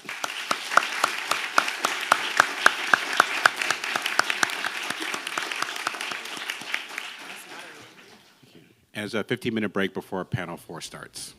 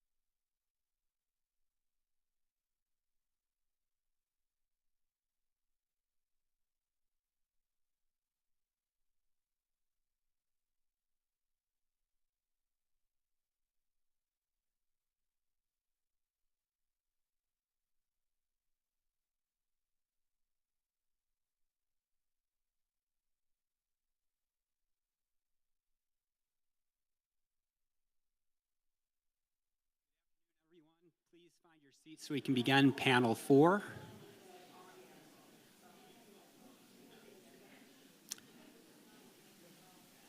Okay. Welcome to panel 4 of the RDRC meeting. I'm Bob Weathers of the Social Security Administration, and I'm very pleased to be serving as the panel's moderator. I'm joined by Lydia X.Z. Brown of the National Disability Institute, Nanette Goodman of the Center for Inclusive Policy, and virtually with Sue Popkin of the Urban Institute. Over the next hour, we'll be focusing on disability and accessibility in underserved communities. The views expressed during the panel do not necessarily represent the views of the federal government or the Social Security Administration. Perspectives of disability are slowly changing over time, fueled by the unwavering voices and demand for the rights of those with lived experiences. We need to consider the interactions between individuals with health conditions and the environment in which they live, appreciating that environment extends beyond physical structures to include how we define, measure, and administer programs that influence the lives of those with disabilities. Over the next hour, we'll be focusing on disability and accessibility in underserved communities. This is an opportunity for us to learn from each other and collectively work towards positive change. I'm hoping everyone here and online will join us in this quest. We'll begin with Sue Popkin. First question is, disability is defined differently across varied programs and policies. And different definitions of disability influence how disability is measured and the data collected. Why does the measurement of debate around disability matter? Sue, would you like to begin? I hope you can hear me. I can barely hear you. Okay. Would you like me to repeat the question? No, I know. Okay. I got it. So there are a number of different ways the federal government measures disability. We have done at Urban Institute, and other researchers have been doing a lot of work on the way the Census Bureau measures disability in particular, especially in the American Community Survey, which underlies much of the information that's used for funding federal programs. And one of the issues with the ACS disability measures, as we know that they underestimate the size of the disabled population. They focus on the functional limitations with activities of daily living. We know they don't capture well things like neurological disabilities, developmental disabilities, psychiatric disabilities, and chronic illnesses like I have. The Census Bureau has proposed a change to these measures that will actually make the underestimate worse, which is shifting to the Washington Group short set questions. Those also only focus on functional limitations, but add a scaled response. And the Census Bureau has proposed only counting people who indicate a lot of difficulty or cannot do it all to at least one of the 7 questions on the scale. And the Census Bureau has said that this strategy will cut the current estimate of the disabled population by 40%. I want to note that this proposal was created without consulting with the disabled community, which is a very different process than has happened with other proposed changes to the ACS, like to questions about race, ethnicity. And there has been significant pushback, including 12,000 comments that were submitted in response to the Federal Register notice. I and other researchers have published critiques of this proposal and a potential roadmap for moving forward with a new process. But why does this matter? I mean, it's somewhat technical, right? But these numbers have real consequences. We know that it could affect federal and state and local funding and planning. Incomplete measures of disability mean biased estimates of key indicators like employment rates and the share of disabled people who receive federal benefits. We also know that federal agencies use census data to inform funding formulas for hundreds of programs, transportation programs, HUD programs, low-income energy assistances are a few examples. I think a real concern as Hurricane Debbie comes into this area. Emergency planning, preparedness, and response programs across multiple federal, state, and local agencies rely on disability data from the ACS to ensure appropriate assistance for people with disabilities. They use the data to identify the size and nature of the populations that may be affected and some of the planning for community resilience. And, I think particularly after Hurricane Katrina, it became clear that people with disabilities have very different experiences with evacuation, shelter, and recovery than people without disabilities. So this having the accurate data as we go, climate change worsens is going to get more important. I'll stop there. Thank you, Sue. And you said 40% undercount? Is that what we heard? I'm sorry? Did you say 40% undercount potentially with the new questions? Yeah. I cannot hear a thing you're saying. Oh, okay. I'm sorry. So Lydia, what are the implications for those living with a disability of this measurement issue? Testing this. It sounds like the microphone is working, but Sue, can you hear me? Right now I can. I can hear everyone when they start and then it becomes garbled. So start looking panicked toward me when you realize that you can no longer hear me, and perhaps we can keep troubleshooting. There are many and varied implications for people who are actually disabled or have a disability of how we measure disability.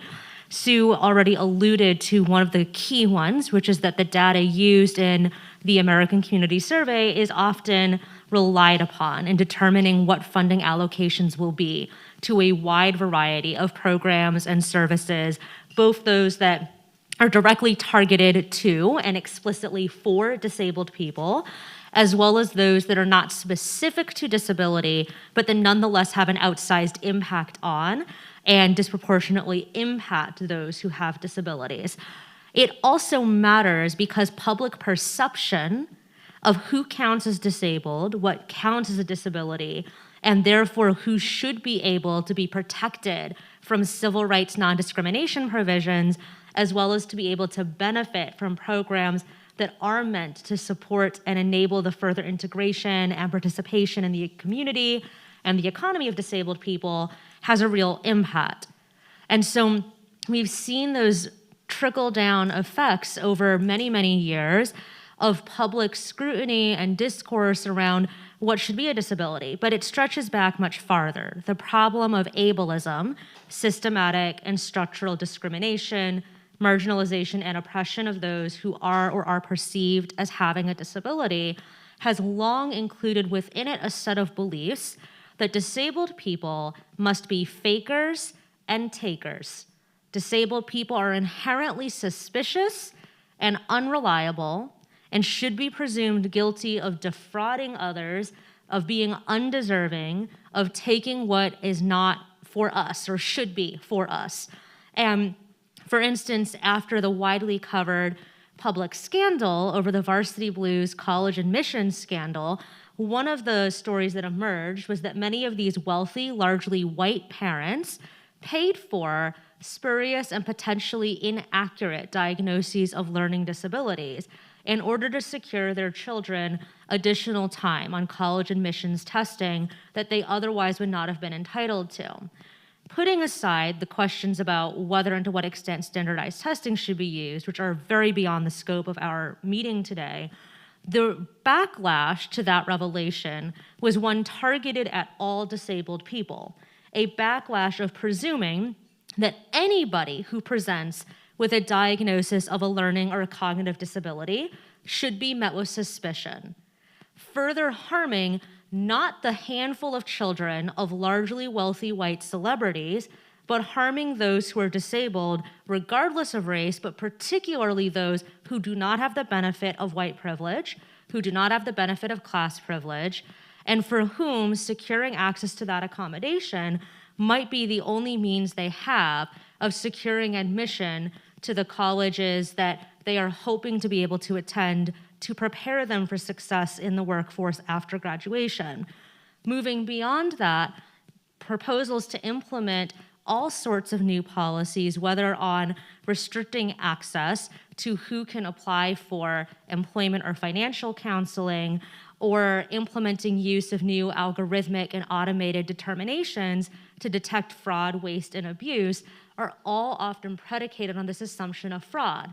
And that assumption of fraud and unreliability, in turn, depends upon an assumption that quote unquote true disability is rare, that true disability is not common. And as Sue pointed out, the current measure already in use by ACS that the Census Bureau relies upon, by its own admission, undercounts people with disabilities. So a further cut of 40% beyond the additional undercount would erase the count of disabled people from political and public life, leading to further entrenching the idea that disability is rare, it is almost impossible to identify, and that those who are identifying themselves as having a disability, as having a chronic health condition, don't count, shouldn't count, and are lying, are faking and taking. And that has catastrophic consequences far beyond the realm of applying for accommodations through the College Board, ramifications that affect access to health care, access to funding for life-saving medical interventions, access to funding for support for survivors and victims of intimate partner and domestic violence, which is very high for people with disabilities, interventions to help those who are the neediest, who face the highest rates of hunger, of housing insecurity, of joblessness, and continued discrimination when attempting to enter or re-enter the workforce, because we have higher rates of drug addiction, of homelessness, of incarceration, of so many other factors. When we undercount disabled people and on paper disappear the number of disabled people that exist, we place real human beings at risk of loss of life. It is a life and death matter when our funding and research dollars connected to counting disabled people are tied to money given to food stamps, money given to Section 8 housing vouchers, money given to immediate emergency assistance for families, money given to neonatal care, money given to trials and pilots of life-saving interventions, medications, and medical devices. It is not hyperbole, as we are continuing to be in a still happening global pandemic, despite an insistence that it is not happening, it does not affect our lives anymore. People with disabilities continue to bear the brunt of everything from nursing home abuse to higher rates of infection and acquisition of longer-term disability, with lifelong consequences during an adult working age lifespan and at retirement age and beyond. Thank you, Lydia. The next question, sticking with our measurement theme, is for Nanette. You've written that more research needs to be done about the extra costs of disability. Can you explain what you mean by extra costs in this context? Yeah, thanks. So extra costs is a little bit of a misnomer. It's really the extra out-of-pocket expenditures that people with disabilities need to spend in order to run their lives. And Courtney talked about this a little bit this morning. So I want to start out with another clarification, which might seem obvious. But so when we think about a person's financial situation, it's affected by income and expenditures. We know a lot about the income side, but we know that people with disabilities are less likely to be working, more likely to live in poverty, and we also know that disability may affect the labor force participation of the spouse or a parent. But right now I'm just talking about the other side of the equation, the expenditure side of the equation. So imagine you've got two people making $50,000 a year. The person with a disability is going to have a lot less to spend than the person without a disability, because there are certain expenditures necessary just to keep themselves alive and be able to participate in the community. Some expenditures are specifically disability related, like personal assistance or wheelchair maintenance or training for technology, and the list goes on. Others may be more general expenditures that everybody experiences, but they may be more expensive for people with disabilities, and this is things like medical care or housing. And of course, these extra costs vary dramatically from person to person. So there are a few ways to measure these costs. One way we measure it is we ask, using existing data sources, how much more would a person with a disability need in order to have the same standard of living as somebody without a disability? This is, and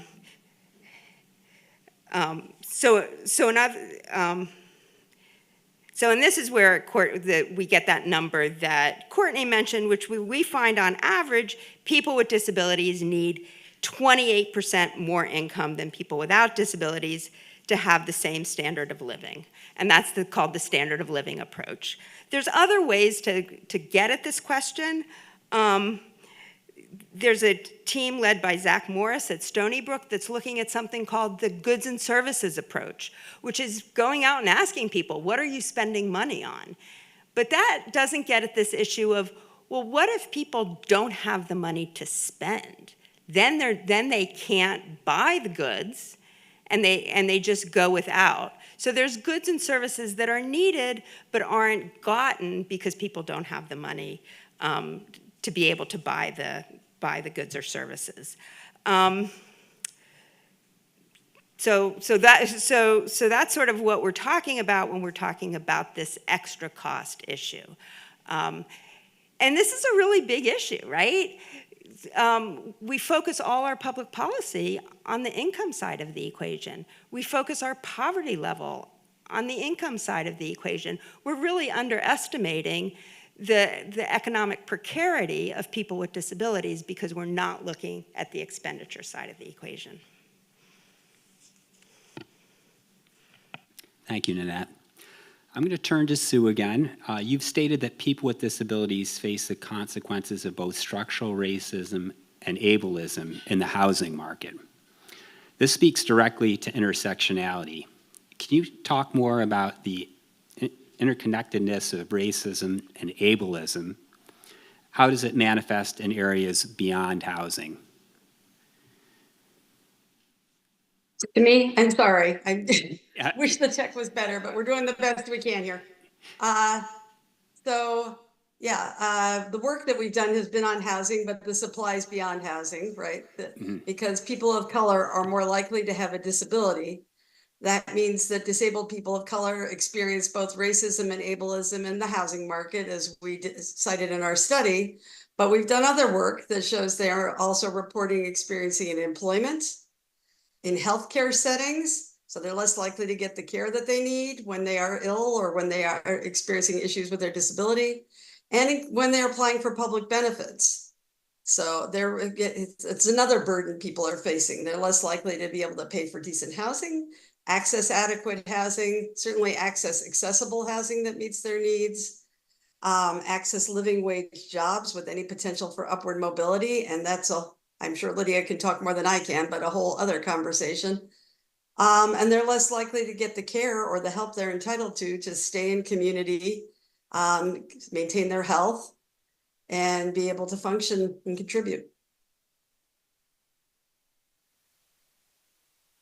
Thank you, Sue.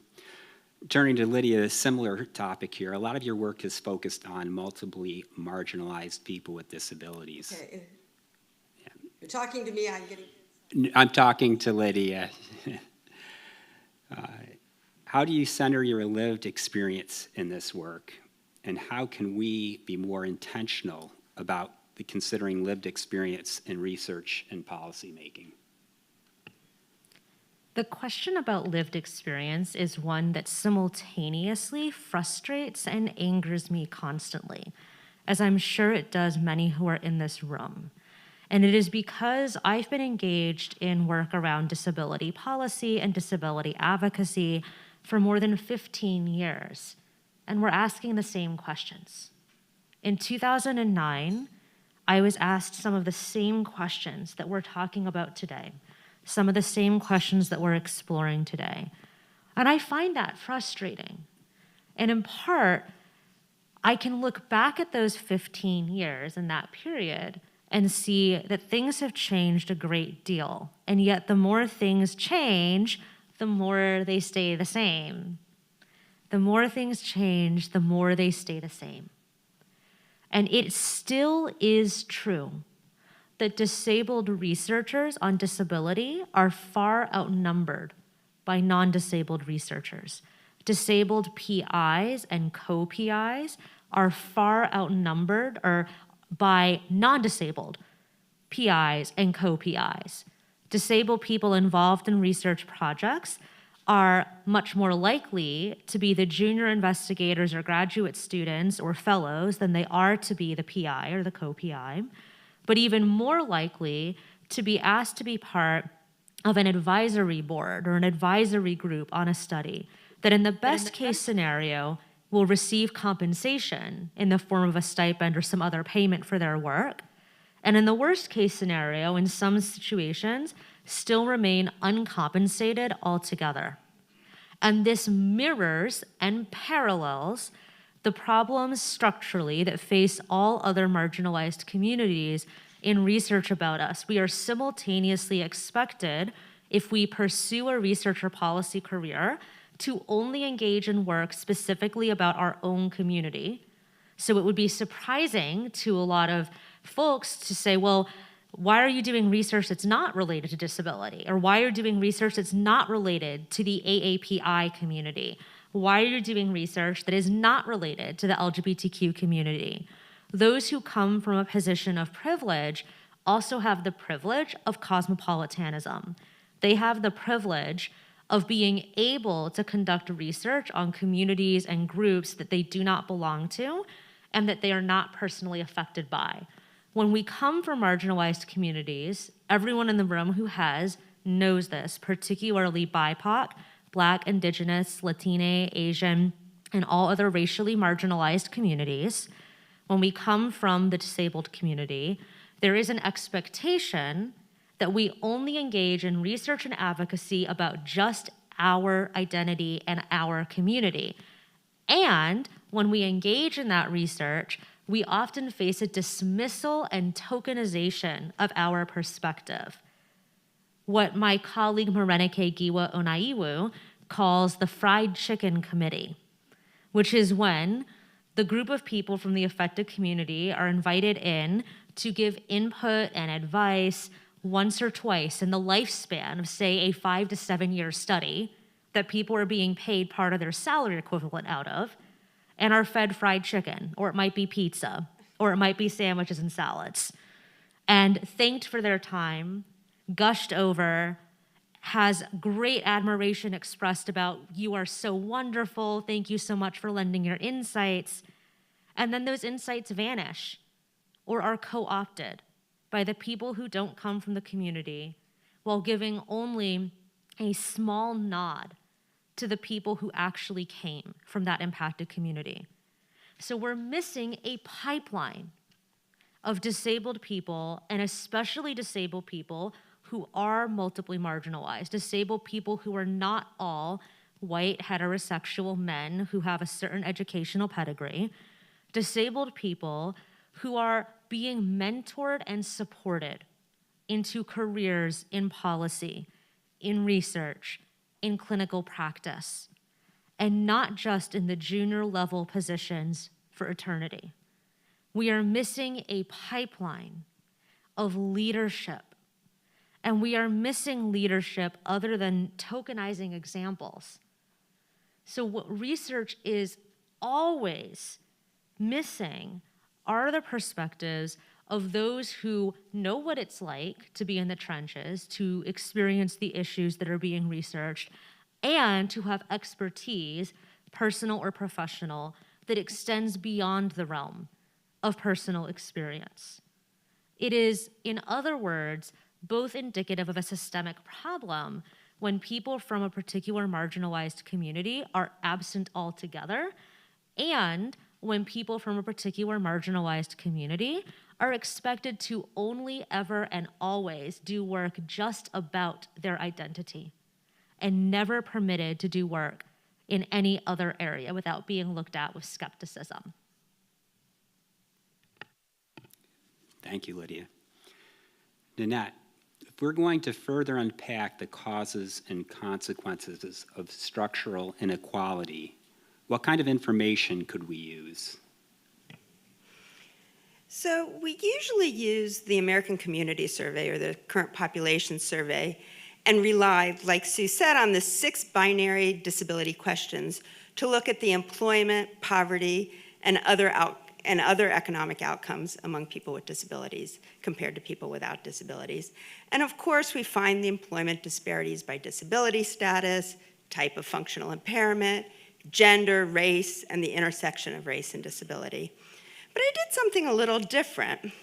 I used the National Health Interview Survey, which asked the Washington Group questions, which recognizes sort of this range of human functioning. And as Sue said, it asked respondents to rate 6 different functional limitations: seeing, hearing, I have a cheat sheet so I get these right, seeing, hearing, walking, remembering, self-care, and communication on a scale of no difficulty, some difficulty, a lot of difficulty, or cannot do it all. So we can use these scaled responses to create categories. So if we graph the employment rate, we see a step pattern. The highest level of employment for those with no functional limitations, slightly lower for some difficulty in one area, lower still for some difficulty in multiple areas, and even lower for people with a lot of difficulty or cannot do in one area. So you really see this step pattern. But there's 2 really interesting things about this step pattern. First, there is a step between no difficulty and some difficulty in one area, which I found really interesting and really important, that right at the beginning, with relatively things that we probably wouldn't consider a disability, people are being excluded from the labor market for it. So that was one interesting finding. But the other interesting finding is that the size of those steps, all 4 of those steps, differ based on race and gender. And I'm sure once I look at a bunch of other things, they'll differ based on a lot of other categories. But seeing sort of how disability how disability impacts across this continuum of human functioning, I think is a really important next step for us to start looking at. And by the way, I know that there's a lot of talk about this reduction in the prevalence of disability, but there's nothing specific in the Washington Group questions that says you have to define disability as just a lot of difficulty in one area. You can define disability based on an agreement. You have like this wide, you have all these different questions, and you can define disability to get to be more reflective of what we look at as disability now. But I think it's this range that I found really interesting and really valuable. Thank you, Nanette. Sticking with the topic of inequity, do federal agency policies exacerbate inequity? Sue, can you hear me? I can hear you beautifully now. It's wonderful. And I can even see all of you now. Well, we'll start with you. Federal agencies, how are they exacerbating inequality? Yes. Well, there are various problems, and I also like to respond a little bit to Nanette's point. I don't want to get into a fight about whether the Washington Group is good or not. It's a different scale. It can be used for lots of purposes, right? I think the issue is that there is a lot of concern in the disabled. There are a lot of disabled researchers in particular who are interested in looking for other ways of measuring disability that are not just functional. And that's a problem with both the Washington Group and the ACS measures now. And I think that we need a conversation and perhaps a study that would test some other approaches. And I know the Washington Group is used for lots of things in other countries. There's a difference to using it that way than using, and the interesting research Nanette is doing, than using it for a census. So those are sort of different conversations.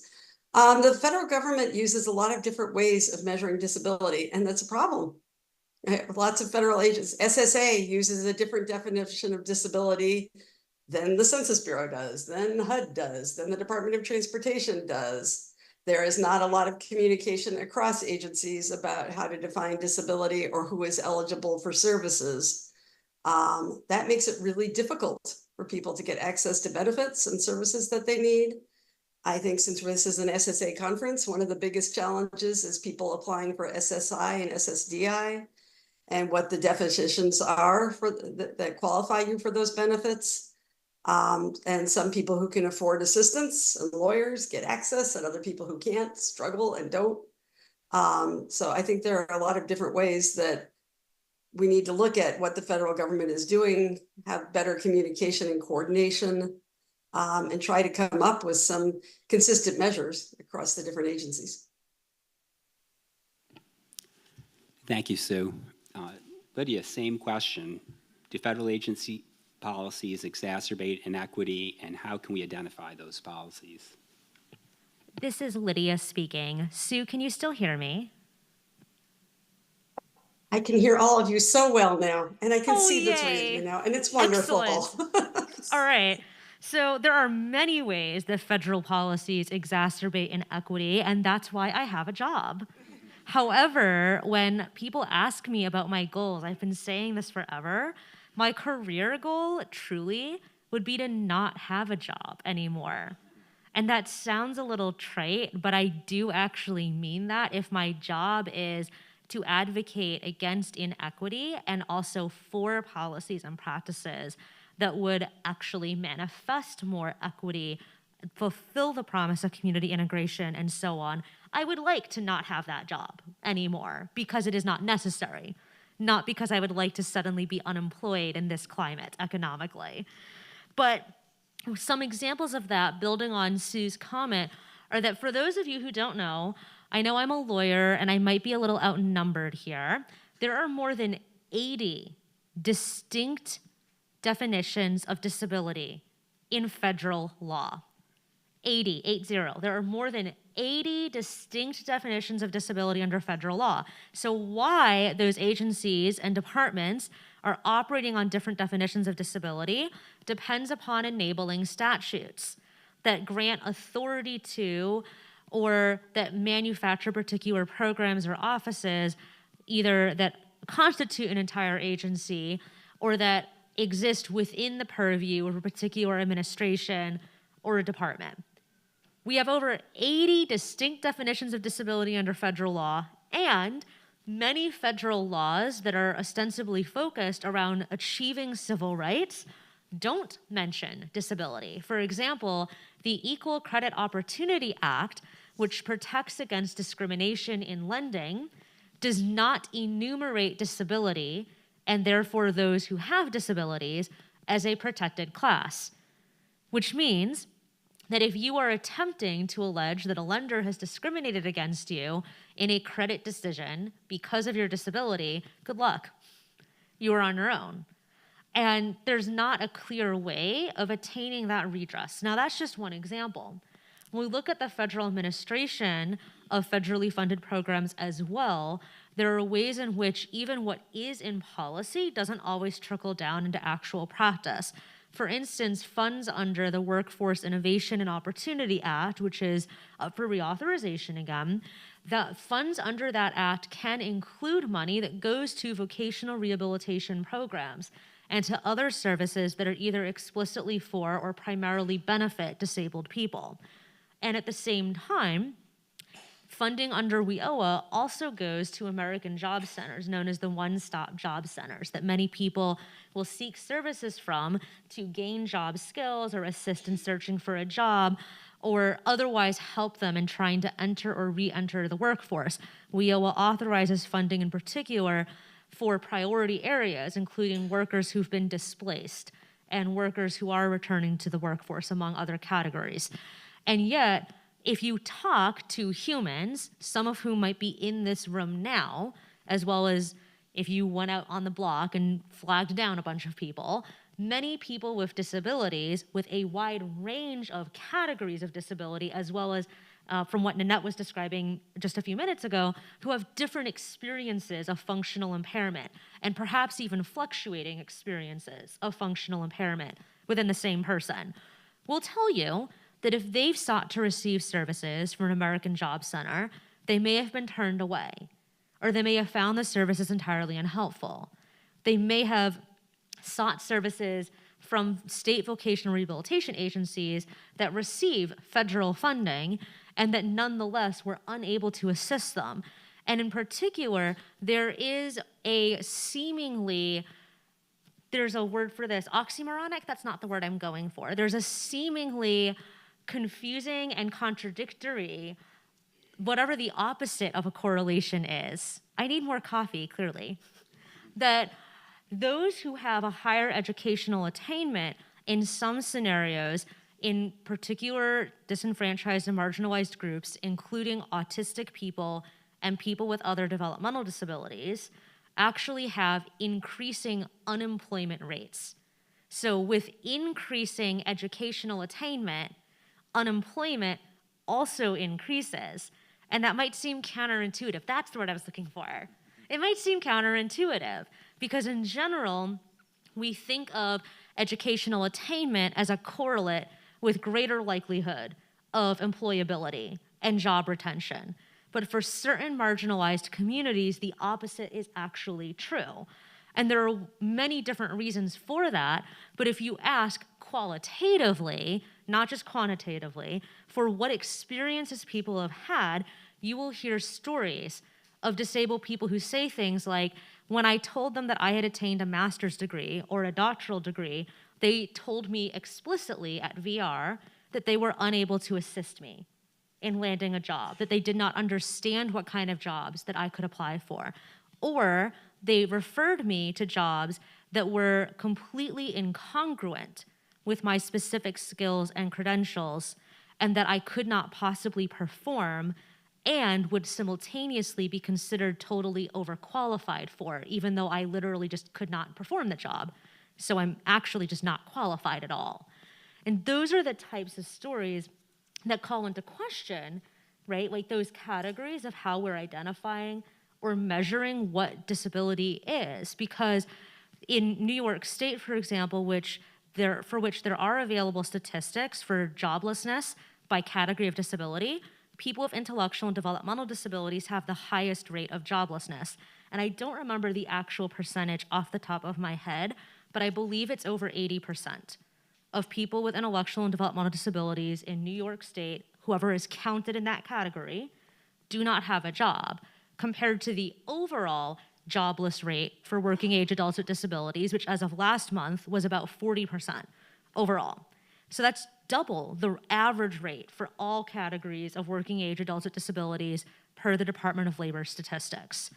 And that points to, again, the twin realities that those who are perceived because of ableist bias and discrimination as being quote unquote least capable, regardless of the type of disability they might have, as well as those who by other standards might be considered to be highly capable and highly educated, are both facing severe forms of discrimination leading to high rates of unemployment, low expectations that drive those high rates of unemployment, and a cyclical pattern of impoverishment, housing insecurity, unemployment, lack of access to health care, and lack of financial stability and preparation for the future.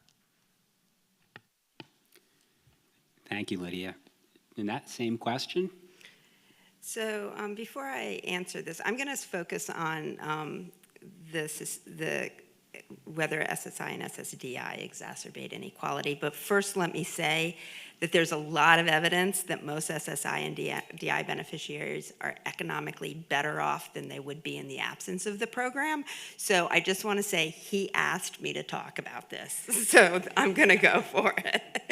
So yeah, they definitely exacerbate inequality through a few mechanisms. First, by its nature, SSDI is a wage replacement program. It's not intended to address those extra costs of living with a disability that I mentioned before.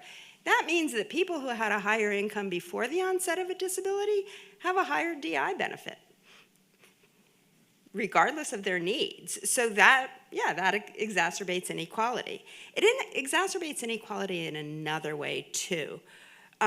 So for SSI, the benefit is so low that people who need to rely on SSI live in poverty. The benefit offset is a really neat feature, but people need to, but low-income families are terrified about losing their benefits. And low-income families are more terrified about losing the benefits than higher-income families. So if you don't have that income, those assets to fall back on, you're more likely to get to sort of stay in that poverty level. There's a lot of smaller problems that Martin O'Malley talked about today that I was really excited that he was talking about, which is like the overpayments. That really freaks people out. It freaks them out more if they're low income to start with, and that's a barrier to work because nobody wants to get into a position where they have an overpayment. So these are all known problems that are worse for people with multiple marginalized identities. And I think Sue had talked about, if you have access to a lawyer, Social Security works a lot better. Nicole Mastis had a neat study that showed if you have a lawyer right at the beginning, you're more likely to get benefits on the first time through, where if you don't have a lawyer, it takes you several cycles to get your benefits. So there's a lot of inequalities endemic to the program, but the program's really important, and we should go with Martin O'Malley and say and try to advocate for increased funding. Thank you, Nanette. Okay, so we have 5 minutes before we'll open it up for questions.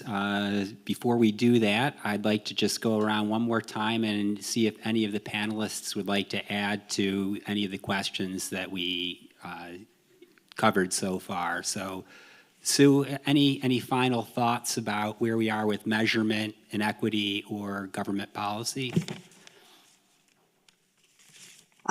Well, I think in terms of measurement, I'll just say that I think we need to be including the voices of disabled people in designing new measures, something that enhance what we have, something like the Census Bureau has done with with the Latinx community on developing new measures on race and ethnicity. It did not happen with the disabled community and should. And I think that doing something, 80 different ways of defining disability. I'm still taking in what Lydia said. We need to be working on consistency so that our measures make sense, so that people are getting the benefits they need and they're entitled to. And so I will stop there. Great. Thank you, Sue. Lydia, any final thoughts on those topics? This is Lydia. Sue, I tell my students that every semester, and it blows their minds. They all want to ask on day one of any class on disability, so how do you define disability? And I'm like, well, the federal government has not succeeded because we've got over 80 different definitions that are all competing. So we're not going to try to do that in one 1-hour class. Now, before we close out and open to questions, I would like to add that when we're considering future directions for research and policy, going all the way back to my first point, and echoing what Sue just said, the perspectives of disabled people need to be paramount, and specifically disabled people who are truly representative of diverse experiences of different disabilities, as well as from other marginalized communities in which we are, in fact, disproportionately overrepresented. There are many different studies out there around poverty, race, ethnicity, immigration status, as well as the LGBTQ community that demonstrate that depending on whichever particular definition we're using, however we're counting disability, there are higher rates of chronic health conditions, of mental health disabilities, and of other forms of disability, exact language differs greatly in all marginalized communities. And so because of that, if we're thinking, how does research reflect the needs of the people the research is meant to serve? How should policy development and implementation reflect the needs of those who have the most to lose from poor policy development? Then the perspectives and the leadership of those who have disabilities and who come from multiple marginalized communities need to be front and center at all stages of the research, policy, and practice processes. That has to happen. And I would be very happy to talk to anybody here about specific strategies around communication access, cultural responsiveness, making and forming and sustaining relationships with reciprocity and respect and trust building with communities that are often rightfully distrustful of those who come from universities or from government agencies and who do not necessarily have a reason to want to be collaborating, and yet whose leadership and collaboration is essential to doing research and to making policy in ways that work and that do right by those who are most impacted by them.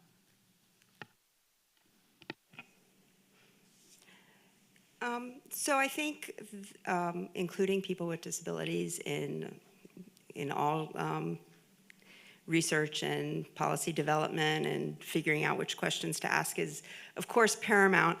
But I am really interested in this, in sort of an emerging idea that, that the definition of disability should be the same across all these different areas. I think how we define disability for the ADA, for people who need civil rights protections, is and should be very different than how the Social Security Administration defines disability, or how ACL defines disability for intellectual disabilities. So that's one thing. The other thing is I feel like we're moving a little away from the social model of disability, and I think it's really time to start thinking about sort of what is the theoretical underpinning, to go to your question, what is disability?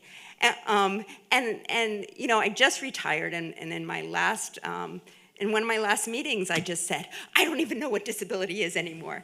And somebody said, it's give a definition. It sounds like you're having an existential crisis, but no, I think that we are, as a community, really struggling with exactly what that means. And I think Sue is right that, you know, the disability community has to be a part of the discussion of defining what it means, and then figure out how one goes about measuring what we think it means. I can offer one. Would you like one? Yes, please. Okay, here is a working definition of disability, as I often state it to my students. Disability is the result of complex and constantly shifting relationships between social and cultural values about what kinds of bodies and brains are treated as normal, ideal, and valuable, and healthy. And, consequentially, which kinds of bodies and brains are thought of as defective or disordered, abnormal, and the interaction of those social cultural values with the lived, embodied experience of human beings inhabiting brains and bodies that actually do have different capacities, function differently, look and sense and move differently from one another. And that is both a product of natural biological diversity and of systemic inequality that produces health disparities and experiences of conditions that are disabling. So examples of that are environmental racism, in which, for instance, rates of asthma and COPD are more concentrated in areas with larger Black and brown populations. Or as Winona LaDuke documented a couple of decades ago, that youth cancer rates are among the highest among Dene or Navajo youth living on reservation land in proximity to uranium dumping. So that is a very brief working definition of disability. It's a complex interaction between social cultural values about bodies and minds and the actual lived experience of inhabiting diverse bodies and minds. Thank you. You should be on the committee to come up with the questions. Yeah, agree. So thank you, Lydia. And let's open it up for a few questions from the audience. We have the mic going around. Okay, we have one up front here.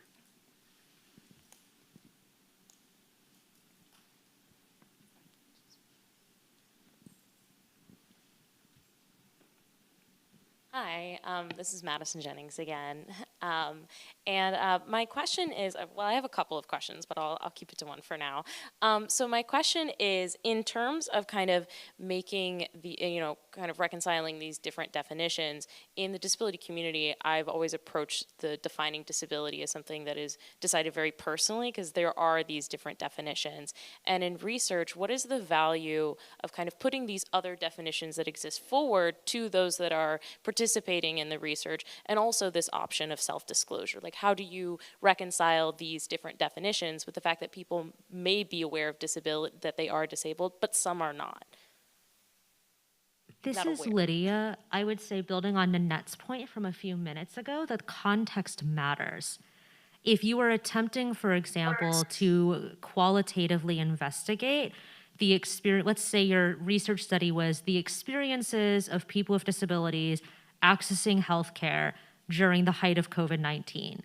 If that's the topic of your investigation, then it might matter to you to be as over-inclusive as possible, including of people that you might want to be able to count and include their responses for your study, but who might not use the word disability in their everyday life.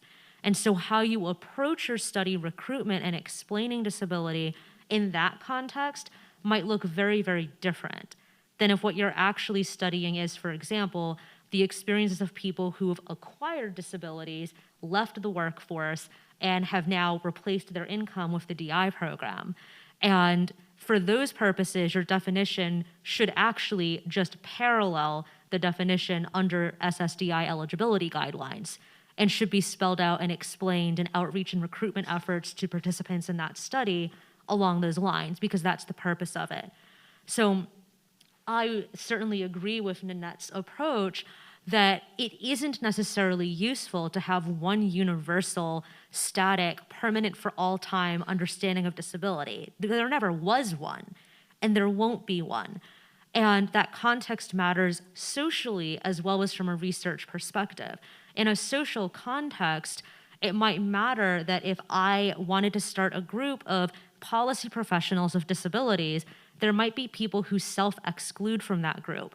But it's not my job to force those people to adopt a disability identity. That's actually a little rude and invasive. And at the same time, I might consider it an opportunity that if I were creating such a group, that I advertise it with an explanation of what we have in mind by calling ourselves policy professionals of disabilities, that say we are open to people who have various relationships with the word disability. You don't have to use that word to participate in this group, but if you are a person that has experienced unfair treatment, discrimination, or bias because of a condition that you have, regardless of what you call it, then you're welcome to join this group. And that could be a way of signaling in that non-research social context what it means there. But I think that, to your question, in a research context, it matters as to what the purpose of the investigation is, what kind of definition you should be using, and therefore how to communicate that both with the research team in designing the parameters of the study, as well as in any outreach or recruitment materials if you're recruiting participants, or in the protocol for selecting and disaggregating data if you are analyzing data as opposed to recruiting particular participants. So I think it's a great question. And I'm going to follow up on something Lydia said, which is, of course, it depends on the purpose of that you're asking the question. But I think what you were asking is, well, should we put that on the big national surveys? And I think we have to really think about what the purpose of those surveys are, what the purpose is. Is there a policy implication for people who identify as having a disability? I mean, our challenge right now is that clearly our measures miss a lot of people, so this could be a catch-all, right? But whether an individual with a functional impairment sees that thing as a disability varies so much, and it varies by education level, by race, by prior experiences. So when you start relying on that for anything, you're sort of, your measure is endogenous to what you're trying to, your disability measure is endogenous to your outcome measure. So I think I think as a catch-all measure, it's valuable, but we have to be really careful with it. And just noting as well that even among those who, if asked in a one-to-one context by someone they have a relationship with, would affirmatively self-describe as having a disability, they might still decline to respond to such a question in a research context and might choose not to identify for a wide range of reasons. So there's going to be some margin of error even in that type of demographic information data collection in any context. Like there are, for reasons that are far beyond the scope of this Q&A, for instance, people of color, and I mean anyone who is of a non-white racial ethnic identity, who might not answer yes if the question is phrased as, are you a person of color? But that person is of a non-white racial or ethnic identity, and that's probably what was meant by whoever designed the question, but they might mark no.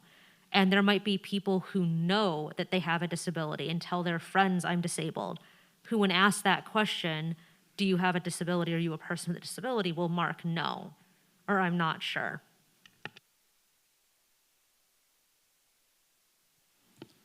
Can I get in? Yeah, sure. Yes, please. I'm just going to echo some of what Lydia and Annette have said, but I think, and what I said before, that I think there is perhaps value in having a more open-ended question, and we really need to look at that. We need a content test like has been done on the WGSS, on the AC. We need the investment in that kind of research to see what happens when we add those questions. Do we pick up people who we're not picking up otherwise? Some of my colleagues are very interested in playing with some of the data that we have for our own well-being and basic needs survey, and it seems that we do.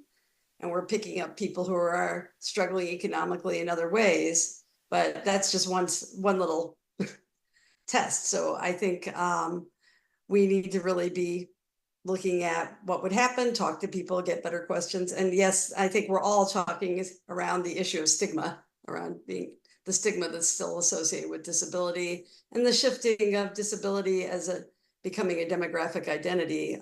Lydia, I really agree that, it's the cultural context really matters. And it has changed. Thank you, Sue.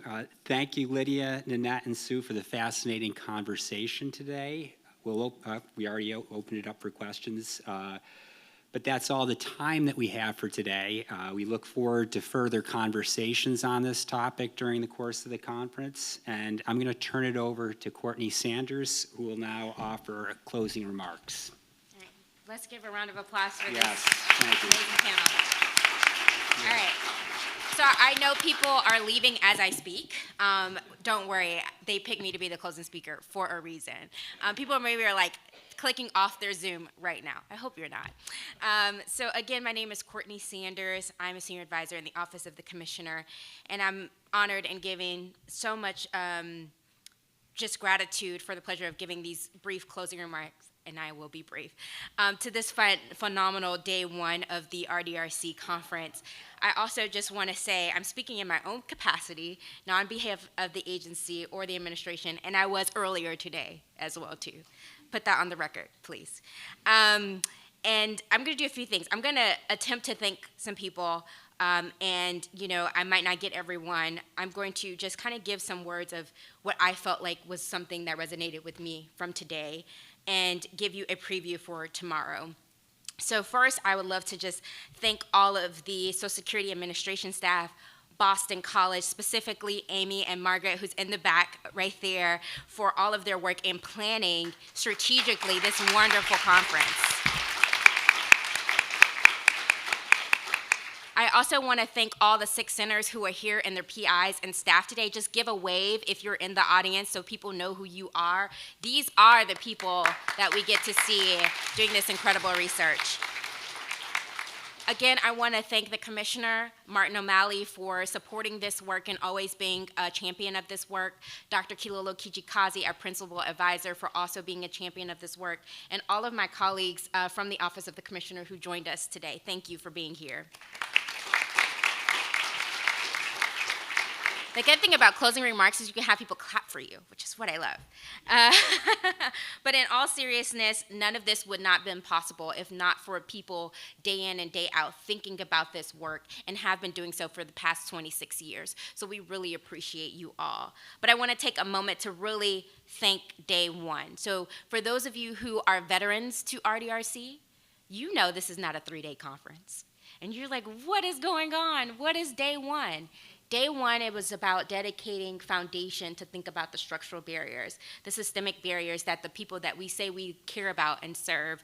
And, you know, when we are younger, like when we were kids, there was one question at some point in time, adult, like, was so scared of us asking. Do y'all know what that question is? Why? Why? Why is the sky blue? I don't know. Oxygen and something else. And I remember, like, my mom or other people in my life always just being like, please don't let her ask why. And being a researcher by trade and doing this work alongside you all, scholars and researchers, we get to ask the why. It was the first time when we were young where we were able to formulate this idea of why and lean into our own curiosity. And it developed our imagination. And it is the reason why we're in this room today, because we as adults never stop asking that question. We were allowed to keep going and ask that question why. So today, I hope that you continue to never lose that why, that question that you have, but more importantly, I hope that you ask each other throughout this conference, why are you still doing this work? Why is this work still important to you? And maybe you'll find a mentor, maybe you'll find a collaborator, or maybe you'll just find a really great friend. Tomorrow we have a phenomenal lineup. We have our very own Andy and Deb Whitman from AARP giving our keynote address. So please come back or please tune in. Tomorrow's going to be incredible. And we will have many more great panels to go. So I'm going to close us out by saying a quote from Zora Neale Hurston that my colleague graciously reminded me of, which is, research is formalized curiosity. It is poking and priming with a purpose. I hope you remember your purpose and you continue to ask the question why, because we're in for a treat. And thank you for the first day of the RDRC conference. Thank you, everyone. As we wrap up, the National Social Insurance Academy, they are doing a gathering later on this evening. You got that email, so I hope to see some of you there.